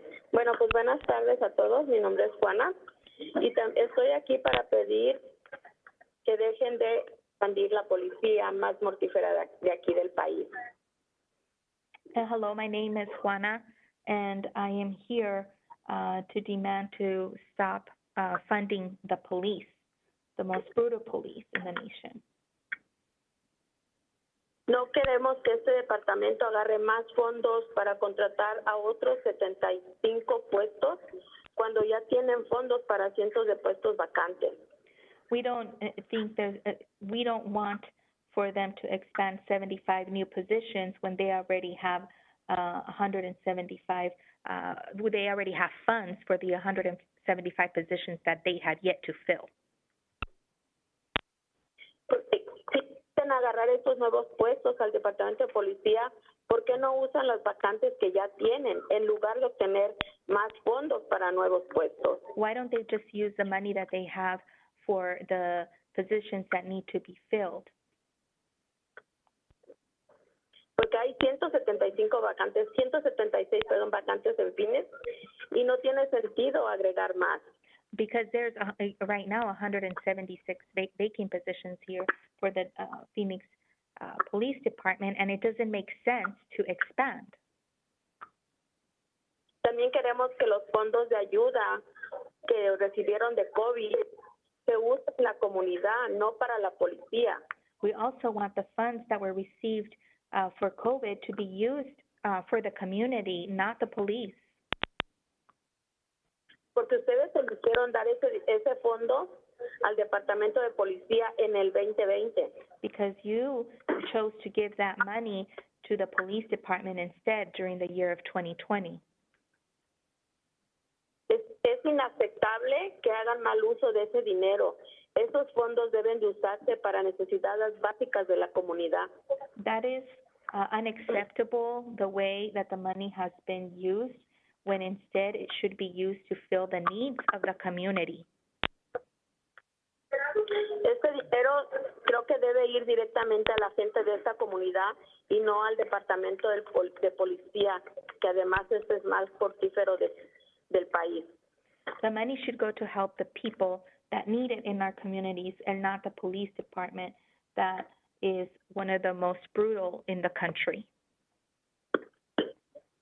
Para la alcaldesa Kay Gallegos, le queremos pedir que por favor voten no a los 75 puestos de policía que quieren agregar. Queremos transportación gratis, programas de escuela, centros de rehabilitación y de salud mental. What we ask Mayor Kay Gallego is to vote no on the 75 positions for the police department and instead support us with free transportation, rehab centers, after-school programs, and mental health agencies. Por favor, le pido a la alcaldesa que escuche y que apoye a nuestra comunidad para hacer que nuestras demandas sean puestas, ¿verdad?, en el presupuesto. We ask the mayor to please hear our voices and to fulfill the demands and to be taken into consideration into this new budget. Pues muchas gracias y espero que nuestras voces sean escuchadas. And thank you, and we hope that our voices are being heard.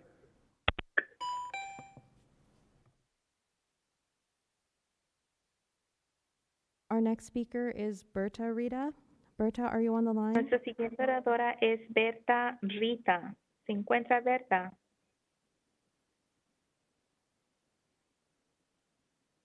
Berta Rita. Sí. Berta, ¿me escucha? Hola, buenas tardes. Buenas tardes, Berta. Sí, le habla la intérprete. Nada más le voy a pedir que haga una breve pausa después de cada 2 oraciones para poder interpretar lo mejor posible. Adelante, Berta. Sí, buenas tardes. En primera, me voy a dirigir para el alcalde Kay Gallegos. Okay. Hello, my name is Berta, and first and foremost, I'm going to direct myself to our Mayor, Kate Gallego. Sí, en primera me gustaría pedir y exigir que Gallegos haga un cambio con estas juntas, porque para nosotros, para los padres, es muy difícil juntarnos a las 2:30 ya que nuestros niños están en las escuelas y hoy este día pues desgraciadamente hubo graduaciones y todos, nosotros estamos un grupo de padres, pero muchos faltaron por esas razones. First, we ask you and demand to Mayor Kate Gallego to change the times of these meetings because at 2:30 our children are in the process of getting out of school, and right now because of graduation many of the people that wanted to participate weren't able to make it. Sí, porque muchos padres nos gustaría participar en estas juntas y el horario que nos tienen siempre a las 2:30, ese no es conveniente para nosotros. Yes, because there's a lot of parents, a lot of us parents that want to participate in these meetings, but 2:30 is very inconvenient for us.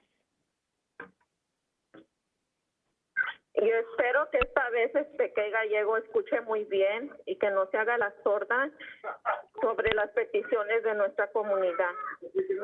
And we hope that she really takes into account and listens what we ask and not just not hear us.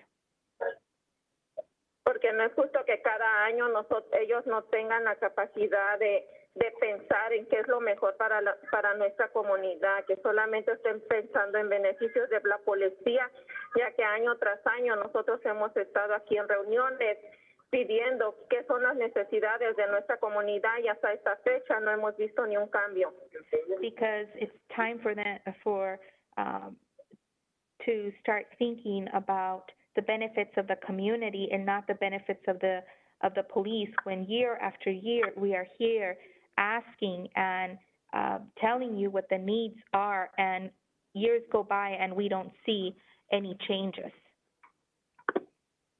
No necesitamos que pongan las 95 posiciones al departamento de policía. Permitir un presupuesto que es para el departamento de policía mientras sigue haciendo una falta de responsabilidad para ese departamento es ilógico. And we do not want 75 new positions to open for that department. We feel that it just doesn't make sense to do that. ¿Por qué la ciudad está eligiendo expandir y hacer explotar un presupuesto ya enorme para este departamento corrupto?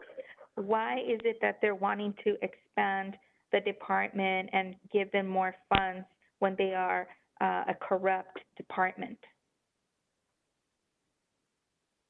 Hay 176 puestos vacantes en este departamento de policía. No tiene sentido aumentar los fondos para este departamento para crear 75 nuevos puestos. Podríamos ahorrar dólares a los contribuyentes y convertir estos puestos vacantes para cubrir esos puestos.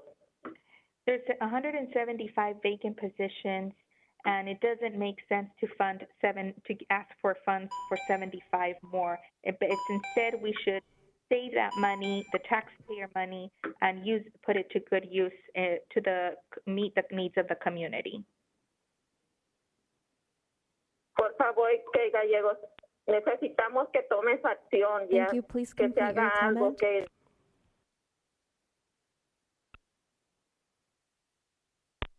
Thank you. Our next speaker is Cynthia Rodriguez. Se le terminó el tiempo. Nada más le voy a relatar lo último que dijo. Muchas gracias. We just want Kate Gallegos to please to listen to us and take action. Don't just think about your families, but also think of the wellness of the families in your community. Our next speaker. también, si me permite, ya llegó la señora Marta Félix. Marta. Our next speaker is Cynthia Rodriguez. Cintia, perdón, ¿están pidiendo por Cintia Rodríguez? No estoy bien, pero te puedo dar los nombres de las personas que pasaron, pero que no los nombraron, que creía que no habían llegado. Nomás hay 4 y son las There's 4 people that were called on before, but they're here, and I can give you their names to see if we can give him an opportunity to speak. I apologize. We cannot return to those names. We're continuing on with our list. Is Cynthia Rodriguez available? No vamos, dispense, pero no vamos a regresar a las personas que ya llamamos, porque vamos a seguir con la lista de personas que están esperando. ¿Está Cynthia Rodríguez disponible? No. ¿Pueden pasar en su lugar? Can somebody else take her place? No, I apologize. Thank you so much. Our next speaker is Ben Laughlin. Ben, are you on the line? Yes, I'm here. My name is Ben Laughlin, and I'm a resident of District 4. I am in opposition to this budget today because y'all are still trying to expand this department despite hundreds of folks turning out for months to ask you to stop funding this department. The 75 positions proposed for the police department need to come from the nearly 200 vacant sworn positions in the police department. These vacancies allow the department to hoard tens of millions of dollars of unaccountable funding every year. This money should be going to support community programs that actually make us safer. Converting vacancies to fulfill the sworn positions will give $3.2 million back to the community to fund desperately needed resources like after-school programs, free public transit, and mental health services. Across the country, cities are looking for ways to reduce police budgets because they believe the thousands of community members who tell them police are making them safer, or police aren't making them safer. Phoenix residents have spent the last 6 months telling y'all that police are not making us safer. Do not expand this department. Use the vacancies to fill these 75 positions and stop letting the department hoard millions of dollars and give the community their money back. Also, we have so many people here that really want to speak, and it is pretty messed up that y'all aren't going to go back and let that happen. That's all. Our next speaker is Maria Sanchez. Maria, are you on the line?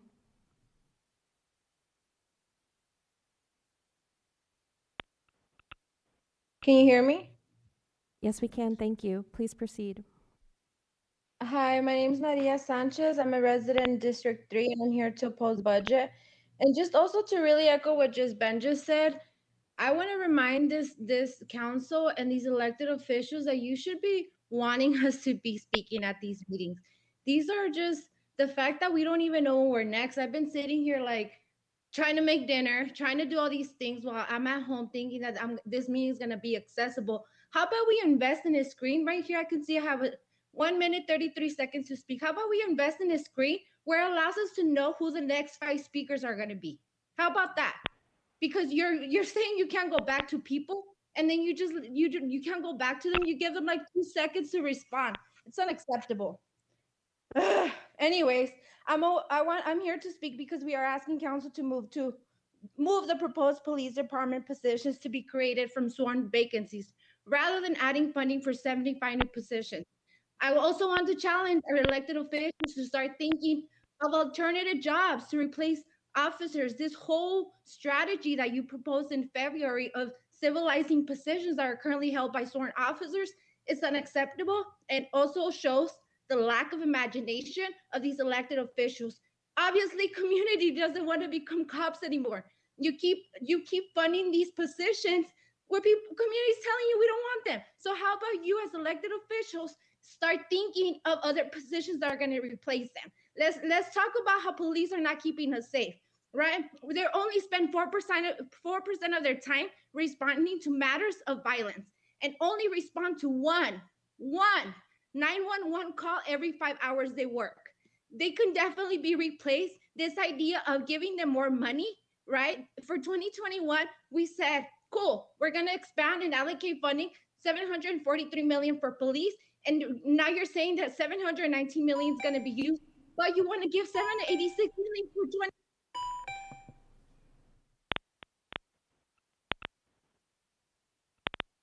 Our next speaker is Marciala Sandoval. Marciala, are you on the line? Sandoval. I'm sorry. Also, just wanted to mention in regards to going back to the 4 people, a comment was made earlier that we were advised that people that didn't get a chance to to speak, we're going to be circling back to them.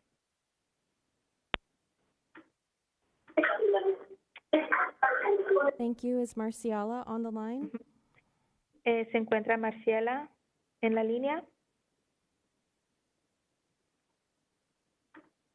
Marciela Sandoval se encuentra en la línea.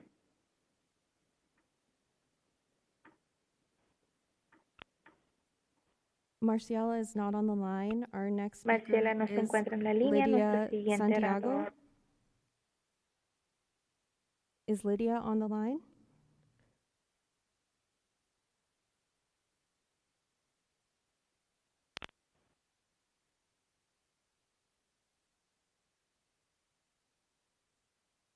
Lydia is not on the line. Our next speaker is Jessica Spencer.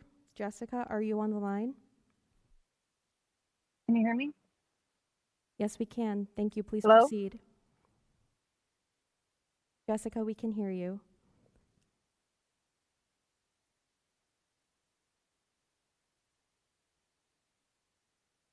Jessica, are you on the line?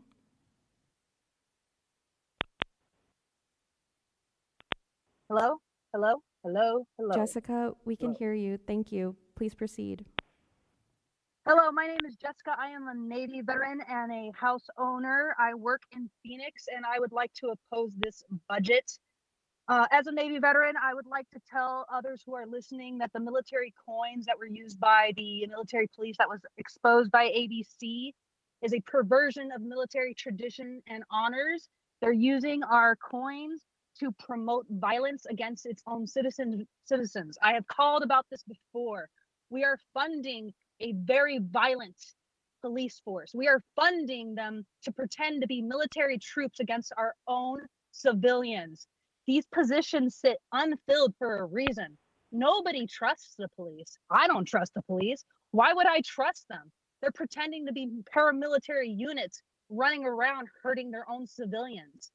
We need a proper crisis response program without police.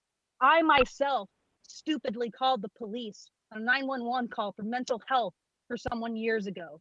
The response was fucking degrading. The only reason nothing happened is because both of us were white. This is unacceptable. We promote the police like they're the saviors and all they do is kill, maim, and promote the property values of white people in politics. That's all that's fucking happening here, and it's disgusting, and I do not Ma'am, support language it. is Ma'am. unacceptable. We'll go to the next speaker. Our next speaker is Gerardo Urbina. Gerardo, are you on the line?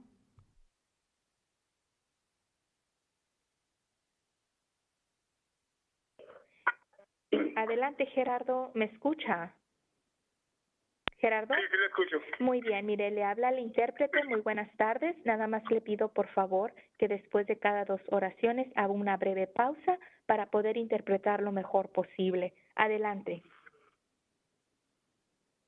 Ok, primeramente, agradecerles a la alcaldesa y a su equipo de trabajo que nos dé la oportunidad de expresarnos y ser parte de soluciones, no solo aportar problemas.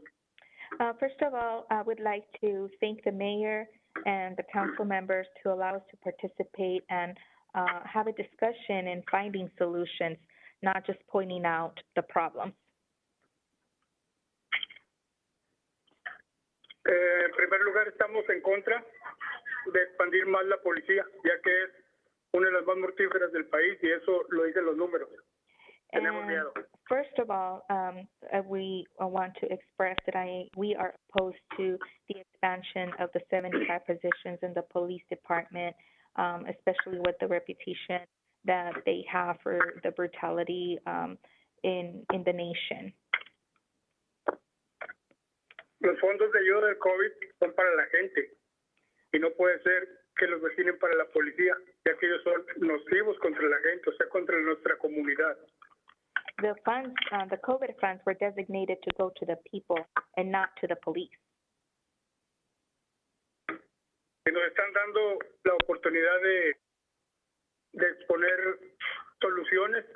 Hay muchas, yo no creo que no tengan la capacidad de afrontarlas.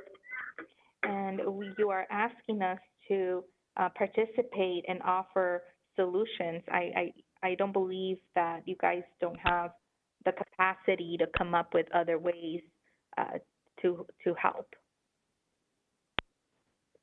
Ahorita yo vi a una compañera que tiene 20 años viviendo en un lugar sin banqueta y sin carretera. Eso es una verdad. Just a little bit ago, we heard the story of one of the community members that's been living in her area for 20 years, and it's never, her streets have never been maintenance, and they don't even have sidewalks. A mí se me da la oportunidad de exponer, yo les digo, fácil, 4 o 5 soluciones que ustedes pueden hacer, pero no quieren. And if you ask me to give you some options, I'll easily give you 4 or 5 of them, but you guys won't do anything in regards to it if I do. Necesitamos centros de desarrollo integral, centros de capacitación para el trabajador. Necesitamos centros de apoyo para la gente en drogas. No se los lleve la policía. We need community centers. We need centers for building job skill sets. We also need help with centers for rehabilitation. Adelante. Transportación gratuita. Hay muchas cosas, áreas verdes, sembrar árboles, abrir parques y jardines, Free centros de ayuda, como les dije. green areas, more parks, also adding more trees, planting more trees. There's a lot of other things. De antemano, les recuerdo, a ustedes los puso la gente. La gente los puede quitar. And I remind you, you're there because the people put you there, and you can be removed by the people. Y trabajan para la gente. You work for the people.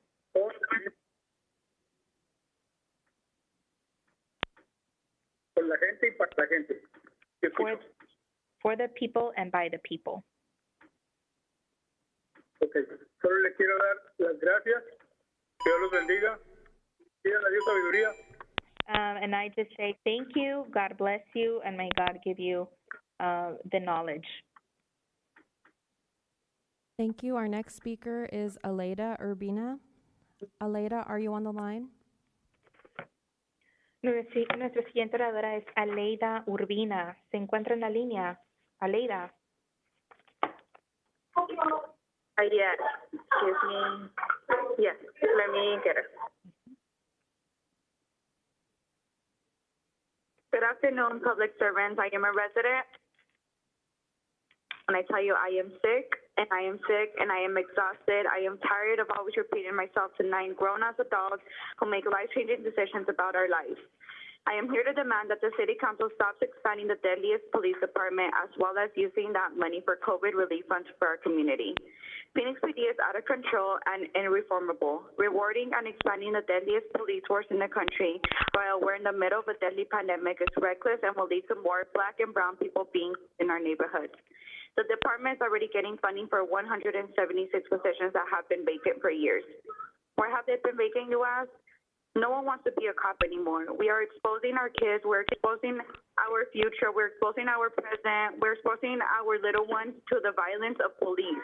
No one grows up and no one says they want to be police. No one grows up dreaming of saving this world because we know that they're not heroes. They are scared of police. I will continue to expose my daughter, and I will continue to inform her that all cops are bastards. They're not here to protect us. They're not here to protect her. They're not here to take her to school. They're not here to pay her bills. They're not here to protect her. So stop funding this department. There are over 176 vacant positions still, which goes to show no one wants to be a damn cop, so stop funding them. And those funds should instead be used to fund free transportation, substance abuse programs, and after-school programs. Do not pass this budget if the police department is going to be expanded. Over 60 of the comments asked for a reduction of police funding. 60% of comments have asked for a reduction of police funding. You need to listen to the national and local outcries. Good job, Council.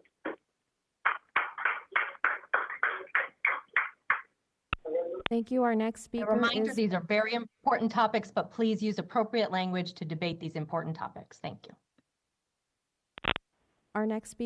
Patricia Valdez. Patricia, are you on the line? Siguiente orador es Patricia Valdez. Patricia, ¿se encuentra en la línea?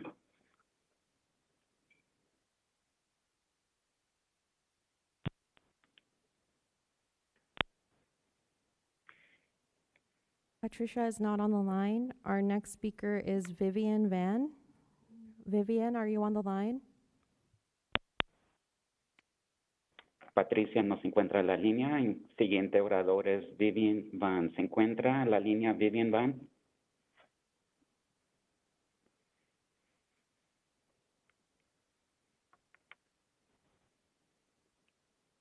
Vivian is not on the line. Our next speaker is Sonia Velasquez. Sonia, are you on the line? Sonia is not on the line. Our next speaker is Elizabeth Venable. Elizabeth, are you on the line?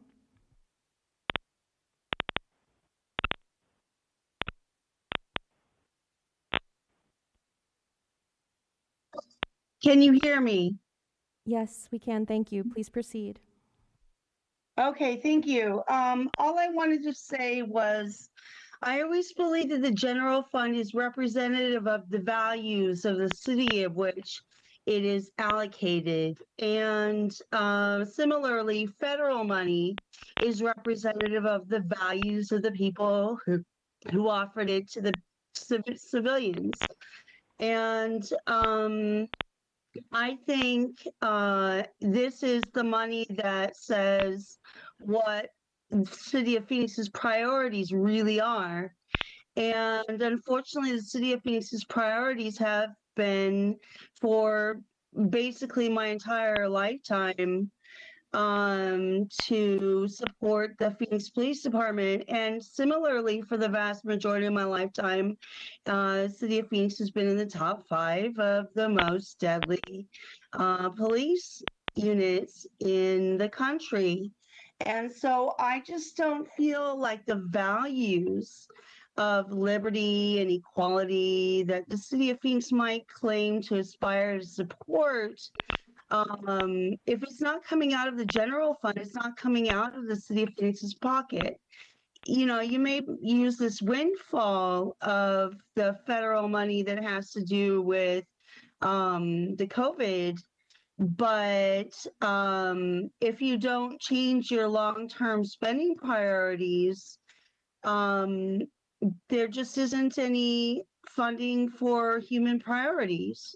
There just isn't any funding for human needs. And I think it won't be forever that we have immense packages of aid from the federal government.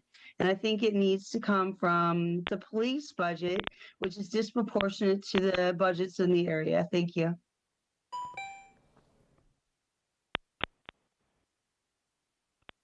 Our next speaker is Javier Villegas. Javier, are you on the line?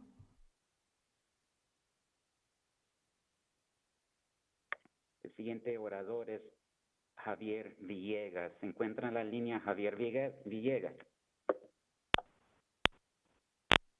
¿Nos escucha? Can you hear me? We can hear you. Please proceed. Mario, Sonia todavía está aquí, no habló, era otra persona quien habló en inglés. It wasn't Sonia who spoke in English. It was somebody else. So Sonia still hasn't spoken. She's still here. I'm sorry. We are calling on Javier Villegas. Is he available to speak? Estamos pidiendo a que Javier Villegas hable. ¿Está disponible Javier Villegas a que hable? No, you all skipped Sonia. She was ready to speak, but y'all went to someone else, and she didn't get to speak. Sonia Velázquez. Okay, Sonia Velasquez, please proceed. Favor de proseguir, Sonia Velázquez.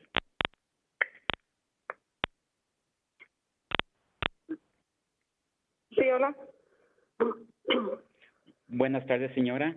Este es el intérprete hablando. Solamente se le va a pedir a que el favor de hablar cada 2 oraciones, Sí. hacer una ¿Me pausa para que escucha poder bien?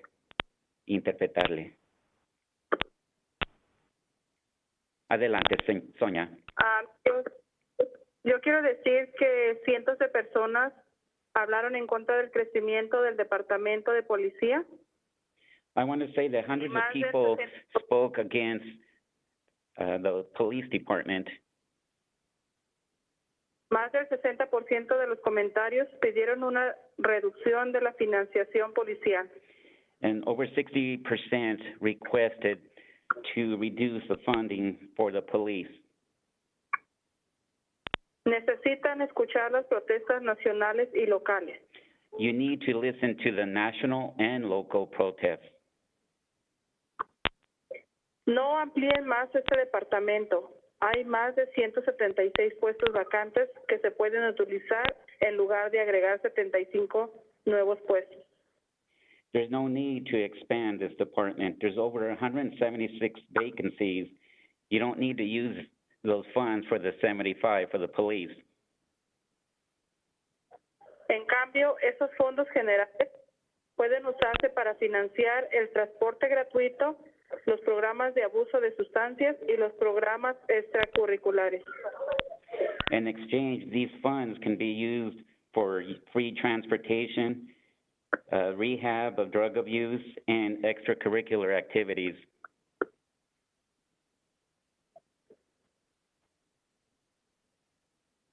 No aprueben más este presupuesto. Se pueden utilizar para cosas para la comunidad, en la comunidad que también ustedes viven. Do not approve this budget. Approve funds for the community, things that the community can use.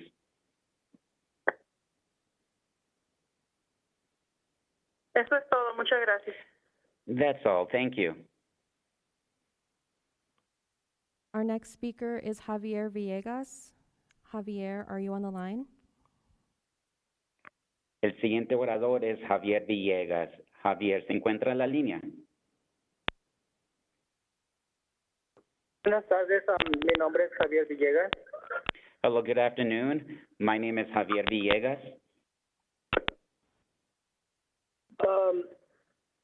Sí, mi propuesta es que no amplíen este departamento. Hay más de 176 puestos vacantes que se pueden utilizar. The issue with this department is that there's 176 vacancies that can be filled.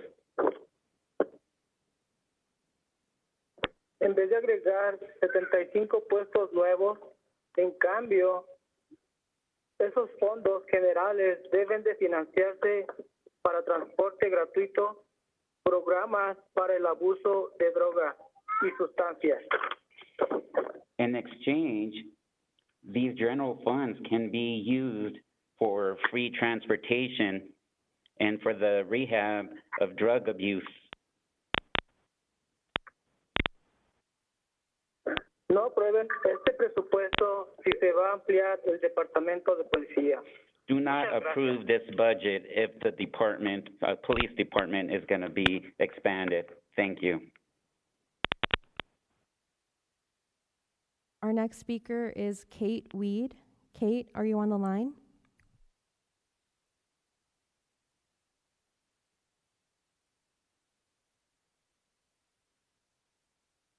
Kate is not on the line. Our next speaker is Stacy Whitaker.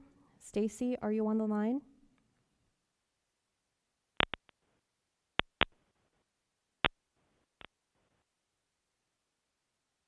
Stacy is not on the line. Our next speaker is Dawn Augusta. Dawn, are you on the line? Yes, I'm here. Can you hear me? Yes, we can. Thank you. Please proceed. Good evening, Mayor, Vice Mayor, and Phoenix Council leaders. My name is Dawn Augusta. I am a lifelong Phoenix resident, a doctorally prepared nurse and university professor with expertise and personal experience with loved ones in our local mental health system. I support the budget expansion to grow Phoenix fire crisis response through the Community Assistance Program.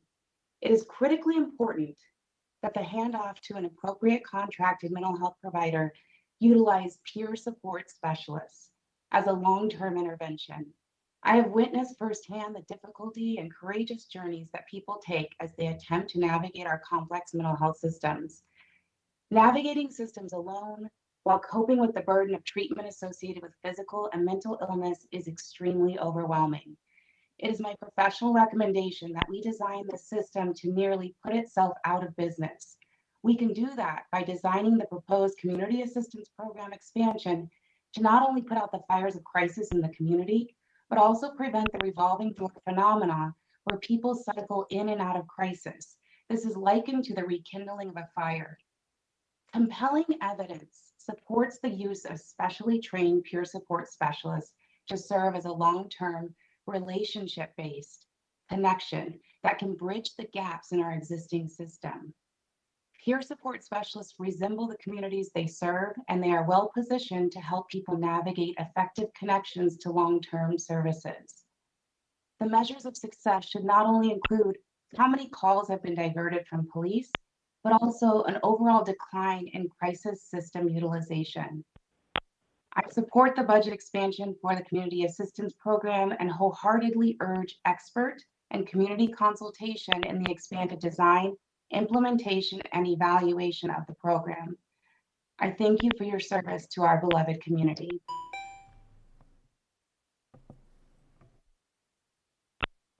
Our next speaker is Ana Maria Hernandez. Ana Maria, are you on the line? Sí, buenas tardes.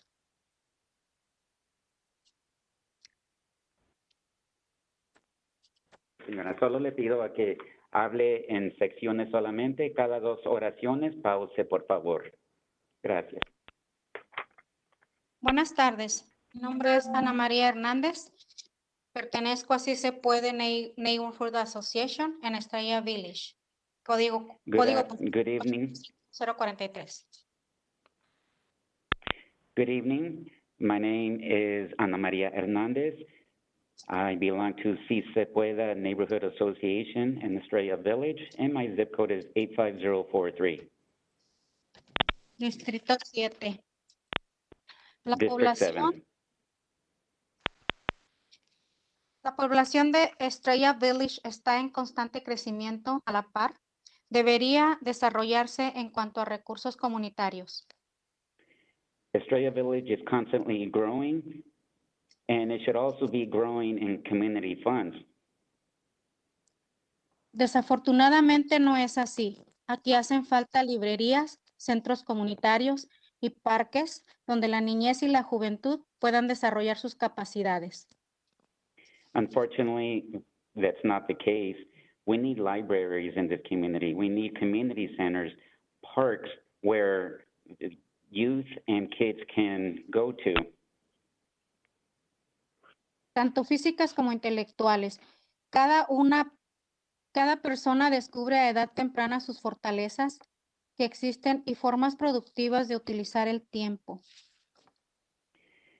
Both physically and intellectually, each person finds out about their strengths and their positives in their life as time goes by.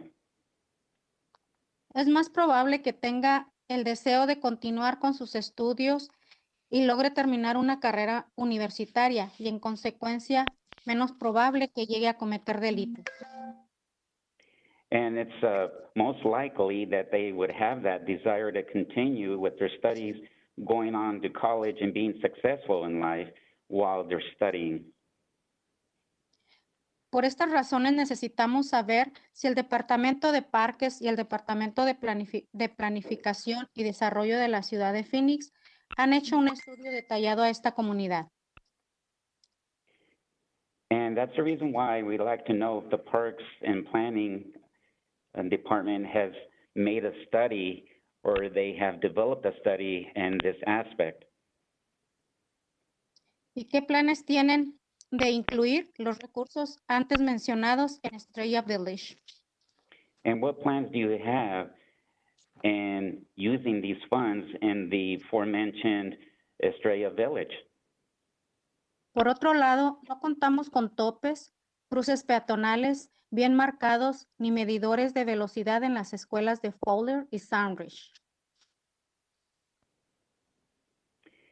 On the other hand, we don't have any speed bumps, any noticeable crosswalks over at Sunridge. Nuestros estudiantes están en constante peligro, ya que los automóviles trafican a alta velocidad en estas zonas escolares. Our students are in high danger because the vehicles passing by are going by in such high speeds.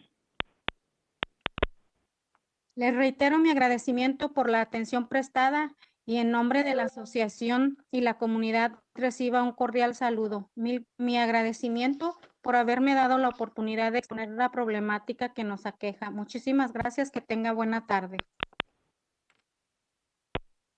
And I reiterate, I appreciate the opportunity for giving me the chance to speak on behalf of my association and community, and for being able to expose or explain our aspect from our community. And I thank you very much, and have a good evening. Our next speaker is Nancy Ibarra. Nancy, are you on the line?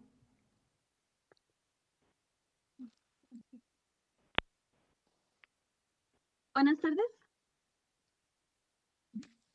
¿Sí me escuchan?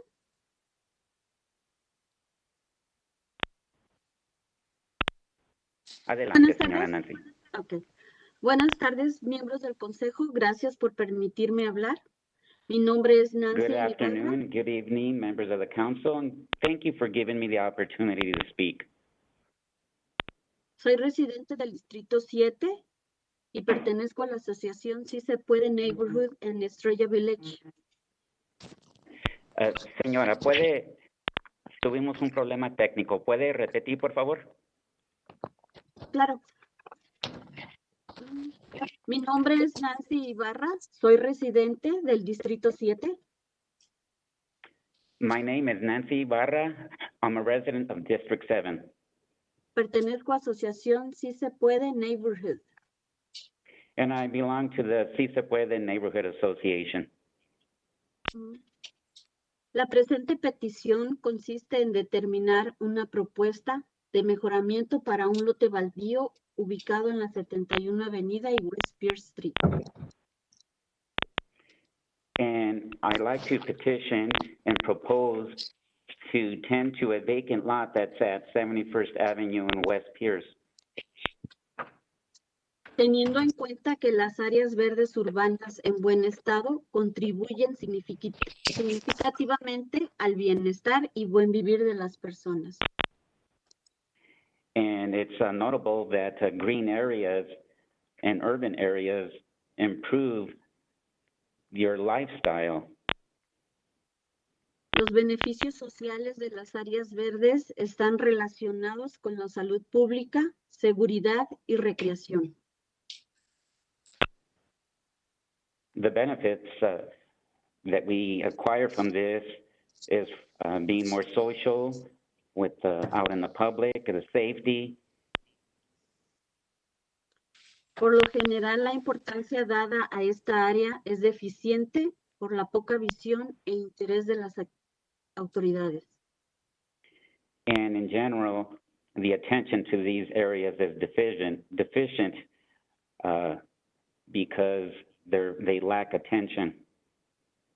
Para mantener este espacio limpio y seguro, se pueden colocar letreros donde se especifique que está prohibido tirar basura y vigilarlo. And to help maintain the cleanliness and safety of these areas, it would be advised that we post signs that you're not supposed to throw any trash on the ground. Desafortunadamente, este lote está siendo utilizado para tirar todo tipo de basura.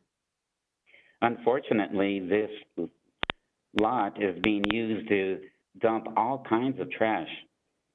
Vivir en él y hacer cosas ilícitas como hacer droga.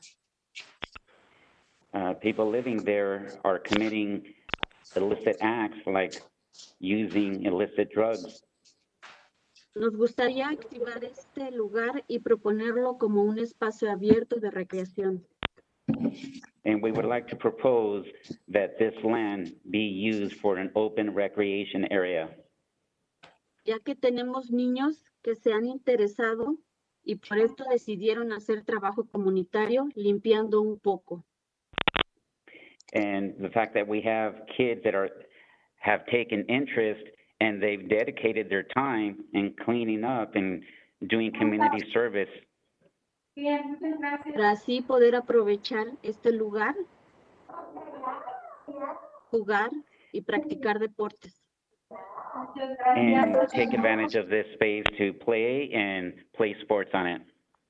Antes de que se convirtiera en un basurero, se utilizaba para jugar voleibol. Before it was converted into a trash lot, we used to play volleyball there. Este problema no deja a los niños pasar por la banqueta y tienen que bajarse a la calle.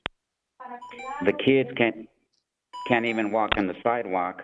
They have to walk on the street.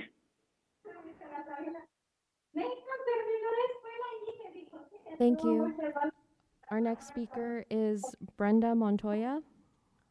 Brenda, are you on the line? Aquí estoy. Buenas tardes, Mayor Gallego y a todos los miembros del concilio. Good evening to everybody and Mayor Gallego and City Council members. Mi nombre es Brenda Montoya, pertenezco a Si Se Puede Neighborhood Association en Estrella Village, Distrito 7, código postal 85043. My name is Brenda Montoya. I belong to the Si Se Puede Neighborhood Association in Estrella Village, District 7, zip code 85043. Como asociación, estamos muy interesados en todo lo que concierne al medio ambiente. As an association, we're very interested in everything that has to do with the environment. Estamos a la mejor disposición para apoyar todos los cambios y las iniciativas que se propongan para combatir el calentamiento global. And we're very willing to participate in everything that has to do with improving the environment and all the initiatives that it has to do with it. Como consecuencia, mitigar el cambio climático. And as a consequence, mitigating the climate change. Por lo tanto, apoyamos la idea de introducir el transporte eléctrico como una manera muy eficaz de contribuir a un clima saludable y ecológico. And that's why we like to promote the idea of electric transportation that would lead to healthier lives. Los automóviles eléctricos son muy buena opción para quienes tienen la capacidad de adquirirlos. Electric vehicles are a very good option for those who have the opportunity to acquire them. Pero estamos conscientes que estos son bastante caros. But we are aware that these are very expensive. Por lo tanto, no están al alcance de la mayoría. Therefore, they're not so easily accessible for the majority of us. Como solución, proponemos que se implementen autobuses eléctricos. As a solution, we propose that you implement electric buses, Tanto para las escuelas como para el transporte público. both for schools and also for public transportation. Por último, estamos pidiendo un circulador propio And lastly, we are asking for our own circulator para satisfacer las necesidades de los residentes en Estrella Village. That way we can satisfy the needs to the residents of Estrella Village. Muchas gracias y buenas tardes. Esperamos que nos tomen en cuenta. Thank you very much. Have a good evening, and we hope that you take us into consideration. Our next speaker is Elizabeth Payan. Elizabeth, are you on the line? Siguiente orador es Elizabeth Payan. Se encuentra en la línea Elizabeth Payan. Elizabeth is not on the line. Our next speaker is Elida Urias. Elida, are you on the line?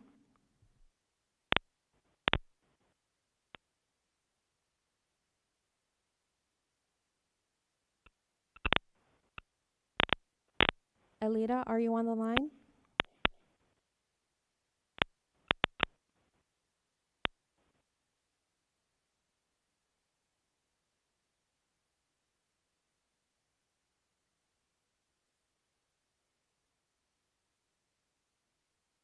We don't have any audio for Elida. Our next speaker is Paula Valencia. Paula, are you on the line?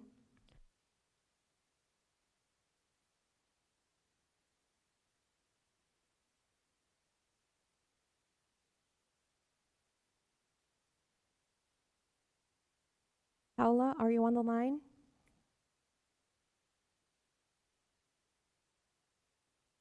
We do not have any audio for Paula. Mayor Paula was our final registered speaker for this item. Wonderful. Thank you to everyone who participated. I will now turn to the council for comments, questions, or a motion. Mayor, I have a motion. Councilwoman Delgado. Thank you. Mayor, I would like to make a motion to approve the proposed budget for fiscal year 2021 to 2022 per the staff recommendation. Second. We have a motion and a second. Council member comments or questions? Vice Mayor. Thank you, Mayor. And thank you to all the folks that came out today to speak. I know we've had a lot of budget hearings, and then to still see a lot of folks have the energy to come and speak today. I want to appreciate all the comments that were made. There's some really good things in this budget. I'm really excited for the climate office. The CAP program, I believe, is a good way forward. I do think some of the no cap coalition suggestions are things we need to look at. I think something that's become clear is the safest communities have more resources, not necessarily more police. And so I feel moving forward with these resources, especially with mental health and substance abuse, is something that's going to be very positive for our community. I do know that sometimes good intentions can go sideways. And so I want to make sure that when we're talking about the CAP program, that we are diligent about its implementation and the inclusion of people that are impacted by what's been happening with the police department. I support some sort of creation of a community/provider steering committee that assures that those voices are put forth when this program moves forward. I also would, I don't know what your plans are, Mayor, but I would also appreciate a work study or policy session so we can dive in. I think having heard from our current CAP program, there's a lot of stories there from when it was established that I don't think many of us even understood. Along with, I think some folks today spoke of other cities such as Eugene or cities in Colorado and other places that have done similar type programs. So it'd be good to hear from them. I'm really excited this is happening. I'm really excited that we were able to push for the wage increases this year. And so overall with the budget, I think we're moving in a really good direction. I want to request from the folks that made the motion if I could add a friendly amendment. That amendment would be requesting to move all the 75 proposed civilian police department positions to be created from current vacancies within the police department rather than funding for new positions. I'd also like to direct the total number that would be saved which is around $3.2 million for these positions to go half towards our Phoenix After School Care, our PAC program inside our Parks Department, and for the other half to go to public transit, specifically to add more dollars to the proposed bus card subsidy program outlined in the ARPA, the American Rescue Plan proposed in the strategic plan. So I know Councilman Guardado or who the second were. Are you all okay with that amendment? And Vice Mayor, can I go to our city attorney and just ask, should that be a substitute or a amendment? Mayor, I believe that could be a friendly amendment. It's just a minor adjustment to the overall budget. Wonderful. All right, Councilman Guardado, does that work for you? Yeah, I mean, I guess first I would like to ask, I don't know if this is Jeff or if it's Ed. If we did this, how many vacant positions would there be available? Councilwoman Guardado, just to clarify, are you asking how many police positions it would take to do that? Right. And then how many would be left over? I'm assuming we're talking about the difference between the 3,125 authorized and funded police positions and the current filled number, which is at 2,934. Am I correct in that? Yes, because how many unfilled positions do we have? So the difference between 3,125 and 2,934, which is 191. It's important to understand about those positions, however. First of all, the council has authorized 3,125 as a funded goal probably for the last 8 years. I think it's been a policy, Jeff's telling me 5 years. It's been a policy of the council to strive towards a 3,125. And so we have those funded both through the general fund and through the special revenue funds that were passed by the voters or imposed on they were all passed by the voters. So that number of 3,125 has been a council target. We have gotten as close as 3,050 in the last year, but we have, as you can tell, going from 3,050 to 2,934, we've been steadily losing filled positions through attrition. I think Jeff told me that it's about 30 positions, 30 police positions would need to be defunded or eliminated from the budget, and then that would equal the 3.2 million. If you also intended to remove the $500,000 proposed for the police for ongoing studies, that would be another 4 positions. So we're talking about 35 police positions would be equivalent to the amount of funds that the vice mayor's motion would suggest. Okay, thank you for that. Yeah, so with that being said, yeah, I would, I'm okay with the amendment. Councilwoman Ansari, I believe you were the Mayor? second. Councilwoman, do you accept the friendly amendment? And sorry. I also have a clarification question from Ed. Next year, if you were ultimately able to find folks to fill those positions, could you hire those positions next year if suddenly there's a lot of interest and folks want to apply to the police department? Councilwoman Ansari, Mayor Gallego, the answer would be no, because you would have taken the funding for those positions and moved it to other positions.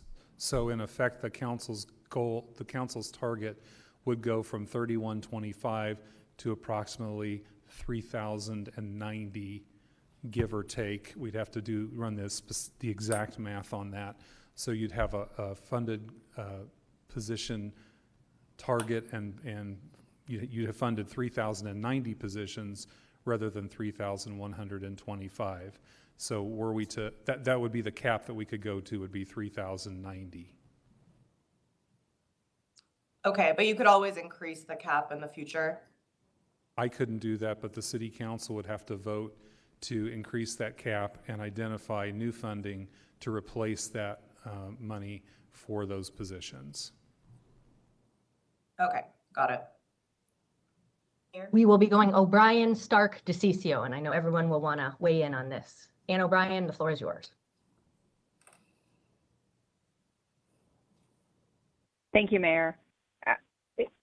Vice Mayor Garcia, I didn't understand or catch the first number you said. You're talking about moving 35 positions or 75 positions? So there was, and Ed, correct me if I'm wrong, 22 positions were already moved, which left us with 53 positions. So essentially what I'm asking is that the remainder, which is 53 positions, also come from the vacancies that already exist. So making sure that all 75 positions are actually taken from vacancies that already exist. Vice Mayor and Councilman O'Brien, Mayor Gallego, that's correct. There are 22 positions that are going to be converted at no cost because of how the funding works in the central booking area.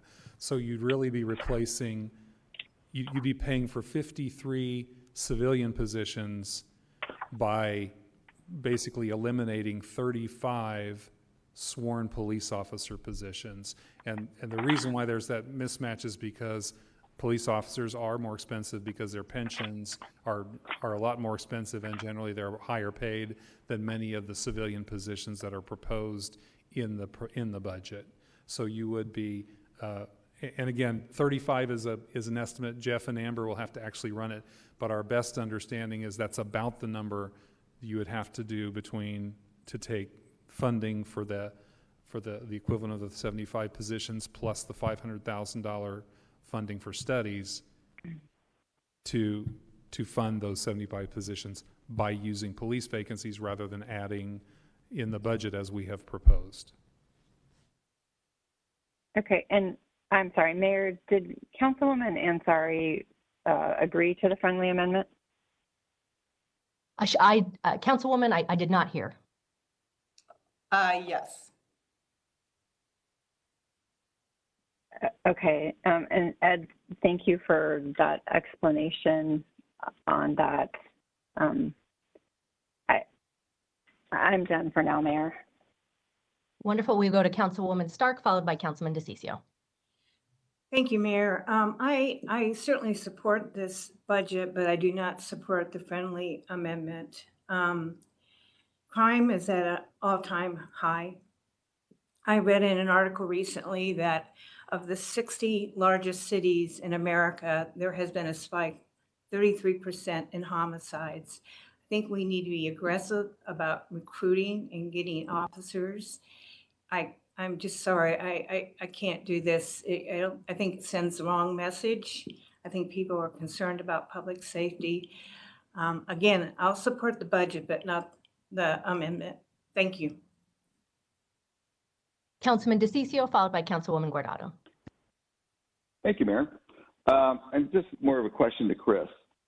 And Chris, can we separate parts of the budget? Can I say, if I wanted to make a motion right now to support the police budget in its entirety as listed in the budget, can I do that, make a separate motion to do that?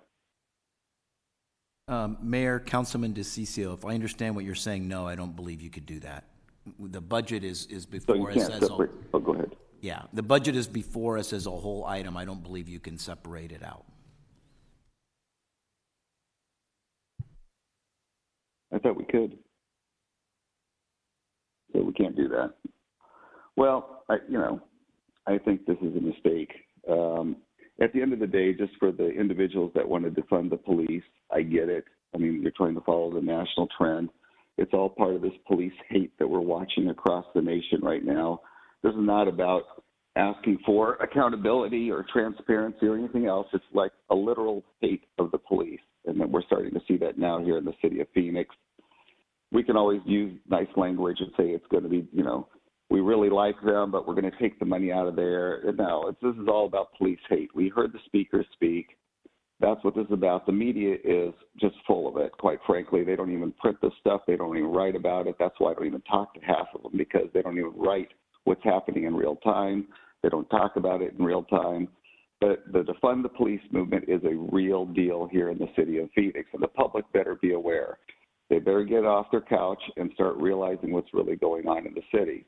The majority of the community that we all serve is about 1.7 million people. 1.7 million people support the police. We have 100 people that don't. So 1.7 million versus 100 people that don't support the police. That's what you have here. It's not tens of thousands, it's 100 people. That's about it. People that work have a hard time coming to our meetings. I get it, but this will at least get their attention today. So at the end of the day, if I have to vote for the budget, I will, as much as I don't want to, in order to protect the police. I will do that. I will not vote for it today. We have, I think, 2 more votes, don't we, Ed, on this thing? Councilman DeCiccio, yes, there's a state-required tentative adoption on June 2nd, and then the final adoption on June 16th. I will do that to protect the police. I will get us the 5 votes we need to have to protect the police. So I will not vote for this first motion, and I'll vote for it at the end, Mayor, if you give me the opportunity. If we need me as a 5th vote, I will do that. I don't like this budget at all. I think it's full of pork. It's full of things that I just really don't support, and I just don't think it's fiscally accountable. But I will do that in order to protect the police and stop this debate that we're having right now. So if they need me for the 5th vote, I will be there for that. That's it, Mayor. Thank you. We'll go to Councilwoman Guardado, then Councilwoman Ansari, then the Vice Mayor. Thank you, Mayor. Yeah, I agree with Councilwoman Stark. Like I hear what folks say and the need out there for more police officers. I know that we've seen the need of hiring more folks in all of these different departments. I know that Chief Williams and I have been in many conversations where we're talking about maybe doing a job fair so we can hire more 911 operators. I think it's been a little bit of a trend since I came into office on how much we need to fill a lot of these positions. I know Ed, you and I have been in these conversations for a very long time, and I think it's important that we fill these positions and that we figure out a way, how do we get people in the door. But I do struggle. I do struggle with the fact, that I was at a meeting this past week, and 270,000 women are no longer working. So I also see the need where we need to fund the PAC program, where we need to do things where we're going to get our kids, out in a safe environment. So I struggle a lot, as much as I support making sure that we have enough staffing in all of our departments. I struggle with having money in the budget that's just sitting there when we have so many children and we have so many families that are struggling with childcare. And to me, that's, as a mom, as a young mom that continues to struggle with that, I find it very, very difficult. For me, that's what I'm thinking about when I'm thinking about this budget. How is it that we can put our budget to work in a way where we can get these 270,000 women in Maricopa County that are not working back on a job, back out in the workforce? And if there's a way where we can use some of this money that's just sitting there to be able to get folks back to work, to be able to get kids safety for childcare, like, to me, that's also incredibly important. I mean, we're coming out of this pandemic, we're coming out on the other side. It's it's been an awful year for our children. It's been an awful year for our families. But just, we see it every day. We see all these families, and we hear the cry also from the hospitality industry, from the restaurant industry, where they're not able to hire workers. And I know part of that issue is that, folks don't have where to leave their children. And it's a lot easier to stay home with them than to have to pay, $1,000, $2,000 a month to get their kids affordable childcare. So for me, this is what this is about. Like I'm committed to making sure that all the departments are funded. I'm committed to figuring out those solutions. Like I said, I've been talking to a lot of the department heads on how do we do job fairs and how do we fill these positions.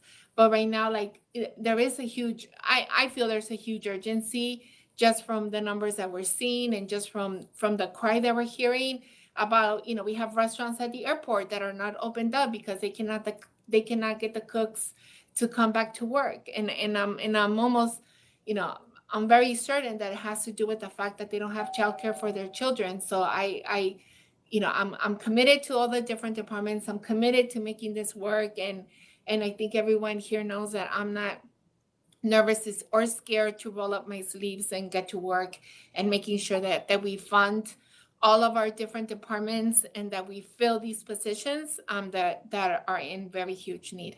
Thank you, Mayor.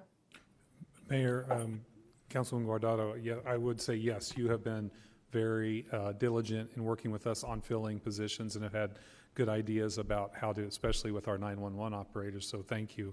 I do just want to clarify that it is not, and it was said by some of the speakers, the money is not just sitting there.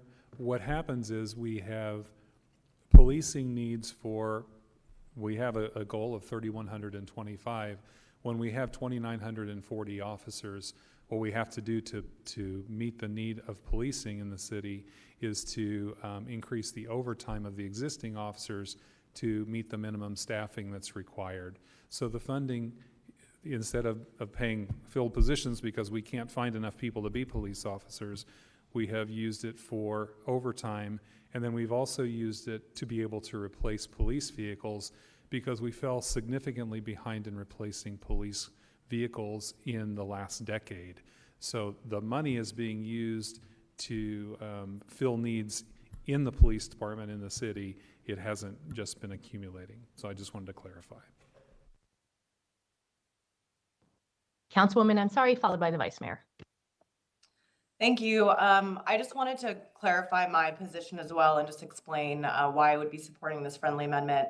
Completely understand, like Councilwoman Stark said and Councilwoman Guardado echoed, I also agree ultimately we are under-policed, and I think that the 3,125 sworn positions are important, but at the same time, while the money is not sitting there, and I completely understand that, Ed, when there's hundreds of vacancies, and that I understand that's been a problem for years now, and currently there's only 4 people in the police academy.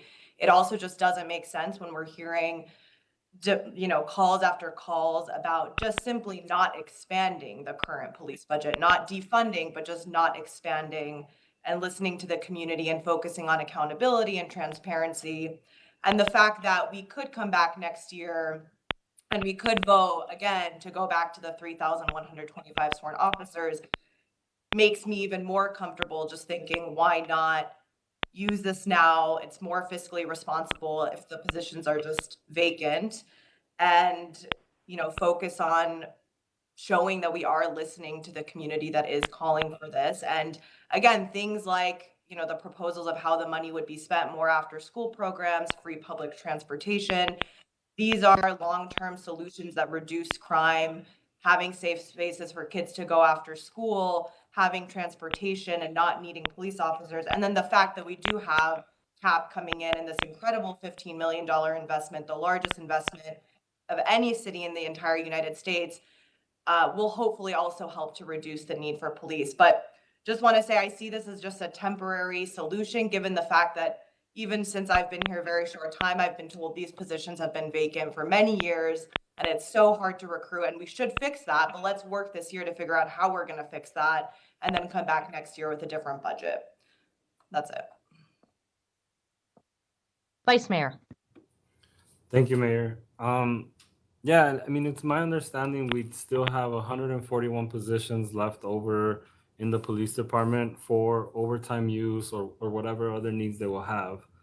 And I heard Councilwoman Stark, and believe me, that violence is felt in our communities. In District 8, in the neighborhood neighboring, a couple streets down, we've had about 5 killings in the last year, and it's been tough. Jamaican restaurant down the street had someone killed, and we've had youth being killed. And what I'm asking you is to try something different, to try to see if an after-school program, a bus card to get someone to a job or a community center might save their life as well.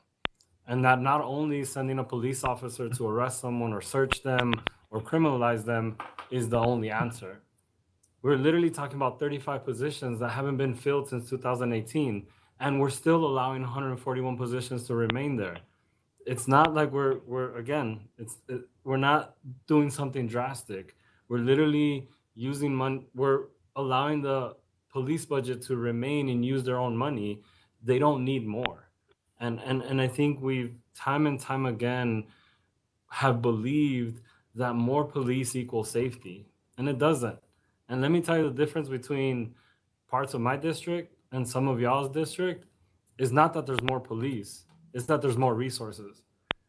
And through the pandemic, it's been more evident than ever that our communities were hurting before, but they're hurting more now than ever. And so I think it's important for us to try something different, to literally attempt to see if we could get some folks to go to these community centers, if we can get folks to apply for another job because now they have an opportunity in transportation, to make sure that the city is cleaner because more folks are on public transportation than they are in their vehicles. My understanding is the police department doesn't zero out their budget. I think tomorrow we have and it happened last year. As the year is ending, we start getting requests like one of the ones we have tomorrow, which is like $17,000 to retrain the officers on how to get into homes. And you start seeing the police department wanting to spend this money. That's fine. Let's use that money that's already in the police department to have better reporting, to have the needs that we're saying are needed right now by adding more money. But it does not make sense to add more money when the money's already sitting there. And that's simply what this amendment's trying to do. I do believe there's still plenty of positions, 141 of them, that are gonna allow the police department to have that flexibility. And we're talking about converting 35 empty slots with no one in them to over 50 positions now that are actually gonna service and allow the police department to be of better use. So I really hope, like I said, the rest of the budget is amazing. I couldn't see myself or bring myself to make a decision to add more money to the police department, not only because of the issues we've seen, but because it doesn't make fiscal sense. And so I think along with this, along with the CAP program, hopefully we get that done in the right way with community input. We're voting on O tomorrow. I could see where we can get to a position of recreating that trust, of making sure that this relationship that's been broken, that we've seen in the streets, doesn't continue. And so I'm asking my colleagues, this is a $3 million difference that will go a long way to making sure we can reestablish that trust. Thank you all. Mayor. Councilwoman Stark. Thank you. I know our next item has to do with the American Rescue Plan, and I think there's probably some monies in there that are available to address some of the issues that you're bringing up. I voted to keep the $3 million in the office, even though we didn't have an office, we didn't have a director, because you wanted to make a statement that it's important. So I think it's important that we recruit and hire officers. I cannot support the amendment. Thank you. Thank you. Councilwoman Guardado. Yeah, and I just want to reinstate that I will continue to work diligently with Ed, with the chief, with Jeff, and I know a lot of my colleagues are also committed to this, to figuring out how do we fill all of those empty seats that we have, with our 911 operators and even in our police department. Like given my background, I definitely not a big fan of having understaffed departments, because when we have understaffed departments, then we're not giving the service that our constituents need. So I'm committed, I'm committed to continuing to doing that and working with everyone around the table to making sure that we, that we have a city that's thriving and that we're able to serve all of our constituents in the city. Thank you, Mayor. Thank you. Additional comments from the council? Mayor. Councilwoman Pastor. Hi.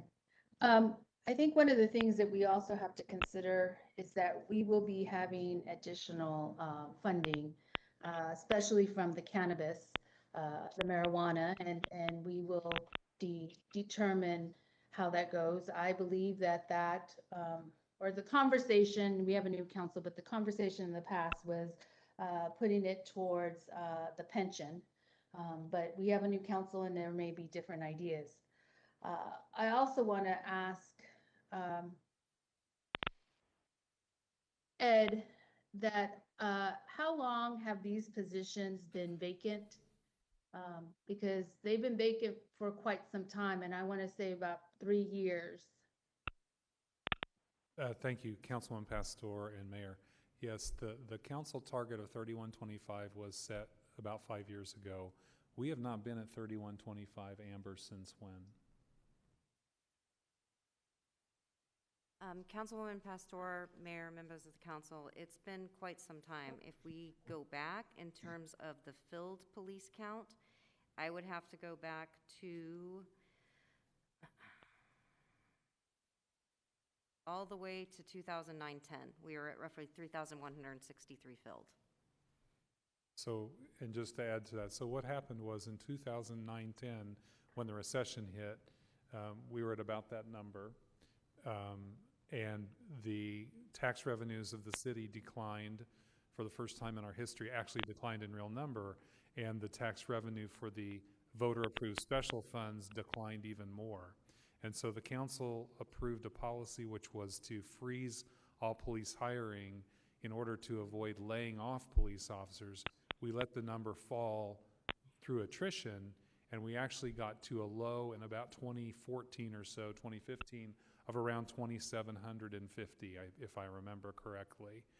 Then at that point, when we had balanced all of our specialty funds, which had gone into a deficit, they were balanced, and we could start hiring officers again. At that point, the council set the target at a sustainable number of hires. At that point was 3,125. So we've been trying to get to 3,125 since we hit our low point of 2,700 and some.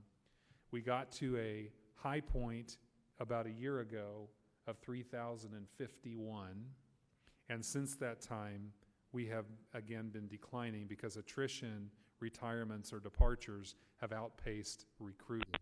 So we were trying every year to get to 3,125. We weren't able to do that. We got as close as 3,051. We're now at about 2,943. And so the council certainly has the authority to change that number and move those funds. That is absolutely within the council's authority. What it would mean would be that our target would shift downward when we moved that money to as the motion is presented. So I'm sorry for the long answer. I just wanted to give you the context of where we've been over the past 12 years in terms of that number. So Mayor, can I? Yes, make a comment? Okay. So like you just stated, it's shifting funds, and it's shifting funds to other positions. And so right now we have a need for that, and that's the need. We also have the need for police officers, but these positions have been vacant. I heard we haven't been to 3,125 since 2009 and have been vacant for quite some time. And right now there's a need. I believe that when we fill those 100 positions, then we will also be committed, or I'm committed, to put the other 75 positions to fill that 3,125 positions. But as of right now, there is a need to fill 55. Thank you. Mayor? We'll go to, I guess, Ann O'Brien and then Councilman DeCiccio. Thanks. Thank you, Mayor. I would just like to state that I do not support this friendly amendment. When I surveyed the District 1 residents, a majority of them consider public safety to be their #1 priority. There is definitely a silent majority out there who value public safety, who want quicker response times from the public safety personnel, and who simply want to feel safe within their neighborhoods. And that silent majority is in my district, but I strongly believe that the silent majority is also throughout Phoenix. They support police and fire and the services they provide. The discussion around those vacancies, while the positions might not actually have a person in it, those dollars associated with those vacancies are still being used to pay our officers who are woefully under-resourced to meet the needs of the citizens of the city of Phoenix. And I understand that we also have other needs, and we do have funds, and I'm willing to discuss those needs with the ARPA funds. However, this is not the time, considering that just approximately a year ago, according to Ed, we were as high as 3,051 police officers.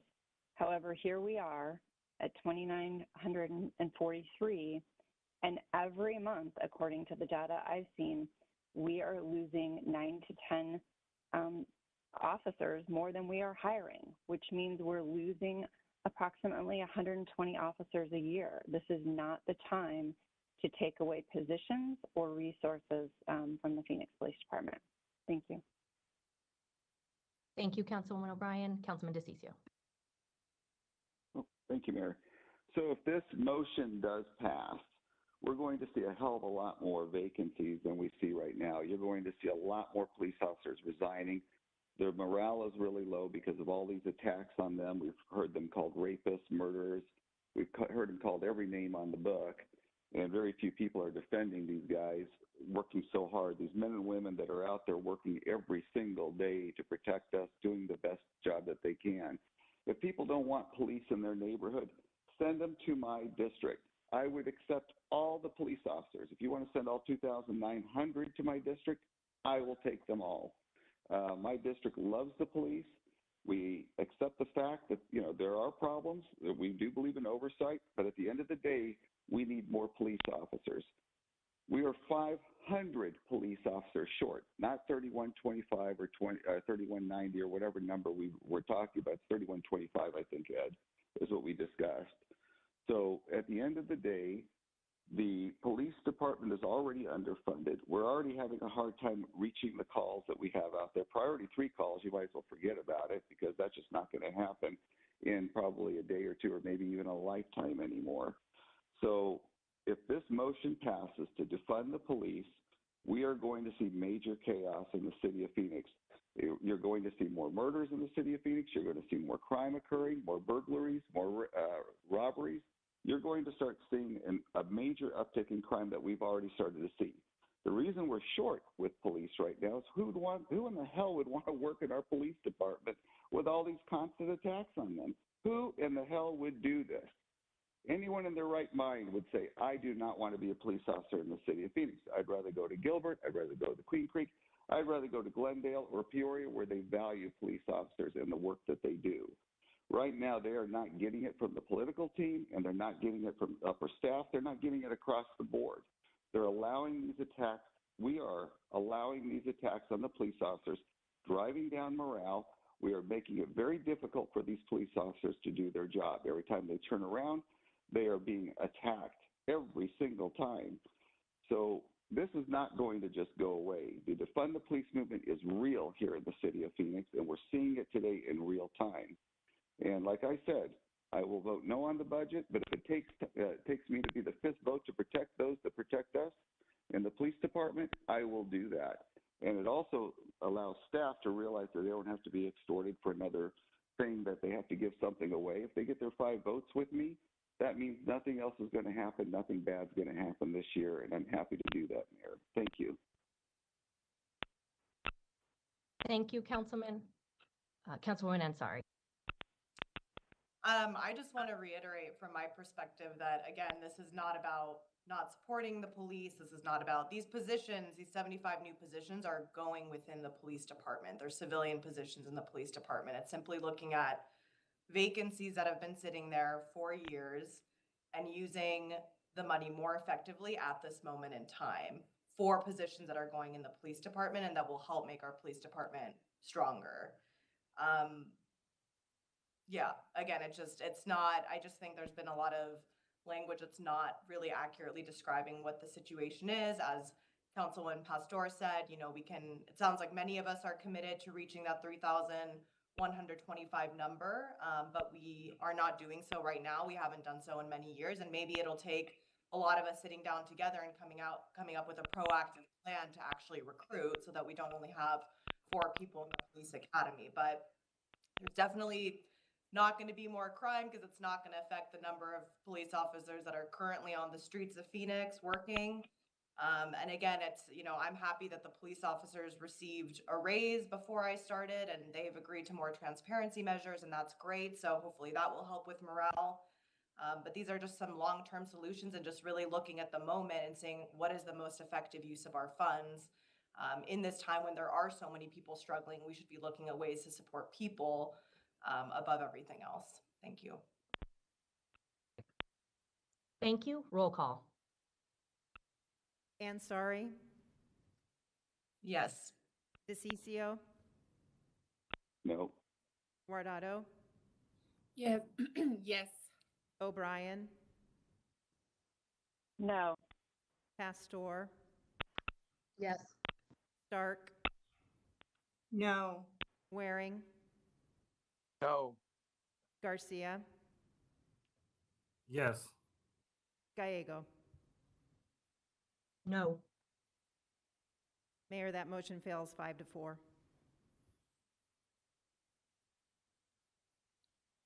Mayor, Councilwoman Stark. could I make a motion to approve the budget as recommended by city staff? Thank you. Second. We have a motion and a second. Roll call. Mayor? Oh. Councilman DeCiccio, I guess if you want to explain your vote? Yeah, go ahead. You could, go ahead. I'm sorry, Mayor. Go ahead. I think we do have a little urgency in this vote, and then we could have, I will reopen for discussion of the budget after. Sorry about that, Mayor. I will vote no at first, but at the very end, Mayor, if you allow me, I'll switch my vote before the vote count is over in order to make sure it passes if this vote fails. Thank you, Mayor. Ansari? Yes. DeCiccio? No. Guardado? Yes. O'Brien? Yes. Pastor? Yes. Stark? Yes. Waring? I'd like to explain my vote, Mayor. Please do. So there are things in this budget that I simply can't support. The O talked about before, that's $3 million. We've got stuff going back that I've been talking about in my years on the council. We're spending $1.3 million basically on lobbyists. Now we're doing $475,000 for the climate, $150,000 on medical, which you weren't doing before. This money could be better deployed recruiting police officers. We had that discussion several years ago. We had to go out of state to try to recruit, and the situation has become demonstrably worse. I do think overall, the public at large, I'm not claiming every single person in the public, not all 1.7 million Phoenicians, but I think if you ask them what's the basic thing that the cities do, it's going to be police and fire, probably followed pretty closely by streets, parks, and libraries. And instead, we're diverting money to this other stuff, which may have some merit, but it is not a core function. We got through a lot of years without it, and now we're having trouble filling positions in our core function. I mean, any younger person who watches any of our meetings, why would they want to be a police officer after listening to this to see how they're treated by the people who come to our meetings? That is not everybody. So I just think at this point, the budget is also a policy document that indicates the values of the city leadership. And to me, this budget doesn't do it. I think it sends a message to possible police recruits. I think it sends a message to the public that is not accurate and certainly shouldn't be accurate. And it's a much different conversation than the conversations we've had, even a couple short years ago. The tenor of this has changed completely. It's dispiriting to listen to. I can't even imagine what I'd think if I was an officer. And frankly, now it seems like fire's kind of gotten sucked into it too. I'm going to vote no. And I just wanted to highlight a couple of reasons why. But this discussion has been fascinating. And I don't think we can claim we're going to take police positions away or sweep some of the money and maybe put it back later and say we're still supportive of police. That doesn't sound logical to me at all. Thank you, Mayor. I vote no. Garcia. Mayor, may I explain my vote? Please do. Thank you. Like I said earlier, I'm really excited about a lot of things in this budget, CAB program, consultant for public health. A lot of things are going in the right direction. And I do think it's looking more like a values-based document. I do think we have a lot of work to do. I cannot bring myself to continue to fund this police department when it already has. It's already the biggest part of our budget. It's a negotiation again with the MOU that happens without community input. I hope we could look into changing that. The biggest line item in our entire budget does not have community input.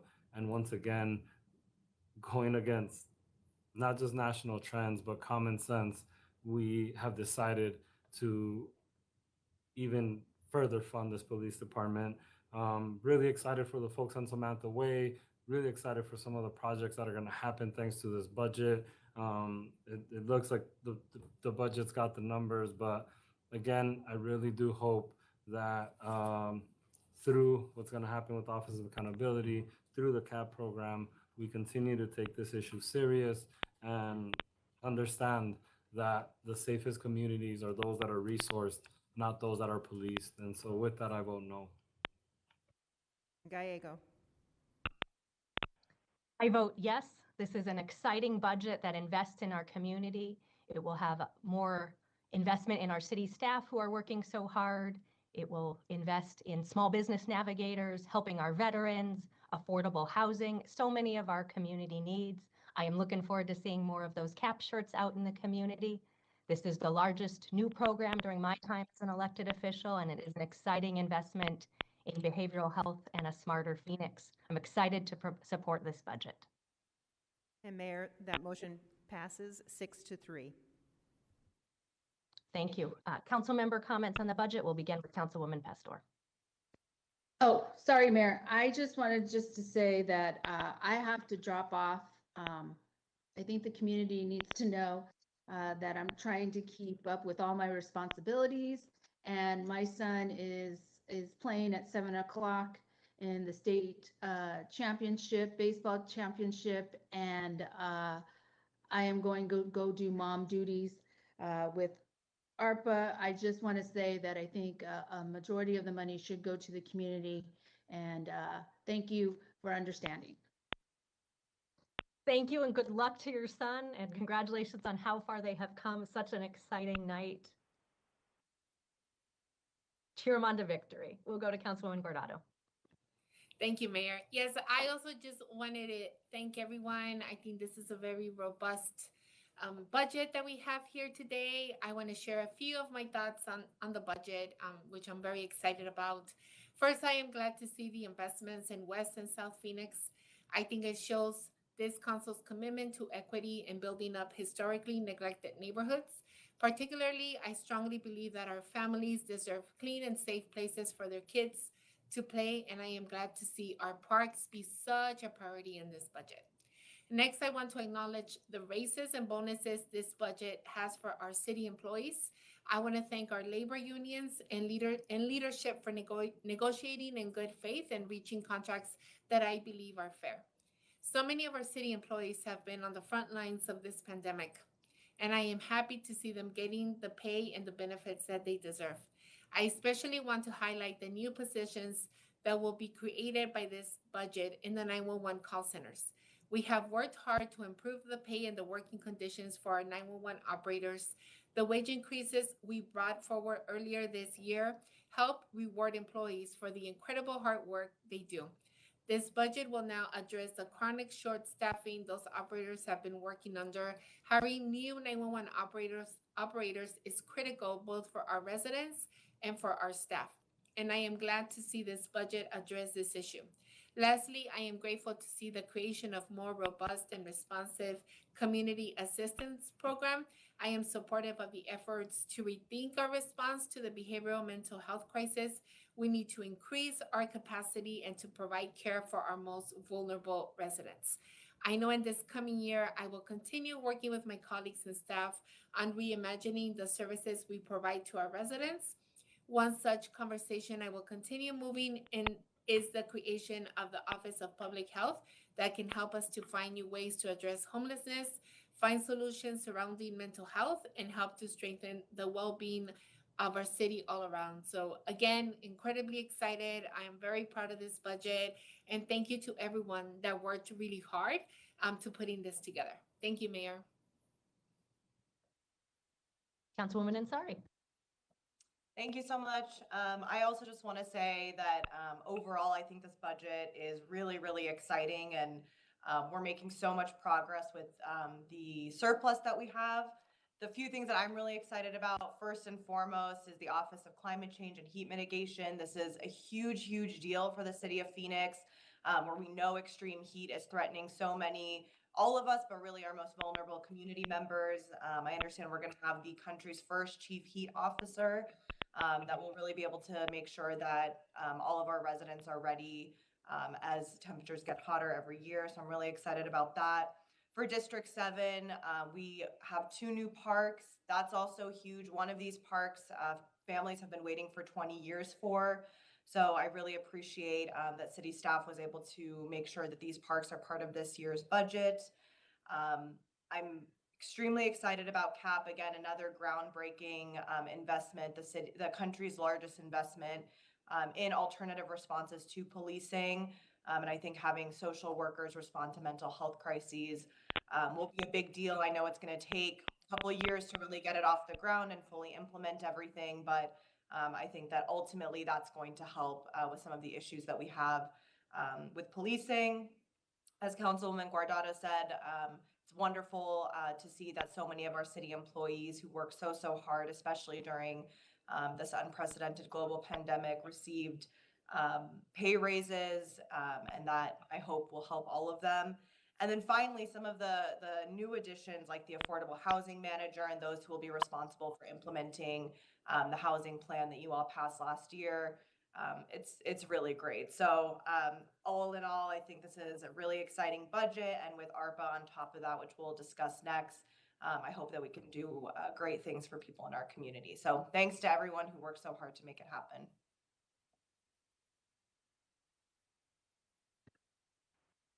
Thank you, Councilwoman Ansari. Any final comments on the budget? Appreciate the work in passing this budget. We have one agenda item remaining. We will take a 20-minute recess. It is now approximately 7 p.m. We will return at 7:20 p.m. for our final agenda item. Thank you all.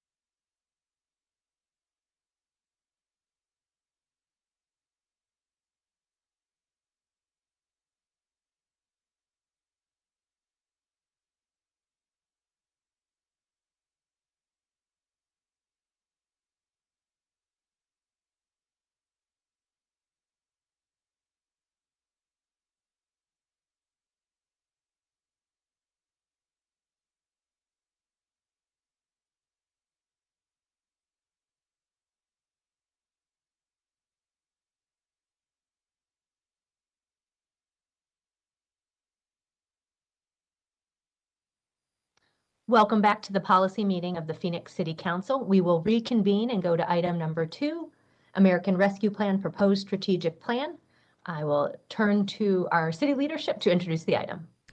Thank you, Mayor, members of the council. As you noted in the previous item, this is really a companion to the budget in that it allows resources to do some important community needs. So earlier this year, the federal government announced an American Rescue Plan Act, which we're going to call ARPA, for local governments. Phoenix will receive $396 million, we learned last week, in ARPA funding, and that is broken out into 2 payments of $198 million each over the next 2 years. Based on the successful strategic plan for the last year's coronavirus relief funds and the City Council discussion that we had last month, we have identified multiple ways to make transformational investments of ARPA funds to make a significant impact on the community, as you requested, and to improve some city operations for the long term. Of course, all this is subject to the council's final decision, and what you'll see today is a suggestion that's designed to get the conversation started for you, and we'll take your feedback on that. So the presentation we're going to see from Jeff Barton, our Assistant City Manager, will detail potential programs that build from your comments on last month's work study and the experience of the past year, and some suggestions from staff based on federal guidance. And it's, as I said, it's a suggestion to start the dialogue. Last month, we came talking about the whole approximately $400 million, and the council asked to have the dialogue really focus on the first half of the funding more. I think it's important, though, to take a step back and think about the overall numbers. And so Jeff's going to walk you through an overall percentage allocation, which you'll see is suggested to be 70% for the community, 25% for city operations that support the community, and 5% for reserve for the council to be able to be flexible among those things. With that, I'm going to try to move forward. There we go. The ARPA is really a once-in-a-generation opportunity. It's not every year that you get a allocation of $400 million to do important things. It is one-time funds, though, although it's spread out over 4 years, so it feels in some ways like ongoing funds. It is going to come to an end, so we want to always keep that in mind. And it allows for transformational investments in council priorities. The one we want to talk through is some lessons we learned from the coronavirus relief funds last year. And one thing we learned clearly was that the council's overall strategic plan made a difference in keeping us on target and focused. And so that was a really good approach the council took last year. We also learned that it takes time to make these big investments happen. We all want them to happen immediately, but to get these programs going takes time. We don't want to make it a long time, but it does take some time to get them going. And it takes people to implement them. We have to have the right people and the right number of people doing that, whether it's city employees or in many cases it is external contractors. We have to factor in that we have to have the right folks to do it.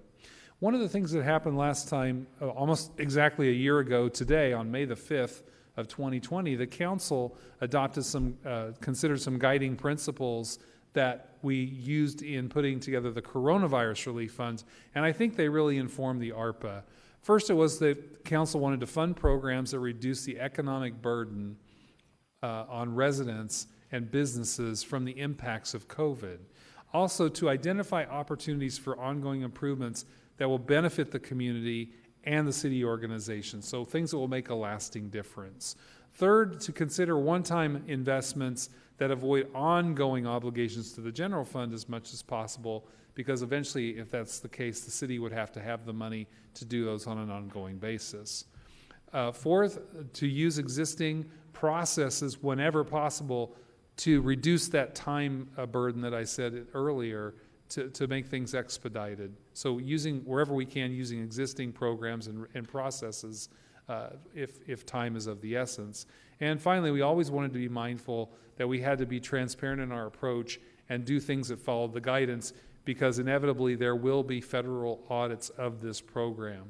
as we think about additional things to add to those guiding principles, I think building on the successful experience of last year's plan, which you talked about at April 27th, and you also talked a lot on April 27th about making sure we avoid duplicating other COVID funding sources at the city. For example, we had COVID CDBG and other governmental programs. So we know that Maricopa County has an allocation of $850 million.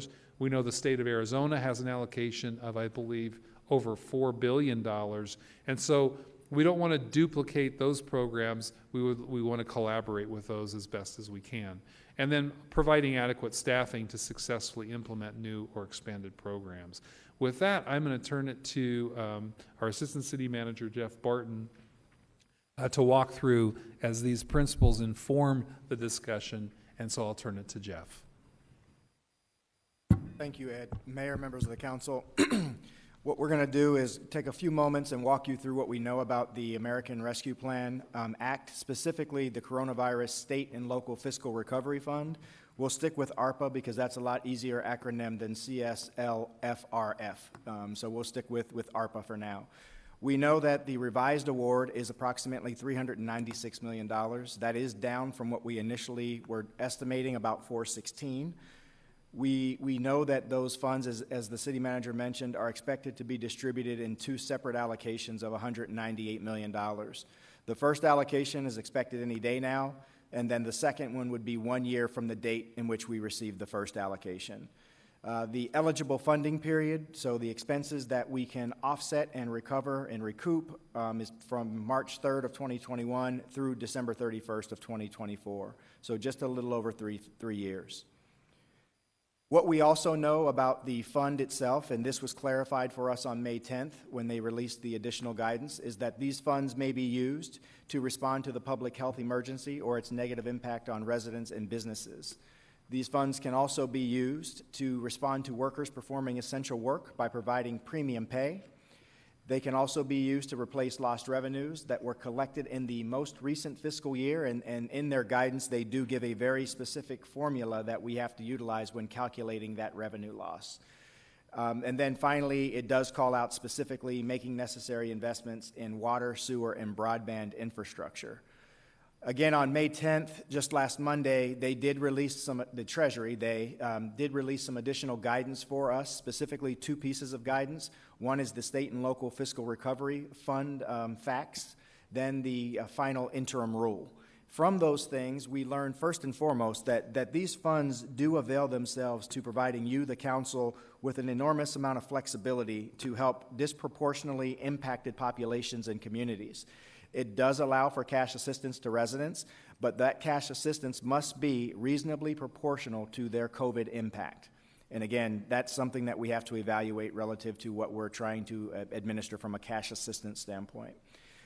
These funds, we know, cannot be used to offset tax cuts. So if we were intentionally reducing a tax, we cannot then replenish those taxes with these funds. So that would not constitute the revenue replacement provision. We also know that these funds cannot be used to be deposited into a pension fund to offset our ongoing pension deficits. And the plan that we're proposing here to you today, it takes into account all of this guidance, but it also addresses some of the concerns and questions that we had at the April 27th meeting. Specifically, one example, mental health. There was considerable amount of conversation regarding whether or not we as a city could get into mental health or help offset mental health providers' cost of providing services to that community that's been impacted by COVID. This guidance is very specific in that it does allow us that opportunity. And I think you have the opportunity to shape what that looks like. So as the city manager mentioned, we are going to focus in on just the first year's allocation today, but I think as he mentioned, it's important to kind of paint the whole picture that we're proposing. So again, as we look across the entire spectrum of what we're talking about over the next 2 years and getting $396 million in total. For community investment, the amount of funds that we're actually expecting or proposing that we invest in the community is about $276 million. So we're proposing in allocation one, and I'll walk you through that here in a little bit, $118 million in allocation one and another $158 in allocation two for a total of $276 million. On the city operations side, $100 million over the two allocations, with the first being $70 million in allocation 1, and then $30 million in allocation 2. And then again, just being flexible and agile is something that I think that we definitely learned during the CRF money in that process, being able to be flexible and to respond to new needs as they should arise. We're recommending and proposing $10 million out of each allocation be set aside in a contingency for a total of $20 million. So when you look at this, again, totaling $198 each allocation for $396, but when you specifically look at the amount of the awards, as the city manager mentioned, the community investment portion of this award would be 70% of our overall total, with city operations being roughly 25%, and the contingency, which I imagine would also be geared towards our community investments, would be an additional 5%. So what I want to focus on today is, again, based on, I believe it was Councilmember Garcia who made the first note about making sure that we focus on year 1 and not look at year 2, because we really don't know what our next year is going to look like. We're going to be focusing on $198 million year 1 allocation, where we're proposing $118 million for community investment, $70 million for city operations, and a $10 million investment in a contingency or set aside for future needs. When we break this down, the first allocation that we're recommending is for Phoenix Arts Business and Employee Assistance of $36 million. Our mitigation and care of vulnerable populations, we're recommending $30.5 million. Our household and residential assistance programs, we're recommending $24 million. Youth sports, recreation, education, and after school, $15.5 million. Our Phoenix Resilient Food System, $9 million. Better Health and Community Operations, $3 million. And then that totals our $118 million. One thing I do want to emphasize as we move forward in this portion of the presentation, you'll notice that when I start talking about some of these programs, you'll notice that there's an asterisk next to them. That asterisk represents what we're recommending that we invest in a homeless prevention strategy, and that totals about $40 million of this overall program is allocated to help with homelessness operations. So our first program is our tuition assistance and wraparound support program. That is a program that is a customized training program to promote training and growth in high-demand jobs, especially those industries that have been impacted by COVID. This would expand our partnership with the Maricopa Corporate Community College, with a corporate college. We also have a workforce training facility and training program that would be run out of Chris Mackey's office, and this is a program where we would leverage the ARPA funds along with those from IDA, PCDIC, as well as the ACF to purchase and rehab the old Kmart building and turn that into a facility to train workers and employees working with ASU and WestMec, as well as MCC. Also, under this program, we've got a micro and small business program of about $8 million. This program really builds off of the Coronavirus Relief Fund program that Chris Mackey and her group ran along with ACF. This program would fund awards between $3,000, $5,000, and $10,000 based on the number of employees that an individual entity has. We also would like to focus on some of the light rail affected businesses that are impacted as a result of the development of the light rail project in the northwest and south central areas. And those awards could be up to 50%, worth about 50% more of the regular and standard business awards. Also working with arts and culture, I know many of you sat in on some of our budget hearings and you heard about the significant input from our arts community and what that does to our overall economy. So we've got a multifaceted arts program that we're also proposing in this program. First and foremost would be our nonprofit arts and culture stabilization grants program, which totals $2.75 million. That would provide funding to manage operations and personnel until our arts organizations and institutions got back on their feet. It would provide essentially 2 years worth of working operating capital. Our small business workforce program, that is working with small businesses that have less than 100 people. And this, again, this is under CED. This isn't specifically an arts program. This is not an arts program. This is more of a small business program. This would be to train and hire new employees and just get them acclimated, and as well as training new and existing workforce to deal with the new demands post-COVID. And then we also have our Creative Industries Recovery Fund of $1.25 million. This would be a program under the arts, and it would fund recovery grants to venues as well as galleries and other creative entities that focus on presentation arts. Next is our Artists to Work program. That is a program where we would contract with city artists to develop temporary art projects and performances to, again, get them back to work, given the fact that they've lost a lot of gigs over the last 14, 15 months. Then we've got our Arts Career Advancement Grants. These would be grants to provide resources to those that are in the industry to help them grow their skills within the industry, so it would provide opportunities for workshops and other training. And again, all of these programs that I'm talking about will be brought back to you by the experts, the folks that are actually going to deploy these funds. I'm really just giving you a 30,000-foot level understanding of what some of these proposals are. We do expect to have a third-part discussion on many of these programs. Then $750,000 for our arts and culture internship program. This would be focusing on those that are either undergraduate students or those that are within that industry or or have a passion for art, working to give them internships to get them experience and exposure to the arts industry. And then $250,000 to provide personnel and technical assistance to ensure that these programs get off to a good running. Next, we move over to mitigation and care for vulnerable populations, where we're allocating, again, $30.5 million. The first allocation is a $10.5 million allocation for homelessness and mental health.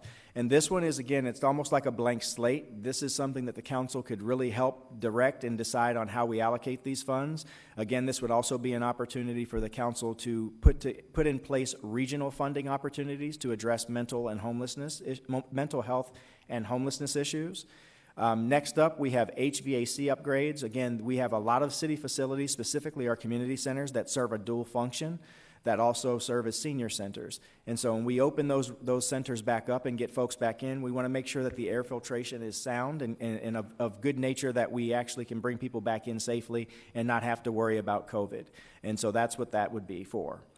And then next is our Edison Impact Hub. This would be taking an old, dilapidated building that used to be a hospital and turning it into a building for community services. And this facility would be able to use for the community to give them, medical and possibly even mental health working out of that facility with some nonprofit providers. Next, $4.5 million for U.S. Vets and Veterans Relief. As you know, last year we bought a hotel specifically for our U.S. Vets organization. They are in need of additional operating capital to support that facility, but also additional needs that our veterans in general may need. These funds could provide that additional assistance that they need if they're facing homelessness. Summer heat respite, Vice Mayor Garcia mentioned this in his opening remarks to today's meeting. We would use these funds to provide a permanent solution for our summer heat respite center or facility, which we ran last year out of the convention center, which is not going to be available this year because we're hoping, knock on wood, that facility is open to conventions again here in the next couple of months. And then next, $1.5 million to replace the existing case management system that is currently used by our Human Services Department. That case management system, as you know, it's time to be replaced, and we could bring it up to a little bit further along from a technological standpoint to have online applications and some other types of tracking and creative ideas that we could operate out of that program. And so this would be an opportunity to start working towards replacing that case management system. Next, we've got $15 million for utility, rent, and mortgage assistance. And again, this may look like a small dollar amount to you, and the reason it is a little bit on the lower end, specifically because we are also currently deploying ERA-1, which was a $51 million program that we're working internally with Human Services and then externally with Wildfire. But then also, we were just awarded last week or 2 weeks ago, another $40 million in ERA-2. We also know that the state is also deploying HAF, which is focused specifically on those that have mortgages. Now, at this point in time, we don't know whether or not the state's going to pass any of that money on to the cities and towns. We have heard anecdotally that they expect to operate that program exclusively on their own. We also know that we also have some emergency housing vouchers that we can use within the housing arena. So again, the small dollar amount here is recognizing the fact, to the city manager's point, that we don't want to be duplicative, and we want to make sure that we spread money as far as possible. So again, $15 million we think is a good starting point, and if we have to invest more, we have time and opportunity to do that. Next up, Housing and Financial Assistance Fund. This fund, again, it's in its infancy in terms of what we think we can do here, but we know that after listening to you as well as listening to the folks that have called in for the last couple of months, that households are struggling. Families have been impacted. They're struggling to find ways to, have nourishment for their kids. They're finding it difficult to provide for their families from a child care perspective. So these funds could be used to do that. So these could be cash assistance that we provide to our residents to give them an opportunity to help sustain and provide a subsidy to offset those costs that a household that may have been impacted by COVID is impacted by and facing as a result of their COVID impairment. So again, we have time to craft this in terms of, we would take council direction in terms of what our audience is, what our population of folks that we're looking to help, and how much we want to allocate on an annual basis. The only thing I would say here is, again, just remember back to one of the earlier slides, grossly proportionate or, responsibly proportional to what they've lost. Then $1 million for bus card subsidy. We've heard a lot of calls and conversations about providing free transportation. We could use COVID dollars to help buy bus cards for those that have faced issues with job loss but need transportation to and from work or to get their kids to and from school. We could also use this to provide a subsidy for those that don't need full free transportation assistance. Next up is a broadband project under the Youth Sports, Recreation, and Education and After School program. $15.5 million overall being allocated to this category. Within this program, the first item that we're talking about is the broadband project. That is a project that Councilwoman Pastor has been extremely passionate about. She's been working with Chris Mackey and folks at Phoenix Union, Maricopa Community College District, and GPEC, as well as other partners, to build a very robust free broadband network that our underserved neighborhoods can use. Last year, they were allocated a little under $2.5 million. From what I understand, it's a $25 million project. We're proposing that we allocate a little bit, around $5 million out of this allocation to start moving that even further. And then in the next allocation, we would seed additional funding to move this project further. Next up, Wi-Fi connectivity for community centers. We started this last year with some of our public facilities, making sure that the Wi-Fi is available to our residents that come in and our customers, as well as those that just need a more robust platform to provide that internet access. Also, our public housing facilities, we could look and use these funds to leverage free internet access and Wi-Fi access to our public housing residents and the facilities that we own. Then we go to Burton Bar, their startup at Burton Bar. This would be a program that would be run explicitly by our library staff, and it would fund essentially a broad range of services that would expand our hive at Central, and we would purchase a curriculum that would be used in both English and Spanish to make sure that we serve all facets of our community. Next, we heard a couple of our residents speak earlier on about the budget and about the importance of College Depot and the assistance that provides for future and prospective college students. We would like to expand that program with $1 million. That would buy additional curriculum. It would also provide additional technology so that we could make sure that our youth that are pursuing college opportunities have the resources that they need to do that in a successful manner. Then, library bookmobile for underserved areas. We have land in areas where we would like to actually build libraries, and possibly in our next bond program, we have opportunities to build those libraries.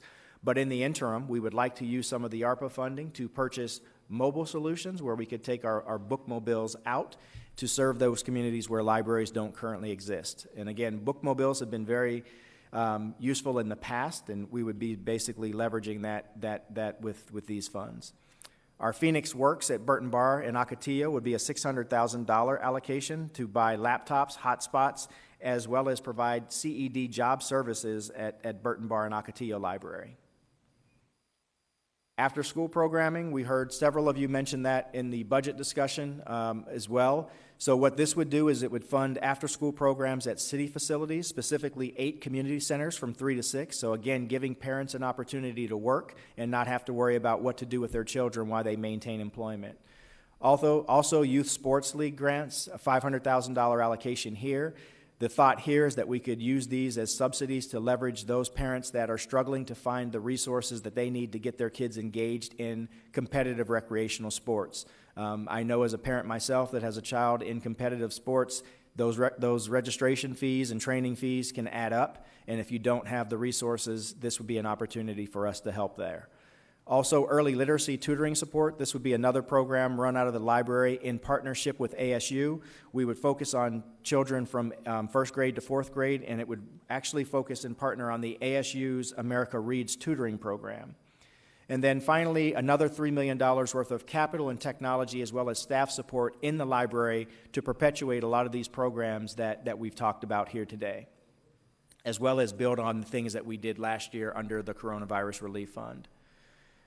Next, we move to our Phoenix Resilient Food System. This, again, is very much leveraging what we did last year with the Coronavirus Relief Fund. We had a very successful CRF program that was run by our Office of Environmental Programs, and we're leveraging that and building on it. I believe the first portion of this is the Economic Development Innovation Program, where we're allocating $3.4 million. This would basically seed our Feed Phoenix program, which last year we actually were able to provide 80,000 meals through our CRF funding. This would also fund agricultural grants that would actually work on finding additional sustainable food incubator programs. The Equity and Inclusion Program, we're allocating $2.4 million, and under this program, what we'd be focusing on is funding for community and grassroots organizations that focus on urban agriculture or fellowships, as well as other food action plan initiatives that the council has directed staff to work towards. Our local food consumption production program would be a $1.5 million investment, where we'd focus on backyard food production, specifically grant funding for 100 residents located in food deserts for backyard and community gardens, so another innovative program. Next, our food banks and food pantry support, $1.3 million. Last year, we worked a lot with St. Mary's and St. Vincent de Paul, but this year we heard from several of our council members about those smaller mom and pops or those community-based food pantries and food banks. So this $1.3 million would go towards getting those entities resources that they need to serve their populations and their constituency base. And then $200,000 for a resilient food system program. What that would be is grant funding to provide farms for advancing technology and methods to grow food in our changing climate. And then finally, $200,000 to support the staff and outreach measures to make these investments successful. Then under community or better testing and community outcomes for testing and vaccines, $3 million. We've spent about $5.5 million worth of coronavirus relief funds on testing. Based on the last set of numbers that I've been watching over the last couple of weeks, it seems like folks are starting to get fatigued with testing. And if there's an opportunity for the city to leverage our mobile vans into testing opportunities and testing solutions, we could use this $3 million to do that. I know several of you have also had ideas about using this money or some of this money to incentivize our community to be vaccinated. It could also be used in that fashion as well. Next, we move on to city operations. Specifically, $70 million allocated here in this first allocation. Again, we talked about $100 million in total across the two for a 25% investment in city operations. Our first would be on infrastructure, technology, and capital needs, where we're recommending about $40 million. Then we recommend $25 million for revenue replacement, and specifically here we're focusing mostly on the convention center as well as our workers' compensation fund, and I'll talk to you specifically about those two things in just a moment. Then also $3 million for oversight, compliance, and outreach. Again, as the city manager mentioned, OIG, the Office of Inspector General, will come in. They will evaluate our compliance with the ARPA funds, its guidelines, its regulations. So making sure that we have the staff that we need to ensure that, but also making sure that we have staff to ensure that we have a robust outreach program. One of the things that we learned in the last go-round was that, again, we lacked some of the navigation skills that we needed or opportunities for folks to help our residents get access to the funds that we were trying to deploy. And so that's what these funds are about. Also, $2 million for PPE cleaning and sanitizing. Again, we do have some of these funds already budgeted in the current year budgeted, but it's very small dollars. So again, depending on what happens over the next couple of months with COVID, and hopefully we do see it wane rather than increase and spike, we would use these funds to address those needs for community as well as ensuring that our employees are safe. So that totals our $70 million. Now I want to take a few moments and just walk you through some very specific things that touch on a couple of these key areas. So first and foremost, the 27th Avenue Recycling Facility. This is a $20 million project that it is in the solid waste performa. It is in their CIP. This project was deferred in the current fiscal year. It was deferred to next fiscal year. What we're recommending and why this project is really important is because as a result of COVID, we've got a pretty significant increase in the amount of tonnage, our residential tonnage that's coming in as a result of COVID, as a result of people just simply being at home. The other thing that this project would do is right now we're not operating the 27th Avenue facility, we're using North Gateway exclusively. And so we're actually running that facility a little more than we normally would. And so we're actually, the useful life of that facility is being shortened by the fact that we're overusing it. And so this would allow us to, again, allow that facility to actually, run its normal course without running it into the ground early, essentially. What these funds would allow us to do is also reduce future rate pressure on the solid waste rate. Again, the project itself, it is in the pro forma, that there is no disputing that. But by using ARPA funds to do this, it allows us to use the funds that are in the solid waste pro forma and that were bond funded specifically for 27th Avenue. We could use those funds to address other capital needs that the solid waste entity has. And by doing that, we reduce future rate pressure. And again, simply just frees up additional resources for other projects like I mentioned. So as far as revenue replacement is concerned, the first and foremost thing that comes to mind is the convention center. So based on the way the Treasury is saying that we have to calculate our revenue loss based on the most complete last year of fiscal year revenues, would be last fiscal year, we've lost $31 million in revenue based on the Treasury's calculation. The reality is when we look at our numbers, that number is much larger than that.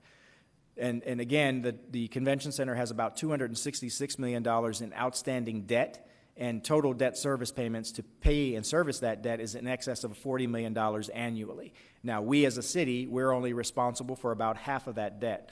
One thing to keep in mind, that is, that if the convention center continues to experience declines in revenues, the general fund is ultimately, our excise taxes are ultimately the backstop to the general fund. So anything that we can do here, it actually helps preserve and sustain the general fund without having to make cuts in the general fund at a future date to sustain the convention center.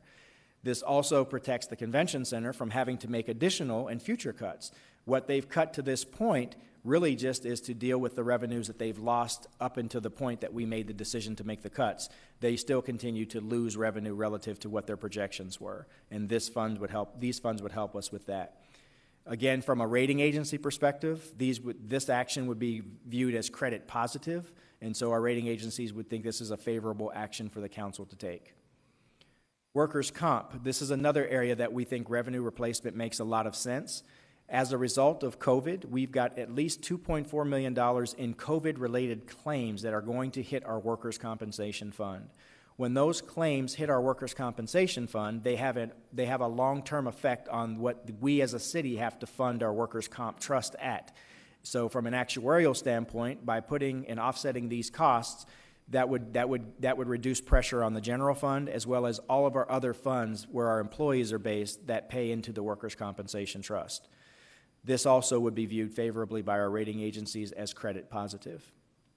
And then finally, our contingency of $10 million. Again, this just really provides you with flexibility and the ability to address unexpected issues that we may see over the next couple of months and even to the next couple of years as we roll out these COVID dollars.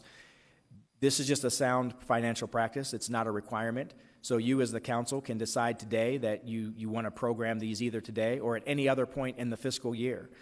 This is just, again, a recommendation. It does not have to happen.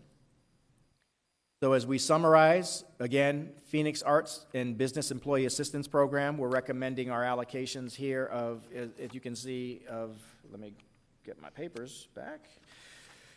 $36 million for that, $30 million for mitigation and care of vulnerable populations, $24 million for household and residential assistance programs, $15.5 million for youth sports, recreation, education, and after school, $9 million for our resilient food system, $3 million for community and better health outcomes, which is our testing, and our city operations of $70 million, our contingency of $10 million, and that is our $198 million allocation. And that concludes our presentation, and I'd be happy to answer any questions you may have or take any feedback you have on our proposed plan. Thank you so much. We'll go to Councilwoman Stark. Thank you, Mayor. I want to thank Jeff for and the rest of the staff for their well thought out process. I did have a chance to go take a tour of 27th Avenue recycling, and it is I was with a bunch of engineers. I learned more about recycling than I ever thought I would know. But I will tell you, one thing I did learn is that there is a dire need to get that center up and running. And so I think, and that's because of the pandemic. So I think that's a wise decision. And I also want to thank Jeff and others for looking at the local food banks. I know that Councilman Waring and I got a chance to tour a small food bank off of 32nd Street. It was pretty impressive, but they do need help. I'm hoping tonight we can have a little dialogue, but that we can come back maybe and during the week. Is it 2 weeks you're coming back, Jeff? Councilwoman Stark, Mayor, members of the council, I believe the plan is to come back early June, so June 8th or so, yeah. So that will give us a little time to have some dialogue with Jeff and Ed about some other ideas. But I think it's really looks great. I really appreciate all the work you've done on it. And I tell you what, after, again, touring the facility, we need to get that up and running. Thank you. Thank you. And I would encourage council members who have ideas about things that should be in here. I think the more notice we can give our staff, the better. Councilwoman Guardado. Thank you, Mayor. Yeah, no, I think this is just want to thank staff like Jeff, find you and Ed and everyone else has done a lot of great work on this and being creative. And I think this is all really great. But one of the things that I did see, and I don't know if the question is for you or for Ed, but when we were presented with the allocation recommendation for the ARPA plan a few weeks ago, the money we set aside for community investment equaled 71% of the entire proposal. And now we have seen in the updated proposal, we're only putting in about 59% for communities. So my question is, like, what happened, and why is it that we made that 11% shift? Bring it back up. Councilwoman Guardado, that's an excellent question. I'm trying to pull up I'm going to go back if I can. Can you go back to that exact slide, Ariel? It's like, there you go. Slide, yep, that one. So Councilwoman Guardado, Mayor, members of the council, if you look at this slide, you'll see that what our plan is still to allocate 70% of the funds to community. So our first allocation would be $118 million of the first allocation of 198, and then next year, in year 2 of our allocation, we do another $158 million, getting you essentially $276 million for community. That represents 70%. Of the total allocation of $396 million. Theoretically, again, from my perspective, knowing the council and knowing what our community wants, I think that additional contingency of $5 million would also, or $20 million would also end up going to community. So that would actually end up boosting the community to 75% and the city operations to 25%. One of the things that we had to address in building this revised view, and again, I want to thank the people behind me because they're the experts that put a lot of this together. I'm just kind of the front man, if you will. We plan to bring them back in June where they can give you a much more deep dive and dialogue on the specific programs. But we did take a $20 million haircut off of what we thought we were going to be getting from the feds. We initially were told it would be about $416 million. And on Monday the 10th, we realized that 416 had turned into $396 million. And so all of that reflects some of the adjustments that are made here, but the intent is still to give the community at least 70, if not 75% of the total funds that we receive. Well, that would be great. The closer that we can get to 75 to community, and the sooner that we can do that, the better. I think would be great for our community, given that we're still in a crisis. I mean, we're hopefully we'll see the light at the end of the tunnel once we get more people vaccinated. But I think that we have new issues that are arising because of this pandemic. And I think the purpose of the federal funds, as the Department of the Treasury stated, is to support immediate pandemic response, to bring back jobs, and to lay out the groundwork for a strong and equitable recovery.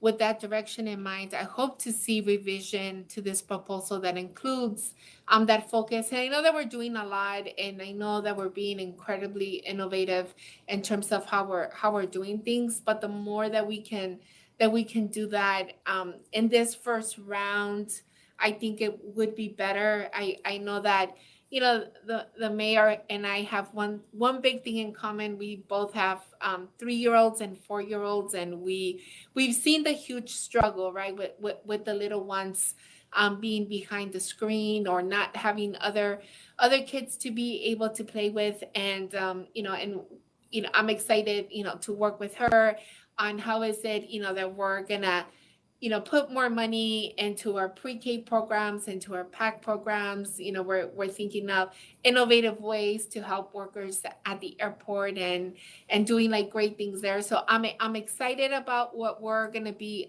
working on that together. But one of the things that I think I did mention this to you before was that, I like the programming at the community centers, but I do think PAC is essential for a lot of our families.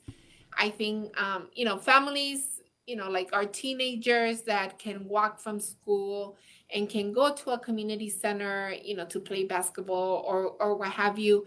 I think the programming there is good for them, but I do think that we have to expand the PAC program into more schools and giving more of these slots in the schools, because I know like for me, like it's a huge relief if I don't have to worry about picking up the kids till I'm ready to pick them up around 4 or 5. And I know a lot of families are in that same position. So the more that we can figure out scholarships for the PAC program, for Head Start, where we can have the kids be in just one place and having parents picking them up from that same place, I think could be helpful. I know that Cartwright only has 2 or 3 schools. And if we can think about those school districts that definitely need them, I would want us to do that as we're looking at the money. And I know there's an allocation for that, but I would want to make sure that we focus a little bit more on that. And again, thanks to the mayor for all of your work on this too. And the other thing that I think we also talked about is the money for arts. I think that, we have to be, it's interesting. I cannot imagine what is it that we can do with $8 million for arts. And I think we talked about this, how can we grow, like the folklorico, like in our city, like how do we teach, like kids, to play in a mariachi band, like how do we do these different things, for our kids and our different community centers, I think would be a good thing. And how do we really invest in the West Side? I know that we have some artists out in the West Side that did apply for funding and they didn't get it. And hopefully this time around we'll be able to help them out. But, if we can be more innovative on that and we can figure out different ways on how do we allocate that money, I think would be a great thing as well. And then my last thought is much research has focused on the impact of COVID, and I'm going to continue to say this over and over again. COVID-19 crisis has had a huge impact on women in the workplace. Since the pandemic began, women have lost 1 million more jobs than men, and Black, Latino, and Asian women have seen higher unemployment rates than Caucasian women. We need to allocate ARPA funds to support women who are out of work, with a special focus on those that are hard hit in the hospitality industry, the food service industries, and even our domestic workers. I can imagine how many folks are not getting people to come in and clean their homes because of this pandemic. So I think the more that we can support people so that they can go back to work is going to be incredibly important. So thank you for that. Thank you. And thanks everyone for all the hard work. Thank you. And I should have probably started with the patient souls who have, from the public who have waited, but we do have 4 members of the public to address the council. So I will go to our staff too. And thank you for your patience. Thank you, Mayor. Our first speaker is Penny Ali Taylor. Penny, are you on the line? Penny, are you on the line? Yes, can you hear me? Yes, we can. Thank you. Please proceed. And thank you. Please proceed. Oh, great. Mayor, members of the City Council, my name is Penny Ali Taylor, and I'm the Chief Public Policy Officer with Valley of the Sun United Way. Thank you for the opportunity to share our perspective on the ARPA fund distribution plan. In making ARPA allocations, it's crucial to value capital and infrastructure investments both inside the city and through partners in our community, especially as these are well suited for the one-time funding opportunities. These investments are vital as they will help the city and our community derive benefits from these federal funds for decades to come as capital investment is utilized again and again. The investments inside the city are important to ensure the city has the ability to continue to deliver services in new places or new ways that aren't currently available, or to replace aging infrastructure that has reached or soon will reach its useful life. It is important to note in many occasions these investments will have to be made at some point, and these investments with ARPA funds will also help relieve pressure on the city's general fund for rate charges for services such as water and trash and valuable enterprise departments. The investments made with partners in the community, such as the U.S. Vets Hotel at the I-17 in Cactus, assist our partners in their important work in our community and ensure that they have the capital required to continue their work for decades. We can all acknowledge that from the outcomes of the pandemic, there is a need to provide direct assistance to individuals, businesses, and organizations throughout our community to help them through this extremely difficult time. But we must balance those needs with the importance of ensuring that the city and our partners receive the capital and infrastructure investments required, not just to ensure that they are capable of providing vital services today, but for decades to come. The combination of strong ongoing services funded with local dollars that go into buildings and infrastructure paid for with one-time only funds is an opportunity for a sustained impact that helps our community in the long term. Thank you for the opportunity to share our perspective with you today. Our next speaker is Linda Brady. Linda, are you on the line? I am. Thank you, Mayor and Council, for the opportunity to provide comments about the possible uses of ARPA funds.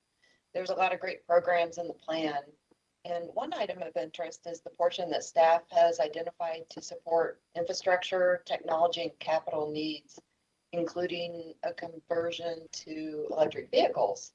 SRP has a sustainability goal of enabling 500,000 electric vehicles in our service territory by 2035. And we know that we can't achieve that milestone alone. So we've developed and implemented several programs and initiatives designed to support our city partners in meeting their EV goals and climate-related goals. So we hope to offer the city some of these programs.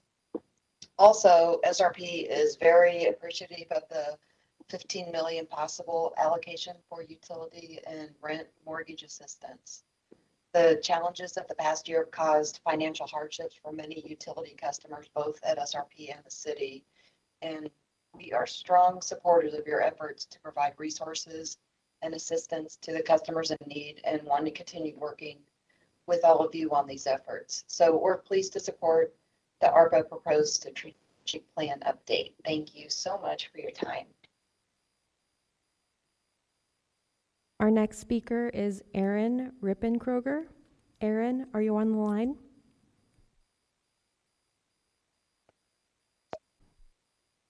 Gallego, Vice Mayor, City Council members, City Manager, and staff, thank you for the opportunity to speak today.